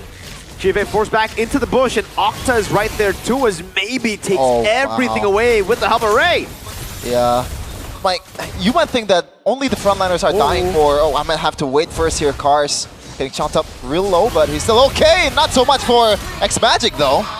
They're just playing it way too chaotically. Apro's trying to find value on the other side of the map, but they completely forgot that they don't got mid-pressure. We mentioned this, Arashi. Mid-prio automatically to Dewa, and Mr. Magic is walking up. It seems like now we aren't really working together as a team. Like, they're not moving in 2s or 3s. Whereas for Dewa, look at where they're positioned, right? At any moment, if Moeza pulls the trigger, there's gonna be some follow-up there. And once again, there was an attempt. Gets cancelled though. Good damage. But the airstrike comes through. That's gonna be the power of wildness too. But yeah, this is a win for Navi Kid. Very low. It's Magic. Not gonna be getting that one, but they've gotten the win for the Turtle. Well, Cars still wants to go in. Look for the kill. Had the flicker. Now will pay for it. Cars. What just happened? Indeed, a big question. Oh, that would have been real bad, but no, Worship Paul claims it. So 1-1 in Turtles. Cars not having a good game. Yeah, he got shocked by the Mountain right there, right on the face. Starlium done for maybe, so as Dewa is occupying Navi with all the other lanes, maybe is still a very relevant factor here on the Harith. That mid-game is gonna allow him to actually do a lot more work, and he's already at an advantage against Shive. Despite the fact that the Granger, have more tools in the lane to kind of clear, to kind of poke, Shive really ain't doing so hard. This is the matchup. Kin has been dominating Cars, and man, again, like Uranus, oh no! Again, over-aggressive, the mid lane had the prio, they rotate over and they get the kill. That's a 0-3-0 start. I don't know if Cars wants to admit this, but I think he's tilting right now. Yep. Really seems like it. He's not really looking at the map. He's not watching out when there's no one on the map. Umeza with a kick! Hits the guy with the Purify though. It's Magic, should be able to escape, but Purify so late! And Kid punishes! Worship Paul able to get away with the puncture down the bottom lane. Shive forced back Apro in the mid lane. Trying his best. Phantom Execution. Thorn Rose. Oh, wrong side, but they still get the turret. Oh, killing spree. I am speechless. They're just handing kills, man. There's no vision at all. There's no game plan right now for Navi. Way too much aggression from both teams. The plan is the game. So far, I mean, Dewa is getting the best out of the situation, man. With all the chaos being supplied, Navi is unable to find anything. They don't really have any lockdown for the early game as well because they went for the Hilda. So if they're trying to catch someone, they're relying on the Uranus slow, the Hilda slow. So X-Magic, effectively can't really do much even though he has the Feather Airstrike and a lot of burst damage. Kin just secured the Oracle, so more sustainability for him in a team fight. Oh man, 8 kills already in a span of 6 minutes and a half. This is not even close so far. Kin is gonna get ganked on. Oh, he's not gonna be good, right? He has all those resets available. Oh, final slash to the back now. Is that gonna be Ray? Getting the Mountain Shocker! And it's X-Magic who falls away. The Dragon locks Apro down. Maybe rotates from the bottom lane. It's an all-out win, 10-0. Kin's debut looking mighty fine right now. Dewa, so far, is happy with the purchase. On top of that, Retribution is also doing a great job here, punishing any overextensions and still farming up a Storm at this point, only at 1 level ahead. But look at the pressure the whole team has, going for Cars again. Kin constantly just putting the pressure down on Cars. Octa. Don't go for it. Are they going to go for Cars bursted? No. Octa doesn't want to go for a 0-3-0 Uranus. Oh man. Wait, 10-0 and the gold lead, I'm sorry, quote-unquote, only 4K? I feel like it should have been more! And it is more right now! That's how you get more. They are opening up parts of the map that should just be completely gone for them. And that's me maybe walking up. It's Magic caught in the final slash, has the Purify, pops it in time, and gets away, but they're getting their resources taken away from them. Oh! Take Cars, still able to dodge away from the Mountain Shocker, and gets away for a bit, but the purple buff surely actually taken by Cars. Wow. Of all the damage flying around, the Uranus is the one that gets it. That's certainly interesting. Final slash though. Cars. Flickers out. He just got that buff, but he almost lost it immediately. And look at this. While everything's going on in the jungle of Na'Vi, Dewa is just going for the structures, man. Just keep pushing. They have no need to just give Na'Vi any time. Seal, Cars able to buy some time there. Trying to bait out the Jeet Kune Do. No picks on the board. Roamer's gold differs by 1.3k. Yikes. Oh god. I mean, at the same time, it's also not very good for Dewa because they have a shutdown onto Meza. Okay, an awkward kick. Certainly was kind of awkward, not really ideal, but you're saying, Shevin, that for Na'Vi to collect a shutdown, they need to put in all of their limited amount of burst damage onto the Roamer. That's not exactly a realistic option for Na'Vi right now. So, in a way, yes, eventually Muesa's going to give up the shutdown, but it's probably going to be worth it. It's going to be for a worthwhile play anyhow. Now with the Lord already up, 5k gold ahead, the frontliners getting squishier and squishier as Dewa scale even more. I don't think they can really contest that well. Kin, did he poke down? Actually, oh, doesn't land it. What happened down below? Kin! Oh, gets the final slash, gets away. Shibe now caught on the tough spot. That's gonna be Mount Chakra used up. Shibe still having a flicker. Cars won't be able to hit or survive that damage. Another free 2-0 leaves Na'Vi. And it feels like the Arlet first pick is getting justified more and more by the minute. Kin is popping off, man. It's not just about the KDAs, it's how he baits the resources and somehow stays alive in these occasions. He's doing so much right now. Side lane pressure, team fight pressure. He can dive to the back line and serve as an assassin against Shibe if Na'Vi aren't careful. And again, to make things worse, no crowd control to deter Kin from doing that. He can do this all day and he won't really get punished unless he himself makes a mistake and doesn't get the reset onto that vengeance. That's a BOD secured by Ray, so he's got to be hitting like a truck. Even for the frontliners too, man. If these are two very straightforward frontliners. They don't set up. They're just there, try to just deal some damage towards some of the members from Dewa United, Kin!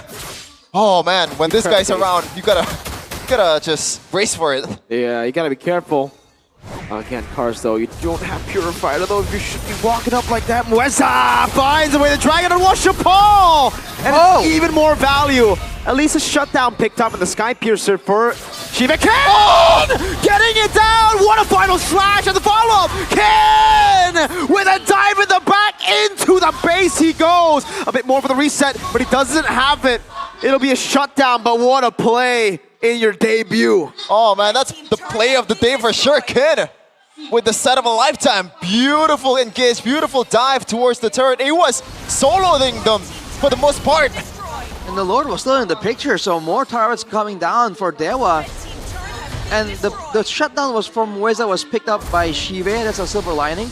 But afterwards, that final kill was picked up by Cars as well. So X-Magic, the man we were hyping up for having the highest, one of the higher KDAs, isn't really doing so hot at all, dude. On this Farsa, he has been pressured way too much to actually be relevant in some of these fights. Oh man, I don't want to bring it back, Mirko, but how did Bigatron lose again? To this? Goodness gracious. But let's take a look at the in-game equipment though by Dunia Games. I can't explain. Well, the Holy Crystals competed for maybe as well, dude. So if you think Na'Vi weren't really doing so well, it's gonna get a lot worse, dude. That burst damage coming in from the Harith, it's gonna make sure that Na'Vi can't really walk up at all. And it's not just the frontliners, now the backliners are also kind of vulnerable because that Zaman Force is gonna allow maybe to find so many ways to get to the front line, to dive through to the back line as well. With 27 seconds to go here for the Lord. Oh, Airstrike already used up. And a Sea Halberd rush for Shive there. The fourth item, actually. Sea Halberd. Yeah, let's some of the regen of Kin. Player's goal though by Sympathy Ray is just farming up a Storm here. 10k, about 3k difference than the Lancelot. And there's nothing scarier than a snowballing Yi Sun Shin, man. It's just too much damage. It's too, it's hard to catch too. And now he's on the Lord. Yep, Mueza just zoning. Far lane push already. They are playing with the fundamentals of MLBB. Playing with that far lane, slow pushing, forcing the errors out. We get a hand cam by our Galaxy Z Fold 7 and Z Flip 7. now it's gonna be a reset by Dewa here. They're looking to try and get a free base turret, it seems, right? Or a proper free pickoff to one of the members of Na'Vi as well. That seems to be the idea here, because they really could have rushed it earlier. For sure. They had all the damage available to them. I'm not sure why did they just go for that option. I think it's just more safer, I guess. They want to know where Washipal is. At the end of the day, this is a Lancelot, and I believe in the last match, Washipal's retry was actually pretty good. So you can't really count him out against Retribution. Especially with the Lancelot and the fact that he's also level 15. He's been farming up the Storm despite the 0-2 KD. Granger sent below, few Death Sonatas into the wave, and that will certainly slow the slow push even more. Oh. But they want to go for it. Lancelot was in the mid lane, and Apro is still there with cars. What was the vision? It's just 3 kills giveaway courtesy of Na'Vi. I don't get it. What was the plan? The damage dealers are not there. Afro, like, there's no need for you to give up vision when there's no plan. The next plan is not there. What was that all about? I knew the Geek Fan versus Onyx match was too good to be true. Now we're back. Moeza with the conceal already. That's a baser in the mid lane. Taken down. This could be the end of the misery. Maybe going in to end this game. Let's see what they do in game 2. Dewa starting strong. Man, I want to say they played clean, Dewa United. They do play clean to a certain extent, but it's like, I feel like it's on Navi's more than Dewa. This absolute slaughterhouse. This shouldn't happen, especially after you get your first victory against Pikatron. It is looking bleak almost immediately. 19-2 was the scoreboard there. A dominating victory and a great showing from all the players of Dewa. I mean, aside from maybe, right? Everyone on the side of Dewa had their moments, but I think Kin made a massive statement right there, dude. He did everything. The laning was fine, the team fighting was okay, the macro decisions. I mean, what a great addition, and it seems like he fit into the team so effortlessly. And you can see Na'Vi were just completely confused, man. There was nothing at all that they had at their disposal. I mean, I think they were trying to really just get a massive zone in the early game with the Uranus and the Hilda, but they were just backed them up every single time, man. Wow. Wow. Even the bright stars that we expected from Na'Vi, Cars, yeah, with an abysmal performance. There's no way to sugarcoat it. That was just plain out bad. It's getting soloed in a way. He's walking up and like. I kind of get it as a ranked game player, but as an MPL player, I think you gotta do better. Like getting killed the first time in the first minute, it doesn't feel good as a Uranus player because you want to build up those items, you want to be healing up as much as possible, but it's the overestimation of your capabilities as a Uranus just really kills you for the most time. Once, it's like, all right, maybe miscalculation. For it to happen 4 times though, it's like, at that point, what's going on here? What's going on here? I mean, we assumed he was tilting, but again, well, is this what a time sign, is it? Sheffin, that he's not playing in a team fashion? He's playing like it's an individual game. Yeah. You know, because you just can't do that. You saw what happened, man. He had moments against Kin where he was finding some moments, you know, but in a team game, they capitalized and he got caught out of position multiple times. Well, I think the worst part about the Uranus is it was picked to counter, or, you know, it's like a reactionary pick towards the Arlet. Yeah. So it should theoretically, on paper, win the lane, or somehow you have the vision to do something with the Uranus. It didn't work out at all. Yeah. How about the Hilda though? And after seeing the Lunox, dude, I don't know, it's just like, yeah, this was, we called Lunox from like super far away as well. For you to go Uranus, I think you need to ban it out at this point of the game. Like, especially if you know that Octa has only done well with Lunox in the past, you know? And King needs to be fair, but I mean, I think it was a blunder on all sides. Even for Washapal, again, with so many squishy members, you would expect him to try and do something, but again, it's a Yisun Shin, and it's a Lunox. X-Magic 2 in the mid lane. Apro is not in mid, and he just opens up low. Like, the things that are happening in this game, there's very I don't even want to disrespect MDL by saying MDL-ish. It's just disjointed. Very disconnected, man. Like they were playing individually, and even the individual plays, you would expect them to at least be looking at the map, right? Get some kind of info before they move around. But dude, even when they're walking together like this, there was no brush checking going on. Yeah. There was no scouting being done by Navi. It was just scramble after scramble. Get low, get back to base, go out, get low, repeat. I feel like there's just a lot of disrespect towards Mueza's Cho too. A lot of times he's just standing in front of them and just, he's probably not gonna kick me, or he's probably not gonna be able to execute this very basic mechanical play for an MPL level player. But we're gonna talk about the player of the game though, presented by Samsung Galaxy Z Fold 7 and Z Flip 7. It was obviously Kin. Beautiful early game, beautiful solo plays, a lot of good sets. Like, this is just, he did everything almost perfectly. Yeah. And don't forget Mueza as well, setting up for his team, and also having a kill streak on a roaming position. I mean, he was abusing how mobile and how damage heavy that Cho was in the early game. This was that moment though, where we were like, okay, dude, Cars, way too deep. And we didn't really see the massive, like, what was it? Like there, I'm sorry, Rashi, to cut you off, but why save the Purify for so long? I know. The way the Dragon was there for, oh, my lord. Way too long. Again, they just weren't, I don't know, like they were moving as if they weren't really in like a rank, they weren't in a professional game, They had no idea how they want to respond to the dangers and everything. Honestly, I feel bad for Shive. Shive is the only one in this game who's actually, it seems, trying.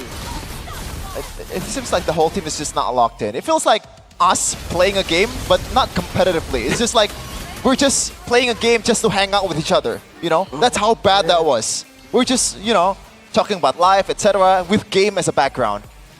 It's like an autopilot type of deal. Like here, the worship on is not even that bad. Mid lane, the Lord was already taken. What could they possibly have achieved from staying there? Like, let's say they didn't get all in. What would they do? What would a Hilda and Uranus do in that position? Oh, goodness. Not much, honestly. 2 kills only in Shive and Cars, dude. Yeah, no. If they really wanted to go with this, the Lancelot, they want to make sure they use this Farsa. They have to revamp this, dude. All they have right here is just range and tankiness. So you can theorize that Coach Aldo's vision is to chunk everyone down from far away, and then in a poke battle, you win because your frontliners can regen, right? The Hilda and the Uranus. But even if that was the case, right, and Washerpaw can clean up later on when everyone's low, Navi weren't playing like that was the idea. So, man, there are so many layers to peel here. The personal execution isn't good. The game plan wasn't clear. The coordination didn't seem relevant either. This is a perfect game from Kin, by the way. Damage dealt most, damage taken most as an EXP laner. You could not ask for a better game than that. Amazing from Kin. Good stuff from Kin. Well played. And that's what we got to see. Solid game. You know what? Let's talk about something else. Like, where's Endorio and Ukir? That's also a point of discussion, but we'll leave the coaching staff to make the decision. What do you talk about the Harith build? Because I believe most of the time it's the usual build back then. But yeah, okay. I thought most of the Harith now is transitioning towards the usual talisman build. No, even in the MSC, teams have still gone like Innocent goes for the Enchanted Talisman, but everybody else still wants to go for Starlium. How about in ID right now? I don't think I've seen a Harith that didn't build a talisman. What about last game? Enchanted Talisman? I think they went for Starlium too. Yeah, but with talisman too, right? That's only Eman. I think Eman is the only guy who goes for both. Oh. Usually you pick either one, Enchanted Talisman or Starlium. Usually it's still Starlium, despite some of the players still wanting to go Enchanted Talisman. Okay, so it deals a bit more damage with Starlium, I'm gonna guess. Yeah, you deal more damage with the damage as well. More spammable with the book, I guess. You have more mana to play with too, but Starlium gets you a bit more oomph in some of the hits on the Chrono Dash or the Synchrovision. It depends, like after you use the skill, right? You deal more damage. And I guess maybe it's not really in any rush to be active in the team fights, right? So he prefers late game damage, but yeah. That was definitely a game, but you know what makes your game smoother? Not like Na'Vi just now. They need Royal Guards. Or Royal Stars. Royal Dust, Royal Guard. It's both the same. I mean, you guys can go check it out right now. Get a 70% discount on the dust that you guys can find here. It's the #1 accessories for victory. Feels really smooth. It helps you out so much, dude. Again, with the phones these days, your oily hands, you play more. Some players do this, you know? They do this and then they play. It's like, dude, just use Royal Dust. Yeah, and you I'm talking about Yuki boy. You can't play Mobile Legends for just half an hour, you know what I mean? You're gonna have a long session, you're gonna have oily hands, and Royal Dust helps with that as well. You're wondering why the players can go for a long duration, a 30-minute game, right? Being completely focused and not making misplays. It's Royal Dust at work, dude. Yeah. Like imagine like playing a long time, especially in this hot and humid Indonesia. Your hands are getting sweaty. That's not happening with Royal's Dust or Royal's Guard. Say goodbye to all that. Put that or the sleeves. You can use the sleeves, you can use the Royal Dust. It really comes down to your preference, right? Because we have everything for you guys. Whether it's sleeves, whether it's dust, whether it's even the powder you have to put on. Exactly. Well, and if you use the sleeves, then technically, right? You have to take them off though eventually, because you're gonna have to snack on the best snack that a gamer can want, dude. Yeah, sucro. This one is the original fried coated peanut. Original. I'm not even joking. All of them is good. Dude, I agree. Which one's your favorite though? Oh, that's a tough question, man. Don't do that to me. For me, it's Gribo, bro. Mine's Gribo barbecue. I gotta go with what is this, original. Original? Yeah, original. I gotta go with original. I actually have never tried original. Oh, no way! Yeah, Get yeah. out of here! You're lying. Hear the crunch. Dude, the original is like the it's been there for so long, dude. Like, Yeah. You know, like they even have like those they used to have those like really tiny packets you would buy on the street vendors. You guys talk. That's some nostalgia right there. Yeah, and back then it only cost like 500 to buy one. 500. And probably less before. Yeah, dude. Yeah. Before the Fire Nation. Guys, I need to tell you, I'm not a snacker. I don't like snacking. But Sucro's got me, bro. Like, I actually started a snack with this. So go ahead, check out any one of the flavors in any store. Give me some of that. They're good video games. Hashtag Gosla, by the way. This is the true gamer snack. You can eat it with rice, by the way. Have you tried that? Oh, even better. If you're like noodles. Noodles, yeah. The one with the broth. Interesting. So it changes the texture. Yeah, but you gotta eat it a bit fast though.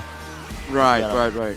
Because it changes the texture. Also adds like some. It's like color the flavor. With Sucro, any idea you have in terms of how you mix it, hashtag Gasla. Yogurt. Let's do it. Birthday cake. Sucro cereal. Sucro cereal with milk? Yeah. That sounds kind of cursed though. Sucro But sushi. Gasla. Sucro sushi sashimi. How does that? What? Sucro sashimi? Well, how do you That's just prepare that? It's just slices. You slice the sucrose. Yeah. You fillet it. All right. That's an interesting way to look at it, but yeah, I feel like Navi needs to broaden the horizon too. Like take a different perspective. Try to look at that game a bit more. Yeah. What was the plan? What was the initial plan, and how do you execute the winning condition? Because when the Uranus is not Uranusing, when the Hilda can't really open maps, when you're not owning the bushes in the early game as someone that relies heavily on your tankiness, like what's really the point? You know. I agree with you. It was a whole lot of screening with no engage, with no real way to be proactive. Yep. And I feel like if they want to be proactive in the early game, right, they could have like, grouped up together a bit more. And when they have both the Hilda and the Uranus, I think in the early game, there's no way you get out-sustained, right? Use that pressure, and maybe if the lanes aren't really allowing you to gank, right, you can't dive, it's too early, go to the jungle, right? Ray was farming up a storm because he wasn't really contested. There was no invades or whatsoever. Yeah. And this was against a Yi Sun Shin that, if you guys don't know, we've already gotten a hotfix on, right? There's a patch that dropped a few days ago that has changed Yi Sun Shin, nerfed him down quite a bit. So early game, it's so much easier to punish the Yi Sun Shin, to fight the Yi Sun Shin. Turtle 1. The fact that they got Turtle 1 for free because of Kin and because of a couple of miscalculations over in XP lane. A lot of miscalculations in XP lane. And mid lane, both X-Magic and Cars falling under the same banner here in terms of mistakes. that shouldn't have happened. For sure. Yeah. On top of that, though, do you think they're gonna respect the Arlet? Because this Arlet, a lot of people have been saying it's gonna be really, really meta, but we just haven't seen it like look so broken so far. But in that first game, it really seemed like there was no answer. Like Kin could do whatever he want, and Navi, even with 4 members, couldn't do much. So I'm wondering if Coach Do is like, you know what? That's pretty dangerous. Like, let's get it out of the way. What was the bans earlier for Navi? Was it 1-1? 1-1 CC and also Baksha. Baksha, right? Yep. It's kind of right now they're in the first pick. So if they want to go the same route with like first pick EXP, they can steal Dewa United's plan with first pick Arlet, you know? Let's see the second pick. Oh! Well, they finally got a win, by the way, on blue side here. Now they're going to be forced to play on red side. Yikes.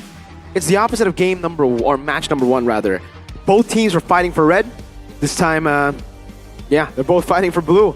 Let's see if Dewa can be as good as they were on blue side for the drafts. It seems like no substitution coming in from Navi. They still trust Worship Ball and also X-Magic to carry the badge here in the second game. He's the ambassador of the dynasty, bro. Like, yeah, he needs to step it up, though. I mean, on the Lancelot, he really wasn't getting a lot of good, like, you know, what's it, big moments. He wasn't really getting steals, assassinations, and whatnot. In fact, he struggled to really do any damage whatsoever, and that's partially because of the Cho, right? The Cho came out of nowhere, was so much danger for him.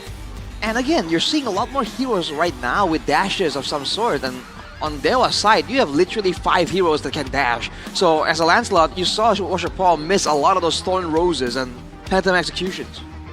And I gotta say, I kind of feel bad for Worship Paul too, because like, I feel like the frontliners just sets him up to be this kind of like almost useless Lancelot in the mid game, because he's the only guy who can be proactive, so he's all alone. There's no real dive to help him. I guess the idea was for the Uranus to just walk up and help him, and maybe that could have been the real win con if he didn't die 3 times early. Well, let's see though. There's gonna be some changes here in the drafting phase, presented by Tournament Smartphone. Samsung Galaxy Z Fold 7, Z Flip 7. Navi, right. First pick. Go. Wow. Yep. Surprise, surprise. Instant respect. Alright then. No Arlet, no Lancelot as well, though. That's quite interesting. Now, despite banning away the CC, they want to ban the Baksha as well for good measure. Dewa, what are they cooking? Do they want to use the Uranus instead? Do a bit of a, hey, this is how it's done type deal? I don't think it's a kind of a wasted potential on Kin, man.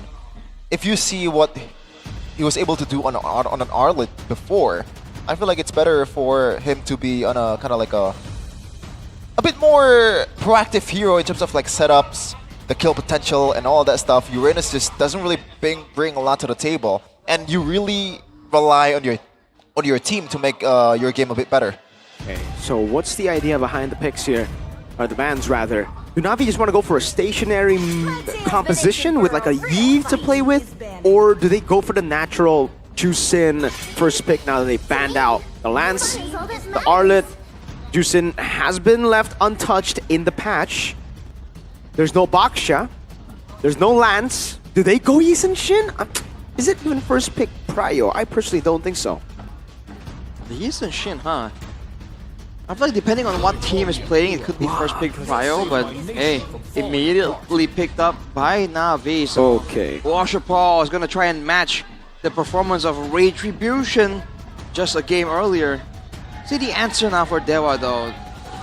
Just go Farsa here, right? Or do you want to go Jusin? Is it necessary though? It's not necessary. They can play a much more like aggressive composition that suits their playstyle a bit more. Wow. Did not expect the Harrod to show up so early, but I guess it's a deny over from the other side, and the Phobius still makes its way here. Huh. Interesting, the Phobius comes out so early when counters are still available. I mean, the Kalia isn't there, but the Glue is still an option. What else? The Hylos technically is still an option. There are options here that Navi can use to really shut down that Phobius. Yeah, I feel like when you're Phobius against a Glue, you can kind of like micro it out, and if you get a bit of help from your team, it's not that bad, but that's pretty bad. Hylos and also Chushin against a Phobius, this is this might be building up to be a tough game for Ken here. Yep. Very tough for the Phobias. The Fanny makes its way here though. Retribution on a signature Fanny. Oh man, what a way to hide the Fanny. Not to mention, look at the picks so far, man. Na'Vi have a shortage of crowd control tools. Yep. Law and Order alone will not stop a Fanny, so they gotta be really racking their brains on what else they want. But there was Ben, the Masha actually. They're more concerned about damage output. They want to make sure that Chin can actually get a pretty strong lane, it seems. Is Ruby Gold an option here for Na'Vi? Against a Harith? And against a Fanny? It's surely not that bad, right? You should get a lot of value against the Fanny, again, against these melee heroes and short-range heroes in general. I think Dewa might ban it away. It does make sense, but they're going to have to get an XP lane damage dealer too if they want to go for Ruby Gold, because I don't think the Yi Sun-shin is enough damage with just the Ruby, right? I'm not sure. I mean, there's a lot of like quote-unquote, you know, low DPS from the Jushin, from the Hylos too. I feel like in the early game, if you can execute it well enough, I don't think it's really gonna pose that big of a problem. But let's see though. Bruno Ban coming in from Coach Wright to limit the heroes from Shive. They don't really fear the Granger at all, man. Nope, they don't care about it. Not right now. Yeah, why would they, man, at this point? I think they have solutions to how they want to deal with it different ways. Right now for Na'Vi, again, the advantage they have is the mobility as a team with the Glorious Pathway, but Dewa isn't exactly a move backwards comp either. They want to actually move up and be in their faces. Yep. So I think they have to find ways to kind of like match that. AoE, crowd control, you know, ways to make sure that the Fanny and Harith don't just run over everyone. I think it should be a Moskov Badang for Na'Vi. For Dewa United, how they wrap up their drafts here. They want to go for... They already have an XP, so it's a mid lane and roam they're looking for. Huh. Kimi? Gatot? Kimi Gatot? Is that what they're going to go for? I mean, Eve is still very much on the table. That's true. Eve will be great against the Yi Sun-shin, and Jusin is going to wait for what goal laner is going to be shown. If it is a stationary, like Granger, kind of front to back comp, then yeah, the Eve just fits in really well. Well, if they don't want that to happen, they can go for the Moskov, right? And have that... Badang Moskov? Yeah, they can have that Spear of Destruction pressure just to ensure that Dewa can't get too comfortable just front to backing it. Let's see. It should be Badang Moskov, or at least one of it, right? Like, you need a way to counter the Fanny, because right now there's no stoppers. If you just go for Granger and put the Hylos in row, pick up a different XP, like glue, no one's gonna stop Fanny. I don't know why, but I'm bracing for it. Okay, Edith kind of works in the same way, but it's not as good of a counter. You gotta land your skills on a flying Fanny. It's super hard. But yeah, they gotta be a bit creative here with the approach towards countering the Fanny, but I feel like at least it's a signature Cars pick. And also a decent matchup. Wait. Against the Phobius. So Valentina take the Primal Wrath? That's an option, but I gotta say I still prefer the Eve. Just for the fact it's super safe against most of the members except the Moskov. Yeah, and your ult gives you vision now if you tap it. There you go. That's the Eve. I like the Eve as well, man. Oh, I wonder if we're gonna see the Lightning Truncheon built on the Eve as well, because Sans did that, especially when they're against squishier heroes. Right now for Dewa, for Na'Vi, sorry, they have ways to survive from the Fanny. Like they have like a Crimson Beacon and movement tools to avoid the insta-kill. But they can't stop him either. It's just on the Moskov and Edith. And the Edith is going to be preoccupied with the Phobias as well, by the way. So I think Ray has a window here to show us the full potential of that Fanny in his hands. Well, let's see though if Ray can execute that plan well here against Na'Vi. Looking for the 2-game winning streak. Na'Vi Nation is waiting here in MPL Arena to celebrate, but Dewa United is on the other side and they're not gonna let them do that. Still looking for the first W in Season 16. Let's go to the Land of Dawn. Here we go. Will it be Na'Vi back to their losing ways? Or will they turn it around by forcing a third game in the series against Dewa United, who are the ones with a 0-loss record currently, 0-2 in MPL ID? See how this one goes, man. In the mid lane, the Yve against Zushin. In theory, I don't see how the Octa on the Yve should really be losing. But you have to remember, Octa isn't really known for these like really far high ground heroes. Back then, I guess the Vexana was something like that, but he wasn't exactly the best at like distance management. So that's something that Na'Vi might be able to take advantage of. As we take a look at the emblems with GamesMax, tenacity for the Zushin in the hands of X-Magic. He knows it's going to be up close and personal.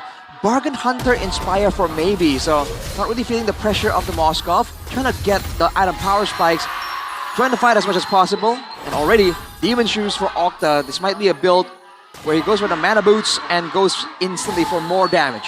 Yeah, I like the Rupture too from Octa, considering that his target will mostly be Cars and also Afro in the front line. It's not his job to take down the back line.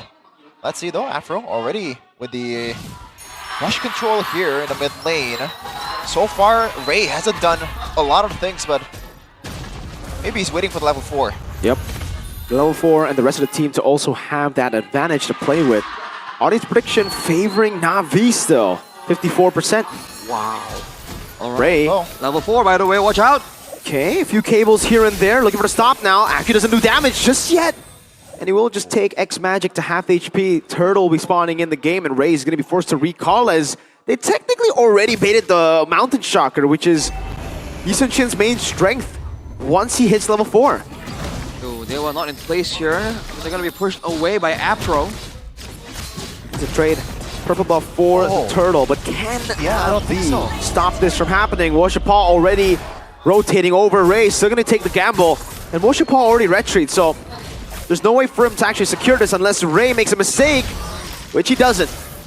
Okay, so that trade, Arashi, like, what flew into that time?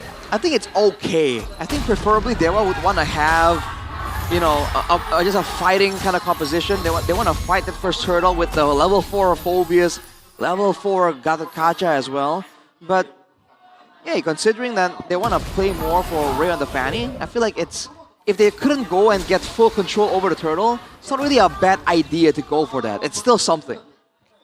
Ray so far has been, I gotta say, the first engage that he did with the cables is quite underwhelming. Let's see though. Octa already. AOG! Wow, there you go. The pure combo, 3 ultimates in the mid lane, throwing everything at X-Magic. That was cool, man. That was sign off on the lead team, man. The layering from the RWM, knowing that Ray's gonna be there, that was pretty sick highlight. Yeah, Ray so far hasn't really done any crazy cabling just yet, but it's looking decent. Like, he knows how to count the damage numbers, he knows how to manage his energy. We haven't caught him stuck on land for too long so far in this game. Looking at some of the items right here, cooldown boots for maybe, so going aggressive, not really concerned about crowd control or physical damage. That might be dangerous against a Yi Sun-shin, but Octa, I want to be careful here. Able to flick around. That's going to be the Lantern Flare to knock Muezza up. Ray now will be trying to go for the play, but he's got to be careful. Apro can still stun him midair. Yeah, but I feel like so far Ray has been a bit too careful with his approach, man. I feel like he's not as aggressive as other fannies out there, but I might be wrong. Yep, there you go. Back to no energy. 3 seconds for the Turtle. This could be a start and a burst down for Na'Vi. Oh. Okay, they can stall this out. They do have beefy fighters in their composition. Ray, though, already in position. Cars. Earth Shatter onward. Kin able to go for the Infernal Pursuit. Now as Cars pops in Primal Rat, but Kin gets the Dark Wave on Woshapal. Octa! What? How did they get there? Ran down by Na'Vi. I need a replay. I didn't see that. The switcheroo, dude. When everyone was focusing on Kin, Octa got kind of corralled into a death corner. Spear of Destruction doesn't land. Yep. That gives a bit of a leeway to Kin. Goes in again. Ray jumping into Dark Wave! And AOG! Kin's still there. Ray doing damage now with the damage on the Shime, who walks all the way there with a miss SOD. Kin again. Infernal Pursuit now with Alpha Baby! The 2 side laners of Dewa turning everything around. Goodness gracious, kid. Dewa couldn't ask for a better debut so far. He's been carrying the team fights. But Ray, that was like 1 hit away. I feel cheated of a kill if I was Ray. It's definitely a tilter, man. 1 hit away. Any ability, any basic attack would have taken him out. You're seeing again, Ray. It's a bit of, it's not exactly like jitters, but it's like indecision. You know, he's kind of like trying to play it slow, play it calculated. But sometimes you gotta be explosive with that hero. Unfortunately, didn't get the kill, but overall, still a win for Dewa. It could be Rust, though, you're right. It is a very difficult hero to really use effectively. Hey, mid lane, that's a Crimson Beacon baited. No purple buff for Ray. 10 seconds, it'll spawn back in, and the turtle is still very healthy, so they'll have time. Yeah. He's gonna take the purple and will fight. And with Ken in the team fight, I'm pretty sure that Dewa United wants to be a bit more aggressive here, considering that there's no flickers anymore. Or no Crimson Beacon. Alright, rotation by maybe as well. He's really in the vicinity. Dewa might want to try and go for a rush or at least an engage right here as Kin just zones everyone away. Yep. Kin's still there, just gonna go his pathway used up, but Kin zoning Worship Ball so well. Now it's gonna be Cars fall into the hands of Kin. Turtle falling. There's no trade on the board. Moskov still up top, but I think it'll just be traded for a turret down below, so Dewa still gets the winning trade. Yeah, so far it's pretty okay for Dewa United. Oh, Ray still goes in again. Uh-oh, this time with the cutthroat already on X-Magic, forcing the Crimson Beacon. Doesn't get knocked up, takes the wave up top, and yeah, I mean, 1 for 1. There you go, that's the aggression that I need to see from Ray. I feel like that's a bit non-existent in the first like 4 minutes or so. Because like when you win the trade with the HPs against a Jushin, you get to the team fight much earlier in the next one if you're a Fanny. Yeah, at least now there's a... He's really going for those kills. I think he just wants to make sure he has some items before he really goes all in. Once he got the Heptases, I think he was a bit more aggressive there, trying to find plays around the map. Now, they got their eyes on the top side covered as Kin. He just stands there, dude. They can't do anything about it. Oh. Smooth criminal Ray. That's going to the way. Retribution. Yeah, that's a drive-by Grand Theft Purple, as Leo would say. Top lane though, Cars. Nope. There's no way he defends this. Free for Dewa. Yeah, he can't do much right now. Dude, the fact that Kin now is already on the Radiant Armor and is building towards a, I believe, what could be a Dominance Ice here. Man, he is just so tanky right now compared to the rest of the team, just because of the built-in sustain as well. So, dude, now he has to figure out a way to kind of deter Kin without really allowing him to counter-engage. And that's a problem here. Kin is holding back on the Dark Wave again and again. So that means that Navi can't move anywhere near him carelessly. So that's kind of causing way too much hesitation. And that's where Mueza and Ray come in unexpectedly because they have that range advantage. They can engage with the AOG and cables from a mile away. Yeah. Remember when I said Kin is going to have a bad game or like this is going to be a tough game for Kin? Yeah. Never mind. Not so much apparently. Ray again jumping in onto X-Magic! Oh, doesn't bait out the Crimson Beacon this time around. He holds on to it, but he's as good as dead. He'll have to recall. That's so interesting, man. The way Ray plays his Fanny, it seems slow. It looks so much slower compared to the more notorious, famous Fannies. But so far, it's still working, and the team is playing around it so well as Cars tries to find something. I want to be careful, though. Gets a jump on Cars, now with the pursuit again. That's going to be the final wrap, but it's going to be Kin jumping in again. Ray looking for the cut down, finds the cut through to the back. Kin still able to survive the RWMs on them. Apro taken out by maybe. Kin still able to get the in front of pursuit stack. Doesn't jump in. How did he survive against a Primal Rat and a Moskov? The composure, man. Tries to hold back the flicker at the last second. Wow. Yeah. And not much like panic at all from Kin. He knows what to do on this hero despite not really having the best matchup here against a Jushin, against a Hylos, but he evades those and tries to go for Cars instead. Even a Moskov, dude. Yeah, he got hit with the Spear of Destruction and he just seemed ready, dude. The moment Chive went for it, he got out real quick. Now though, it's back to the Lord Dance. Ray is gonna go for his orange first, so he better do it quick, man. The team can buy some time, but ideally he wants to be around here just in case now we make a mistake and allow a kill to fall into Dewa's hands.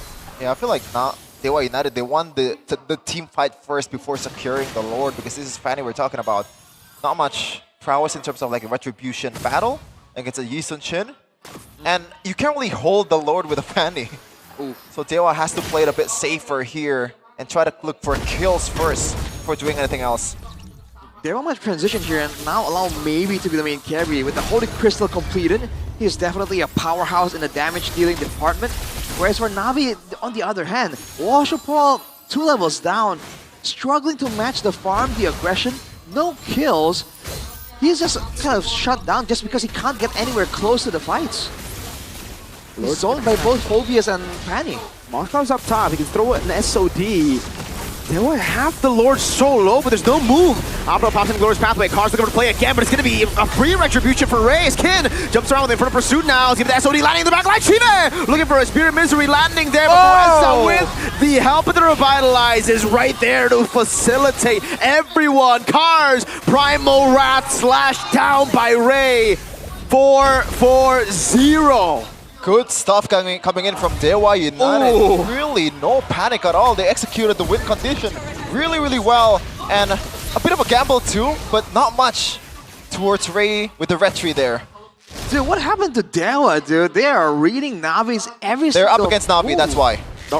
But dude, they're usually not as calculated. They seem to really know exactly what Navi is doing, and they haven't really been caught off guard so far. Even with the unexpected SODs, the unexpected attempts by Navi to kind of throw a curveball, Dewa just seems completely unfazed. Is this because they have confidence in their front line? Because again, there's a couple of moments where Kin really should have gotten taken out, but he is still on 0 deaths.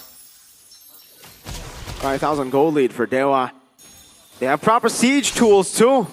They got a Harriet that deals damage, sidling control of the Fanny, and RWM to zone them from the base turrets. Octa just poking down, the Mountain Chakra coming down, and the RWM doing so much over to Apro, forcing him back. That's the Zaman force by maybe. Gets a base turret, but that's it. No more for Dewa. Navi hold. Still pretty much value, especially when you look at the long lane. It is the top lane for Navi right now. The next Lord should be the nail in the coffin for Dewa United if they can execute it well enough. See Dewa moving towards the jungle of Navi, denying even more. Look at this, man. Step by step, like win conditions. Even Octa now, look at that. Bloodwings immediately, understanding that Shive has always been using this SOD to look for him, if possible, in these fights. So an extra bit of survivability will be so useful for him. Because remember, if you don't take out Yves immediately, you get slowed, you get damaged, and he gets sped up. So the Yves can actually be very difficult to catch if you don't nail him at the first shot. Yeah, but it's super hard to catch the Yves though. How do you... I think the only one that can do it on his own is Chive if he lands the perfect SOD. Exactly. Cars, if he wants to go for the Flicker Earth Shatter combo, the peel is there, Mueza is there, maybe is there, Ken is there. What's tough for Navi right now is their comp really is an all-in type of composition. It's not really meant to go in and out, right? Glorious Pathway, all in. Crimson Beacon, if it's used forwards, all in. SOD, all in. And they're losing both sustain and damage output-wise just due to the AoE. So they're just lacking output right now. And Cars in particular, I bet he wants to really be active using the Primal Wrath. But again, he is forced to play the frontliner role. He hasn't really been allowed to really dish out some damage. Which, like, the proper target for Cars at this point towards the... Whoever's closest, man. Dude, I mean, look for the bounce. Can you burst them? No. We're in sync, Mirko. But yeah, he cannot burst anyone. The best he can do is output some damage, and it doesn't matter who he hits. He needs to bounce those balls around to do as much as possible. Look at Kin again, zoning everyone in the choke point. Yep, doing a good job at it too. Now taking a lot of damage, but to him it's nothing. I mean, look at how many shots he took, but how little HP he lost. Now he's walking out. The Lord's dealing more damage to him again. Zoning in the back line, doing a good job, giving Ray all the room necessary. SOD in the back line, he takes it. It's going to do a lot of damage. Now it's Max Magic joins him too. It's a good fight actually, but Kin is holding them down again. Wow, in the back he goes. Finally he falls, but he gets a killing spree before he dies. Is that a plate armor kill? I haven't seen that in a while. Was it actually? It is, I think. Yeah, Kin has the blade armor, so that very well be what happened. But that's where Navi actually found a winning moment there. They were able to get Shive in the backline towards Octa, and Octa again and again has been flickering forwards to get away from danger. The difference was maybe was preoccupied trying to deal damage to everyone else. So Shive, instead of being nuked down by the Harith, was able to actually get a lot of damage out onto multiple people because of the passive. And that is what Na'Vi has used to get a bit of a winning fight, but the base towers still fall. Overall, Dewa still has a lot of control here. It's a very thick Fanny. Yeah. What build does he have? It's War Axe, Brute Force. I think what's with the Hephaestus Queen's Wings? Yeah. Okay, so it's kind of like a utility in a way. You deal damage. It's prolonged fight Fanny. It's like a hybrid Fanny that mainly only targets the backline, right? He won't have damage to deal with like a high loss with an Edith. But hey, that's what the Harith is for. That's what the Yves is for. As long as he can get his way onto the Yi Sun Shin, onto the Moskov, I think Ray is very happy with what he can achieve on this build. Whoa, Afro? Did he sell his boots? Did he? Sure. Or maybe he just had that entire game. Okay, let's take a look at the player's maybe gold, he though. did. What? I'm not sure, yeah. Not sure. Look at the player's gold by Simpati though. You can see maybe and Ray all the way up there, but Shive not far behind. In fact, he only has one more item left if you include the boots. By the way, I'm sorry. What do we think about a concealed Hylos in this game? Against a Fanny? Against a maybe with Purify? Oh my god, it's so awesome. I think he's trying to do like the JP, you know, flank the Yves. From because On that's the Hylos? With the Luo Yi, that's what you should do, but who's No. gonna teleport? Back then it was Jusin Hylos too for TL, TH when the horse went when JP went conceal on the Hylos. Oh, but that's only when you have the map control though. To be fair, they haven't really been clearing that well when they're moving into dangerous areas. They're kind of playing with momentum thus far. So maybe Na'Vi can find something if they want to try and mind game it that way. But base tower's already down on top and bottom. 10 seconds to go here. Na'Vi have to make a risky move of some sorts. Do they though? They have two marksmen. I think they're scaling right now surprisingly kind of well. The thing is right now, Dewa aren't really utilizing their strengths in the team fights. They're not playing front to back for the Harith and Yves. They're just diving in. Kin is doing what he needs to do, but the rest of the team needs to play more. Mainly, maybe an Octa needs to play together. They need to deal with the threat of the SOD together. Yep. And Octa already picked up the Brute Force Breastplate, by the way, so he's going to be deceptively tanky for Shibe. You better be careful about that. I wonder if he actually realizes, you know, what Octa is scheming here. Push, Moskov, lure taken very low, and Ray is still on the purple buff, but Na'Vi didn't want to go for it. Well, they can play the patient game. Moskov is pushing Dewa. Priest it again to go for the fight. Wow, what a dark wave by Kin to force out the team fight. Moskov still on top. Ray with the cutthroat. SOD landing. Shive is going to take it. Jumped into the back line. No times. Shive taunted down. The magic damage gets him out of there. 2, 4, 3. Ray looking to play again. Now jumping onto Washer Paul. Doesn't have to cut through, but gets it in time. 3 for 3. But at what cost for Dewa United? They lost the long lane, almost the base turret too. Thankfully, Ray is there to clear her up. Man, this is not looking good for Dewa United. They're up against a 2 marksman composition with decent pill. And the Spear of Destruction has been landing beautifully from Shive. And they're really not denying the dive that well anymore. The first couple of attempts from Shibe and Washer Pearl have been thwarted so efficiently. Towards the late game, they are kind of focusing too much on getting to the front, and they're forgetting the back. Octa and Maybe are suffering here because they're not really getting the support that they need. Now with the Lord in the picture, again, they have the far lane, they have a poke hero, they have a Yves, right? They need to you know, get the best fight possible here. They shouldn't allow Na'Vi to scale any longer. Octa has to poke. He's just been playing it way too much like a Farsa, I feel.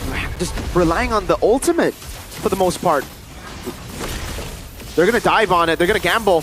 They know the Moskov's still up top. The SOD can still land. The Glorious Pathway comes down as Moez is going to be locked down by the Onward and the Earth Shatter now. Ray in the back line, getting the cables all over the place. SOD does land. Ray still wins out the Retribution, and that will be a big win. Kin already hovering over. Ray buys the Immortality. Only X-Magic and Shive left to defend. Looks like they want to just try to end this right now, not waiting for the Lord. They have the resources, and Ray is already almost full HP. Can they do it? It should be over unless Shive can make a miraculous play happen. Can you do it, Shive? Kin jumps into the shoulder bash to deny it away. X-Magic won't be able to do anything against the likes of Dewa United at 20 minutes. They seal the deal, a 2-0 clean sweep to get their first match win in MPL Season 16. And on the other side of the court, Dewa or Navi, they still gotta wait for the second win in 2 seasons. GG Dewa United, you see a lot of improvements too from how disciplined they were sometimes, but that discipline kind of cost them some, I guess, like, hesitation in some parts. Like, discipline is great, but you need to know when you need to know the rules so that you know when you can break the rules. And that game, I feel like both teams were doing great. They had their moments, but there were some moments that seemed really improvised, really, YOLO-ish. Navi were doing so well, denying Dewa the ideal teamfight they require. And towards the end there, whether it's panic, whether they just got caught off guard, that's not how they wanted the fight to play out. They lost so many people off the bat immediately. Shive did not have the window to actually get to the back line. Man, it is a sweet debut indeed from Kin, man. Yes, sir. Amazing. On the Arlon, he was the one that's carrying on the Mobius, even though in terms of like carry potential, it was not there for the hero, but he was able to perform. But let's see though the winning interview for Dewa United.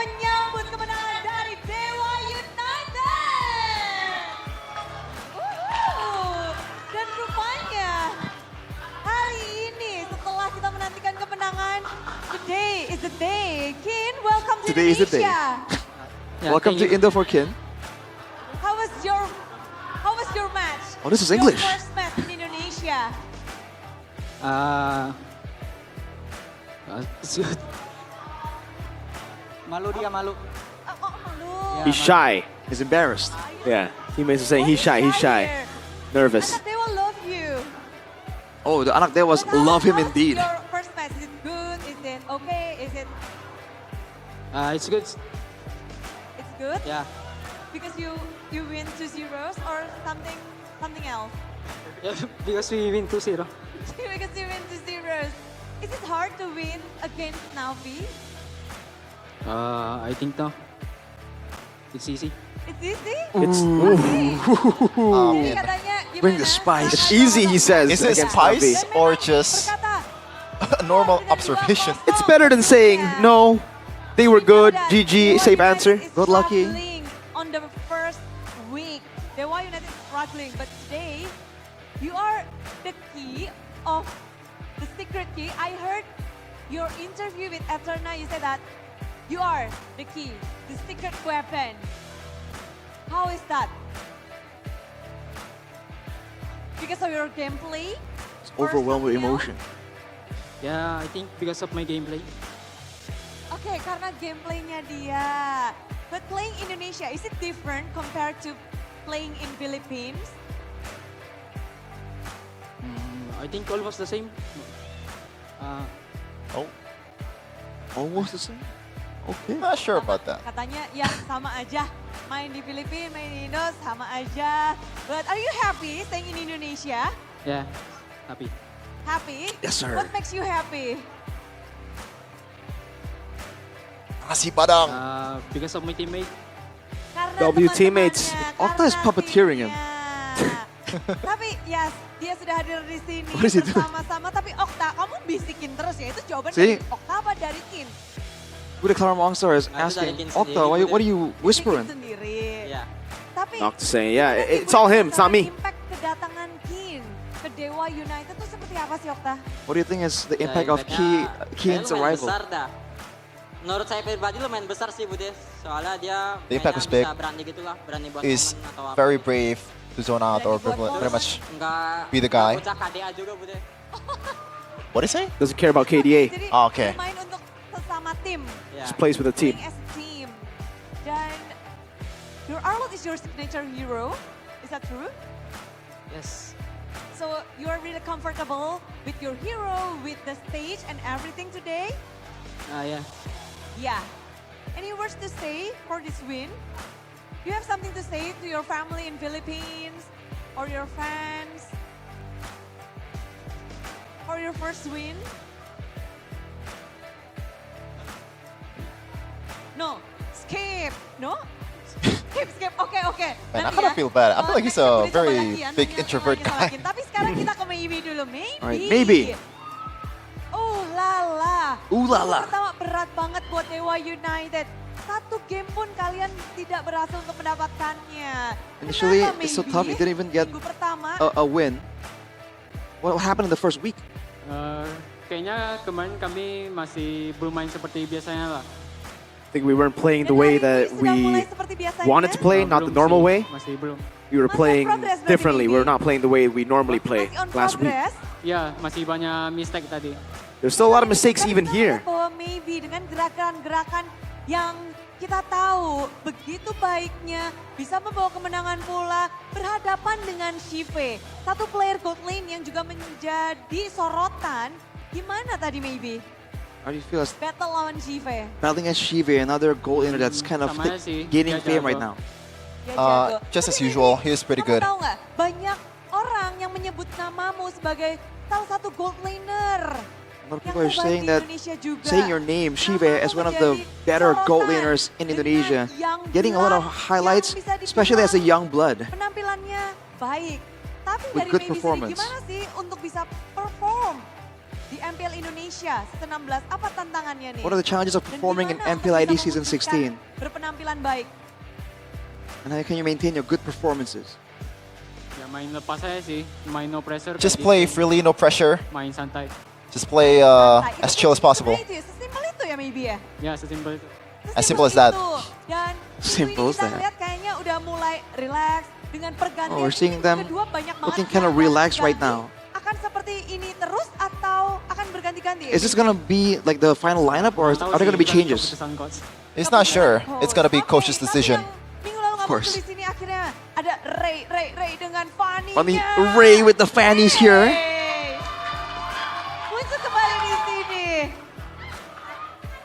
Minggu kedua, minggunya Ray kah?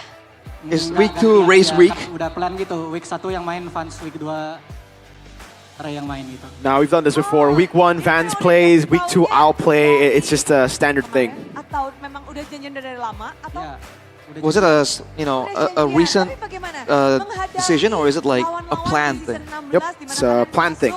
Ke season 16, minggu pertama kayaknya struggling banget. Minggu kedua gimana Ray? How do you feel in week 2? Because week 1 was quite struggling. Sih tim MPL kayak makin improve lah. Jadi gak ada yang Teams in gampang, MPL ID susah keep on improving. Gak ada yang susah semua. So it's very difficult to face off against any one of the teams now. Apa kunci kemenangan melawan Navi dari tim Dewa? What's the key to winning against Navi for Dewa? Main as a team, main berlima, lima-limanya main bareng terus. He's to play together, play as a team. All 5 of us need to play with one goal. Bisa bermain Fanny. Salah satu hero signature-mu dilepas. Ini kesalahan gak sih untuk Navi? Do you think it's a mistake from Navi to let go of your signature fanny? Oh, hoki dilepas. Reaksimu It was not lucky. Yeah, he got lucky that it's open. Oh ya udah main aja.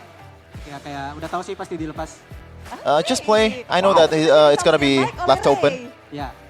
Ya, betul. Tapi di sisi lain ada Mueza. Mueza. Minggu yang kedua akhirnya bisa mendapatkan kemenangan 2-0. Finally a 2-0 win for week number 2. Apa pelajaran yang sudah kalian dapatkan dan perbaiki nih di minggu What yang kedua? fixes, what Mueza? lessons have you got from week 1 that you applied in week 2? Apa ya? Mungkin harus lebih enjoy aja sih kayak. Maybe just playing a bit more kita mainnya with more enjoy. minggu kemarin What? mungkin belum selepas. That's not good English, yeah. Ini emang belum full top perform gitu ya, tapi setidaknya kita Week 1 was not gitu. our top performance. Coba lebih baik, bermain lepas. Just try to be Tapi better. apakah panggung MPL memang segitu mendebarkan? Atau ada faktor apa nih? What other factors is there, or is it just the MPL stage being that big of a pressure? Kita selalu main as a team kan. Ya kalau misalnya kita kalah ya kalah. We always play as a team, so if we lose as a team. We win as a team. As long as we stick together. Lebih ready. Apakah ada We'll be ready. metode latihan atau This week you guys seem a bit more ready. Has there been a new training method or something else you did going into this week? Not really. Everything's the same. We've done the same thing over and over again every single week. hari yang menarik pula di mana akhirnya Interesting. kemenangan 2-0 dan anak Dewa kok udah rame di situ ya, udah pada siap-siap nih. Well, the Anak Dewas are ready. Sampaikan gak sih dengan kemenangan Is there kalian anything that hari ini, they wanna akhirnya menang dan tell the fans? Buat anak Dewa. Buat anak Dewa, makasih For anak udah Dewa. dukung kita walaupun week 1 kita struggle. Thank you for supporting us even though week number 1 we're still struggling. Bakal lolos playoff season ini. And he thinks that he's gonna be in the playoffs this season. Diamini dan Let's go. untuk mengabadikan momen ini karena ini adalah hari pertama Bude ketemu dengan Dewa United di season 16. Bude mau selfie, izin boleh ya? Can we take a picture together? I was gonna guys? take a selfie. Oke, jadi di sini kita bisa selfie. Pertama-tama Bude akan foto dulu. Ini pakai Samsung Galaxy ini keren banget. Ini bisa di kedepanin. Tadam. Jadi Bude bisa lihat di sini. Nah, oke. Let's go Dewa United. Asik. Yeehaw. Kayaknya ketutupan tuh, tapi keren banget. Yeehaw, hasilnya. partner. Thank you Yeehaw, banget partner. Dewa. Thank you, Kin. So, hari What's up, ini hari compadre? yang dinantikan oleh anak Dewa.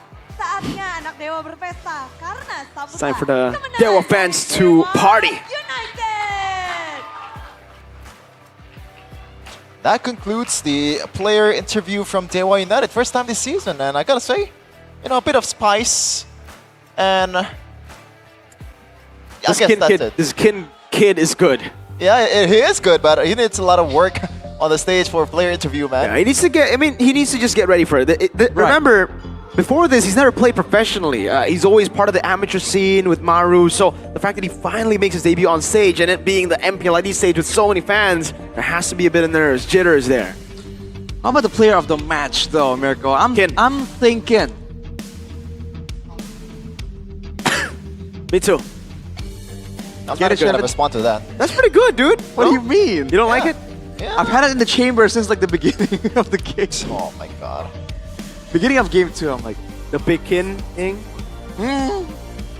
Well, man, what a moment for Dewa though, right? Because I think everyone was slightly counting them out, especially after week 1. It looked so like shaky. So I gotta say, unconvincing. folks, I thought Andorio and Uka were playing. That's why I predicted Navi. Yeah. I didn't thought of that. I just thought like Navi, they have the momentum. They were they pretty beat bad. Bigatron, you know. Yeah, they beat Bigatron, but I think that's more on Bigatron's side. But Dewa United right now, apparently, despite them playing better, I still think that it's more Navi in this loss that, you know, oh my god, that was terrible. I mean, game 2. Yeah. Game 2. I don't know, I feel like game 1 they just got outclassed, right? Game 2 is where they actually had a chance to win, I feel like. They put Shive on a hero that can do something, and that's why some of the fights look close, but really, I still feel like it's kind of like a Shive thing right now. He's the only one making plays around the map, doing something, and the rest of the team are just kind of like in limbo. Yeah, that's pretty accurate. Again, here, look, like when Shive can get that back dive, that things can happen, but otherwise, this dude, he was just walling, dude. Yeah. Pretty obvious MVP player of the match, presented by official tournament smartphone, Samsung Galaxy Z Fold 7 and Z Flip 7. Man, what a debut. What a way to start your career in MPL Indonesia. Really good stuff. Pretty crazy, honestly. The zoning was just so good. And you often see a lot of Phobiuses get a bit too overzealous. They get too low. They're no longer available for the actual fight after zoning for too long. But he found a good balance of zoning, but also making sure that, hey, either you commit, you know, I'll make you commit, or I'm gonna back away and actually keep my HP bars. Despite not having any external sustain, he was able to always have a presence in these fights, and that's pretty impressive, considering for the most part he was solo zoning. Moeza wasn't exactly zoning with him. He was doing other things to benefit the team. Does look like, I mean, throughout the game, it was, especially here, there's really not much they could do. They just were caught off guard a couple of times. Here, though, this is one of the many win conditions, well, the only win condition, if Shive gets free hits and maybe an Octa are just desynchronized. Yeah, and this is the Blade Armor kill. Oh, man. You hate to see it. So many times, though, Kin was able to look for those initiations with the Dark Wave Flicker combo. A couple of times, great SODs here that almost turned things around. A flicker forward from Shive, but then following through there was the mistake that ended up being very costly. That's the Gatot Kacha passive as well, dude. It's deceptively a lot of damage if you're not careful and you stick too close to him. Here though, Retribution, dude. Knockups, getting stuck, no problem. Gets that Retribution. I mean, I think that moniker is well deserved. After that, I feel like it's only a matter of time and they get the win. After losing, technically, the previous fight, they win the fight with 0 casualties and end the game. Like, yo, what the heck?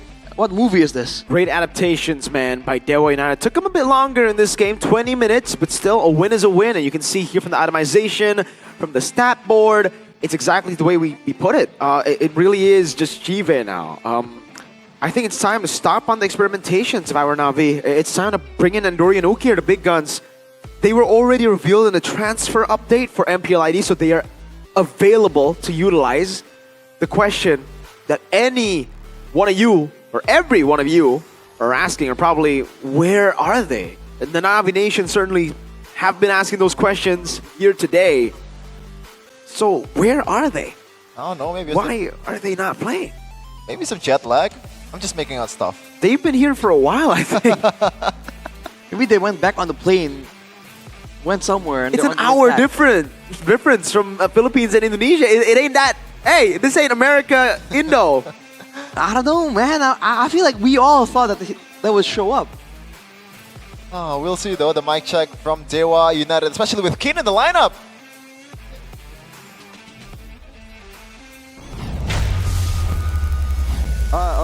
It's okay. Hold There's still one. Yeah, wait.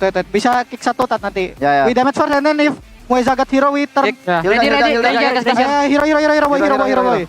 Nice boy. Can hero again. Backup Kin. Granger bisa kan tuh? Granger. Kalau nggak bisa run saja guys. Ranus. Ira. Oh, udah aman gua. Kaiting. Terus hit. Aggressive now, I can burst. Aggressive. In double green.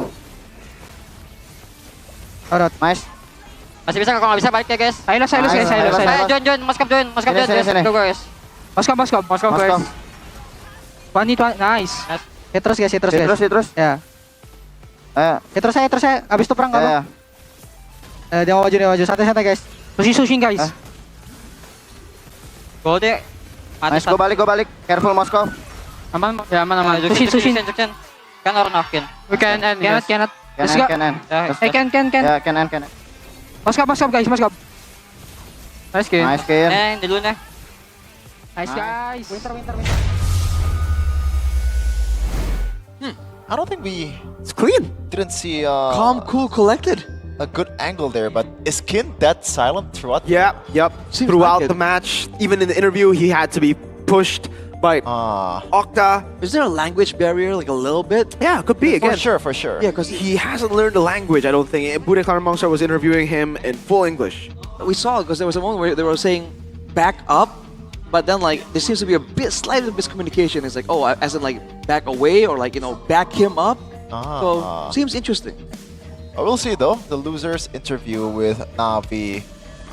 Coach Do? Yeah, we're gonna shed some light to what happened in that match earlier. Let's see what he has to say.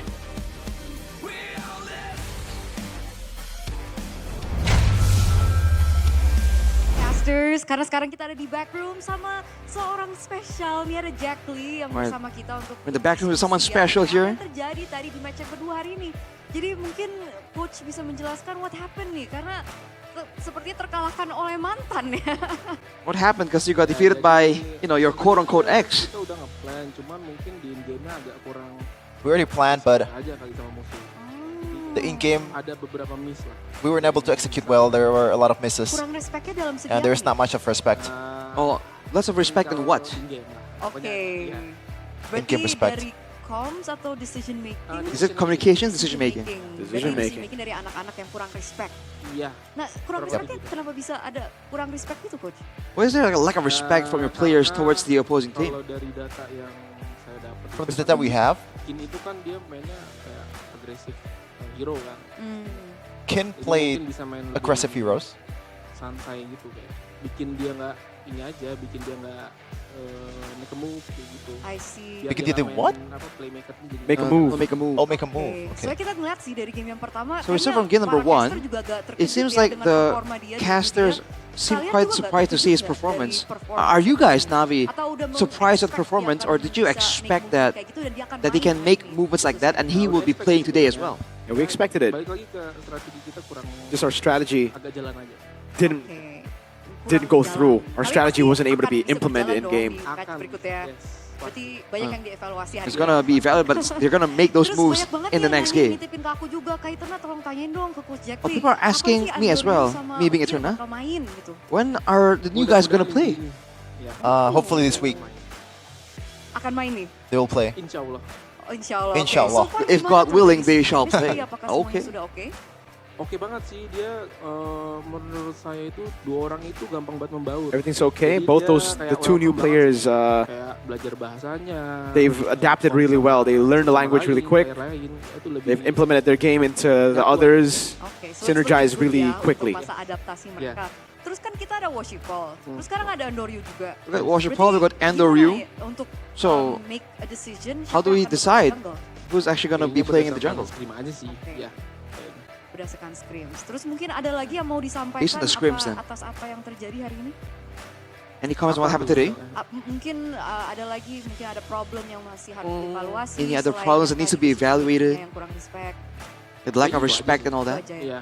That's it. Kita harus bisa lebih konsisten lah daripada. We have to be a bit more consistent. Jadi nextnya kita bakal lebih konsisten aja. We'll be more consistent next matches. Mungkin ada pesan untuk para Navi Nation?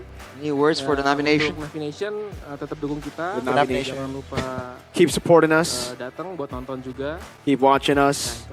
Thank you for watching. Thank you so much, That's it. Jack Lee. Thank you. Kita akan lempar Jack Lee. kepada para casters untuk membahas lebih lanjut. So yeah, that's an answer for you guys that's been wondering where is Andoryu and Okir, and he said, hopefully this week they'll play. Hopefully it scares me. Hopefully scares you? Yeah. Why? Why does hopefully Because scare it's you? not 100%. That's Shevin true. is despaired. Yeah, it's kind of weird. I wonder what's going on because it's like, why, if God willing, like why? Isn't it just like guaranteed? I mean, he even said that they've been adapting really well, Yeah. gameplay-wise. Even they learned Bahasa. Like, I think that checks all the marks. Yeah, he's saying everything is saying that they're going to be playing. But there's a chance. But why? But there's a chance. What? Like, why? I'm so It confused. feels like he's like slightly trolling almost. I'm not sure, but Just a little bit. It's like, why? Why can't you just give us a green light? I mean, we'll see though. We'll see though. Is it Hopefully, that controversial to say your player's gonna play? hopefully Andoryu and Okir will definitely make their debut this week because maybe Navi really needs it, you know. But on the other side, Kin, as we said earlier, what an impressive debut for the young kid. I don't know if he's young, but just yapping, but Hey, he's young. He's young. he's young, right? Very young. But do you think that lack of communication will become a problem? Could be. Again, it really depends on how fast he learns the language, right? Luckily, in his first match, he was up against a Navi that was also disoriented with the strategies like we heard from Jack Lee. Later on, once he gets to go up against, the stronger teams, that communication issue is certainly going to be a bigger problem. So they got to learn. He's got to learn quick. Just like the two new players from Navi, they've learned quick, but they're just not... I don't know. Yeah, if he's sticking here for quite a while, we can call him Kin's Dynasty. Kin Dynasty. The Kin Dynasty. They took over the Paul Dynasty. The Ming Dynasty. We'll see the schedule after what happened in this week. Whoa! Oh, man. Navi, 7th. Oh! Yup. Oh. Team Liquid ID, 8th, and a certain team is on the bottom. Of course, presented by official tournament smartphones, Samsung Galaxy Z Fold 7 and Z Flip 7. Arashi, any like big takeaway here? I feel like in the early season, again, it doesn't really matter as much. It doesn't mean that you're gonna be 9th place at the end of the season, but I like that, Arashi. But you also gotta be careful, right? You don't wanna get too complacent. I think that's what we can learn from this experience, right? And early in the season, 1 or 2 wins, and you can go to the bottom or to the top. So hey, next. You better hope your boys don't go for the Estes comp again. I mean, you better hope that you drafted something that's actually passable in MPL. Don't worry, we got Bam and Airpong. They're here. Sure. Alright, Alter Ego combo. EVOS in the second game. And EVOS is still, they haven't lost yet, right? Nope. They played 1 match. EVOS are 1-0 right now. We got plenty of top-notch matches for y'all. For sure, for sure. Top notch. What's the third match again? I saw all We don't need to see the third match. What we need is Doritos to brighten up our day. A snack that not only boosts our mood instantly, but also makes you even stronger in the land of dawn. Doritos X MPL comes with Mobile Legends Diamonds voucher right inside the package. So if you guys are wondering, you know, how do we have all those diamonds ready? It's because of Doritos. Well, why is Mathilda the one that's chosen? Well, what issue do you have with Mathilda, Chefin? Yeah. I don't know. Like, you like the bird? Out of all, I feel like Franco. Why is Good Day Packaging? Why does the Good Day Packaging have Brody and Rafaela? I mean, you got the vibes, Brody. What about Rafaela? Rafaela? I can say kind of. I can Rafaela seems like a very positive person overall. So Mathilda isn't? Huh? Mathilda isn't positive? No, is it like cornfields, corn? You might want to get Franco. You know, I feel it's more. Oh, the scarecrow Franco? Yeah. Yeah, because the regular Franco will just eat the corn. Like. That's something that you could link up. That's true. What's the link with Mathilda and the corn? Mathilda flies high, and that's because what birds you feel like corn. when. Sure, I saw a different angle, but that works. The shorter angle. Birds like corn. There you go. Go ahead, grab the vouchers, grab your Doritos right now in the packaging. Boom, bang, bada bing. Boom, right there. You ever opened like these packages just by smacking it? I have as a kid, yes. That's a bad. That used to way really that used to like scare me like so bad. I'm like, whoa, what is that? You want me to do it right now? No, because the last time I remember, someone went whang and everything just shot out. Exactly. So it'll be a bad decision, right? It'll be bad. It's not secure. If you guys want a secure future, now is the time to start saving in gold. Boom. With just a 200k IDR, you can already start having with saving with UBS gold bars, guaranteed 100% authentic, 100% safe, and 100% profitable. Come on, start saving with UBS gold bars today. Right Australia now. Bars. Huh? AU. Ah, okay. I like how quick you guys got it. Cool. What does AU? What's the? I will hit you. It's a test. Like what does AU stand for? Are you serious? Yeah, I know. It's just a test.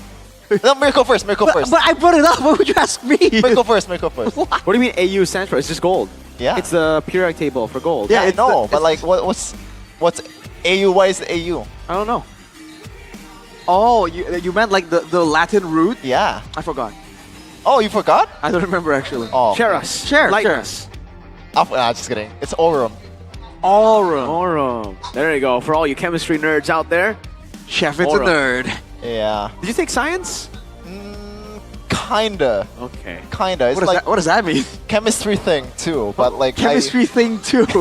That's why. This is a weird module, bro. I didn't have the degree at the end of the day, man. Oh yeah, I can humor myself with watching Super Fans Cup.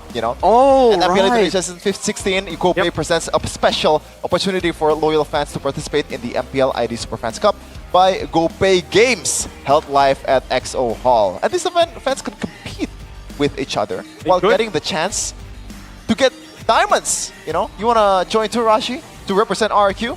I feel like there's a conflict of interest there. Why? Because like I should be neutral professionally. Professionally, Arashi, but there you could just put on a mask. Oh, Navi Nation, no way! the best team in the world. Oh man. RQ Kingdom though. RQ Kingdom, we up there. They second right now. Then followed by the Cavalry, Altered Champs, Bigatron Troopers, Anak Dewa. What happened? Oh no, Evo's fam, Sonic Republic. Dang indeed. Navi Nation though, let's go. What? Hey. They're trying to get a spot in the MPL roster. No. Maybe you win here, you go MDL, you win MDL. Hey, who knows? He's gonna pick you up. Maybe Coach Do will just, wander around in the front looking at the Super Fans Cup. And you know what? This guy actually has some potential. Maybe. Let's bring him up to the roster. Can you imagine the player lore? This guy used to be in the Super Fans League. Now he's in MP. That would be crazy, dude. What's the craziest player lore that you know? Craziest player lore? Lore, yeah. Out of all the... lore as in like the backstory or just Yes. like in a tournament? One tournament? How he got to MPL, maybe? Chidera from nowhere, just picked up. Yeah, that was kind of surprising. And speaking of Chidera, we have EVOS versus Geek. Oh man, Chidera not being there kind of like Kenzie had the same road, right? Was he part of MPL or did he just get into MPL? I'm not sure. I think he was MPL. Okay. All right. So it's just Shadera who's gone from like into MPL. Bang. Boom, bang, bada bing. And he got immediately like rookie of the season. Yeah. Something like that. Wait, how about a boy though? He was the first tournament that He was in MPL. Oh, he was in MPL. Yeah, but when he got promoted, he played straight in MPLI. Damn. And did amazing too. Bigatron versus Alter Ego next for next week. Go ahead, watch live at MPL Arena. Buy your tickets now. id-mpl.com/ticket. This is a Chaos Derby, right? Dewa Bigatron also next up as well. We got Dewa versus BCR. That's gonna be a fire matchup. The battle for who gets dropped to red or gets lifted out of red. Octavius or Demise. Red.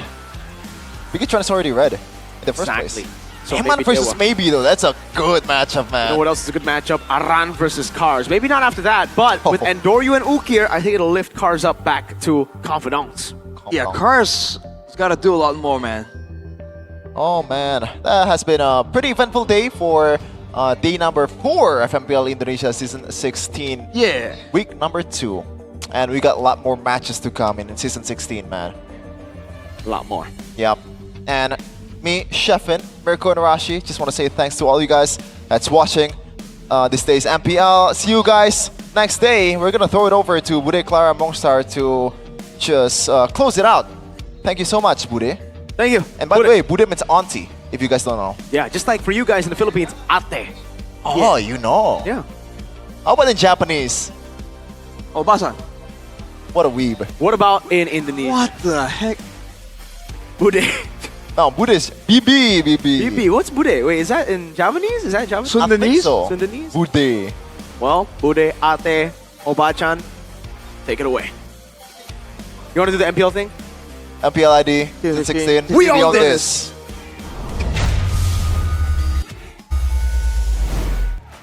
Panggung MPL Arena menjadi saksi bagaimana hari yang pertama minggu yang kedua telah digoyang dengan 2-0.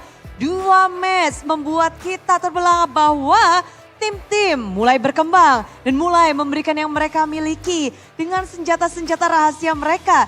Namun bagaimana dengan pendapat para super fans? Karena Super Fans Pick akan kita saksikan bersama-sama bagaimana super fans melihat chance atau mimpi bagi Indonesia untuk berada di tim mana, untuk berada di M7. Dan untuk Super Fans Pick, siapa yang akan berada di top 2? Jadi inilah dia Super Fans Pick.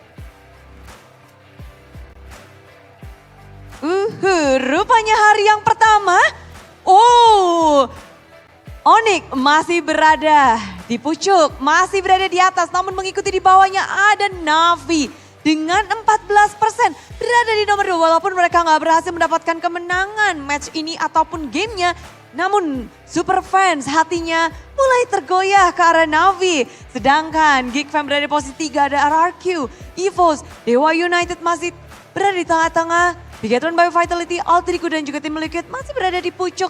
Jadi Bude masih penasaran bagaimana Super Fans Pick akan berubah seiring berjalannya waktu dan juga hasil akan menentukan suara kah? Jadi tulis di kolom komentar siapa tim yang menarik perhatian kalian yang memang pantas untuk menjadi wakil Indonesia di babak M7. Dan untuk hari ini rupanya banyak sekali yang telah kita saksikan bersama-sama. Namun keseruan ini tentunya tidak lepas dari dukungan para sponsor dan partner. Karena MPL Indonesia Season 16 powered by Moonton, supported by PBSI, presented by Official Turnamen Smartphone, Samsung Galaxy, Official e-wallet GoPay, Official Coffee Good Day, dan partner ini Sports ada Simpati, Dunia Games, lalu Games Max dan juga Good Time. Tak lupa advertiser Kacang Sukro dan juga Yoritos. Ditambah supplier kita ada Head and Shoulder, UBS Gold, Royal Guard dan juga Imaginary. Hari yang pertama memang terlihat begitu menegangkan dengan 2-0 yang diberikan oleh tim Onyx dan juga tim Dewa United. Bagaimana untuk esok hari 3 match akan berlangsung. Jadi untuk hari ini kita harus berpisah. Bude ucapkan terima kasih dan sehat selalu, stay safe dan sampai jumpa di hari yang kedua MPL Indonesia Season 16. We on this.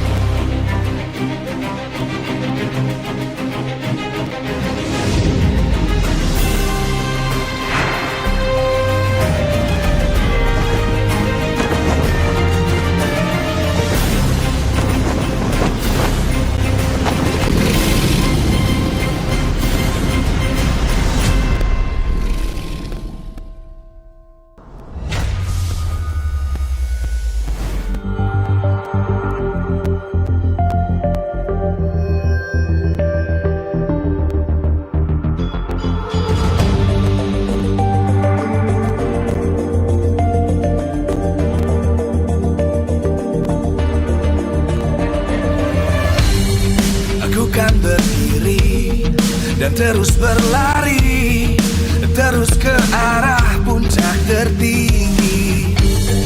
Ku takkan berhenti, hanya sampai di sini.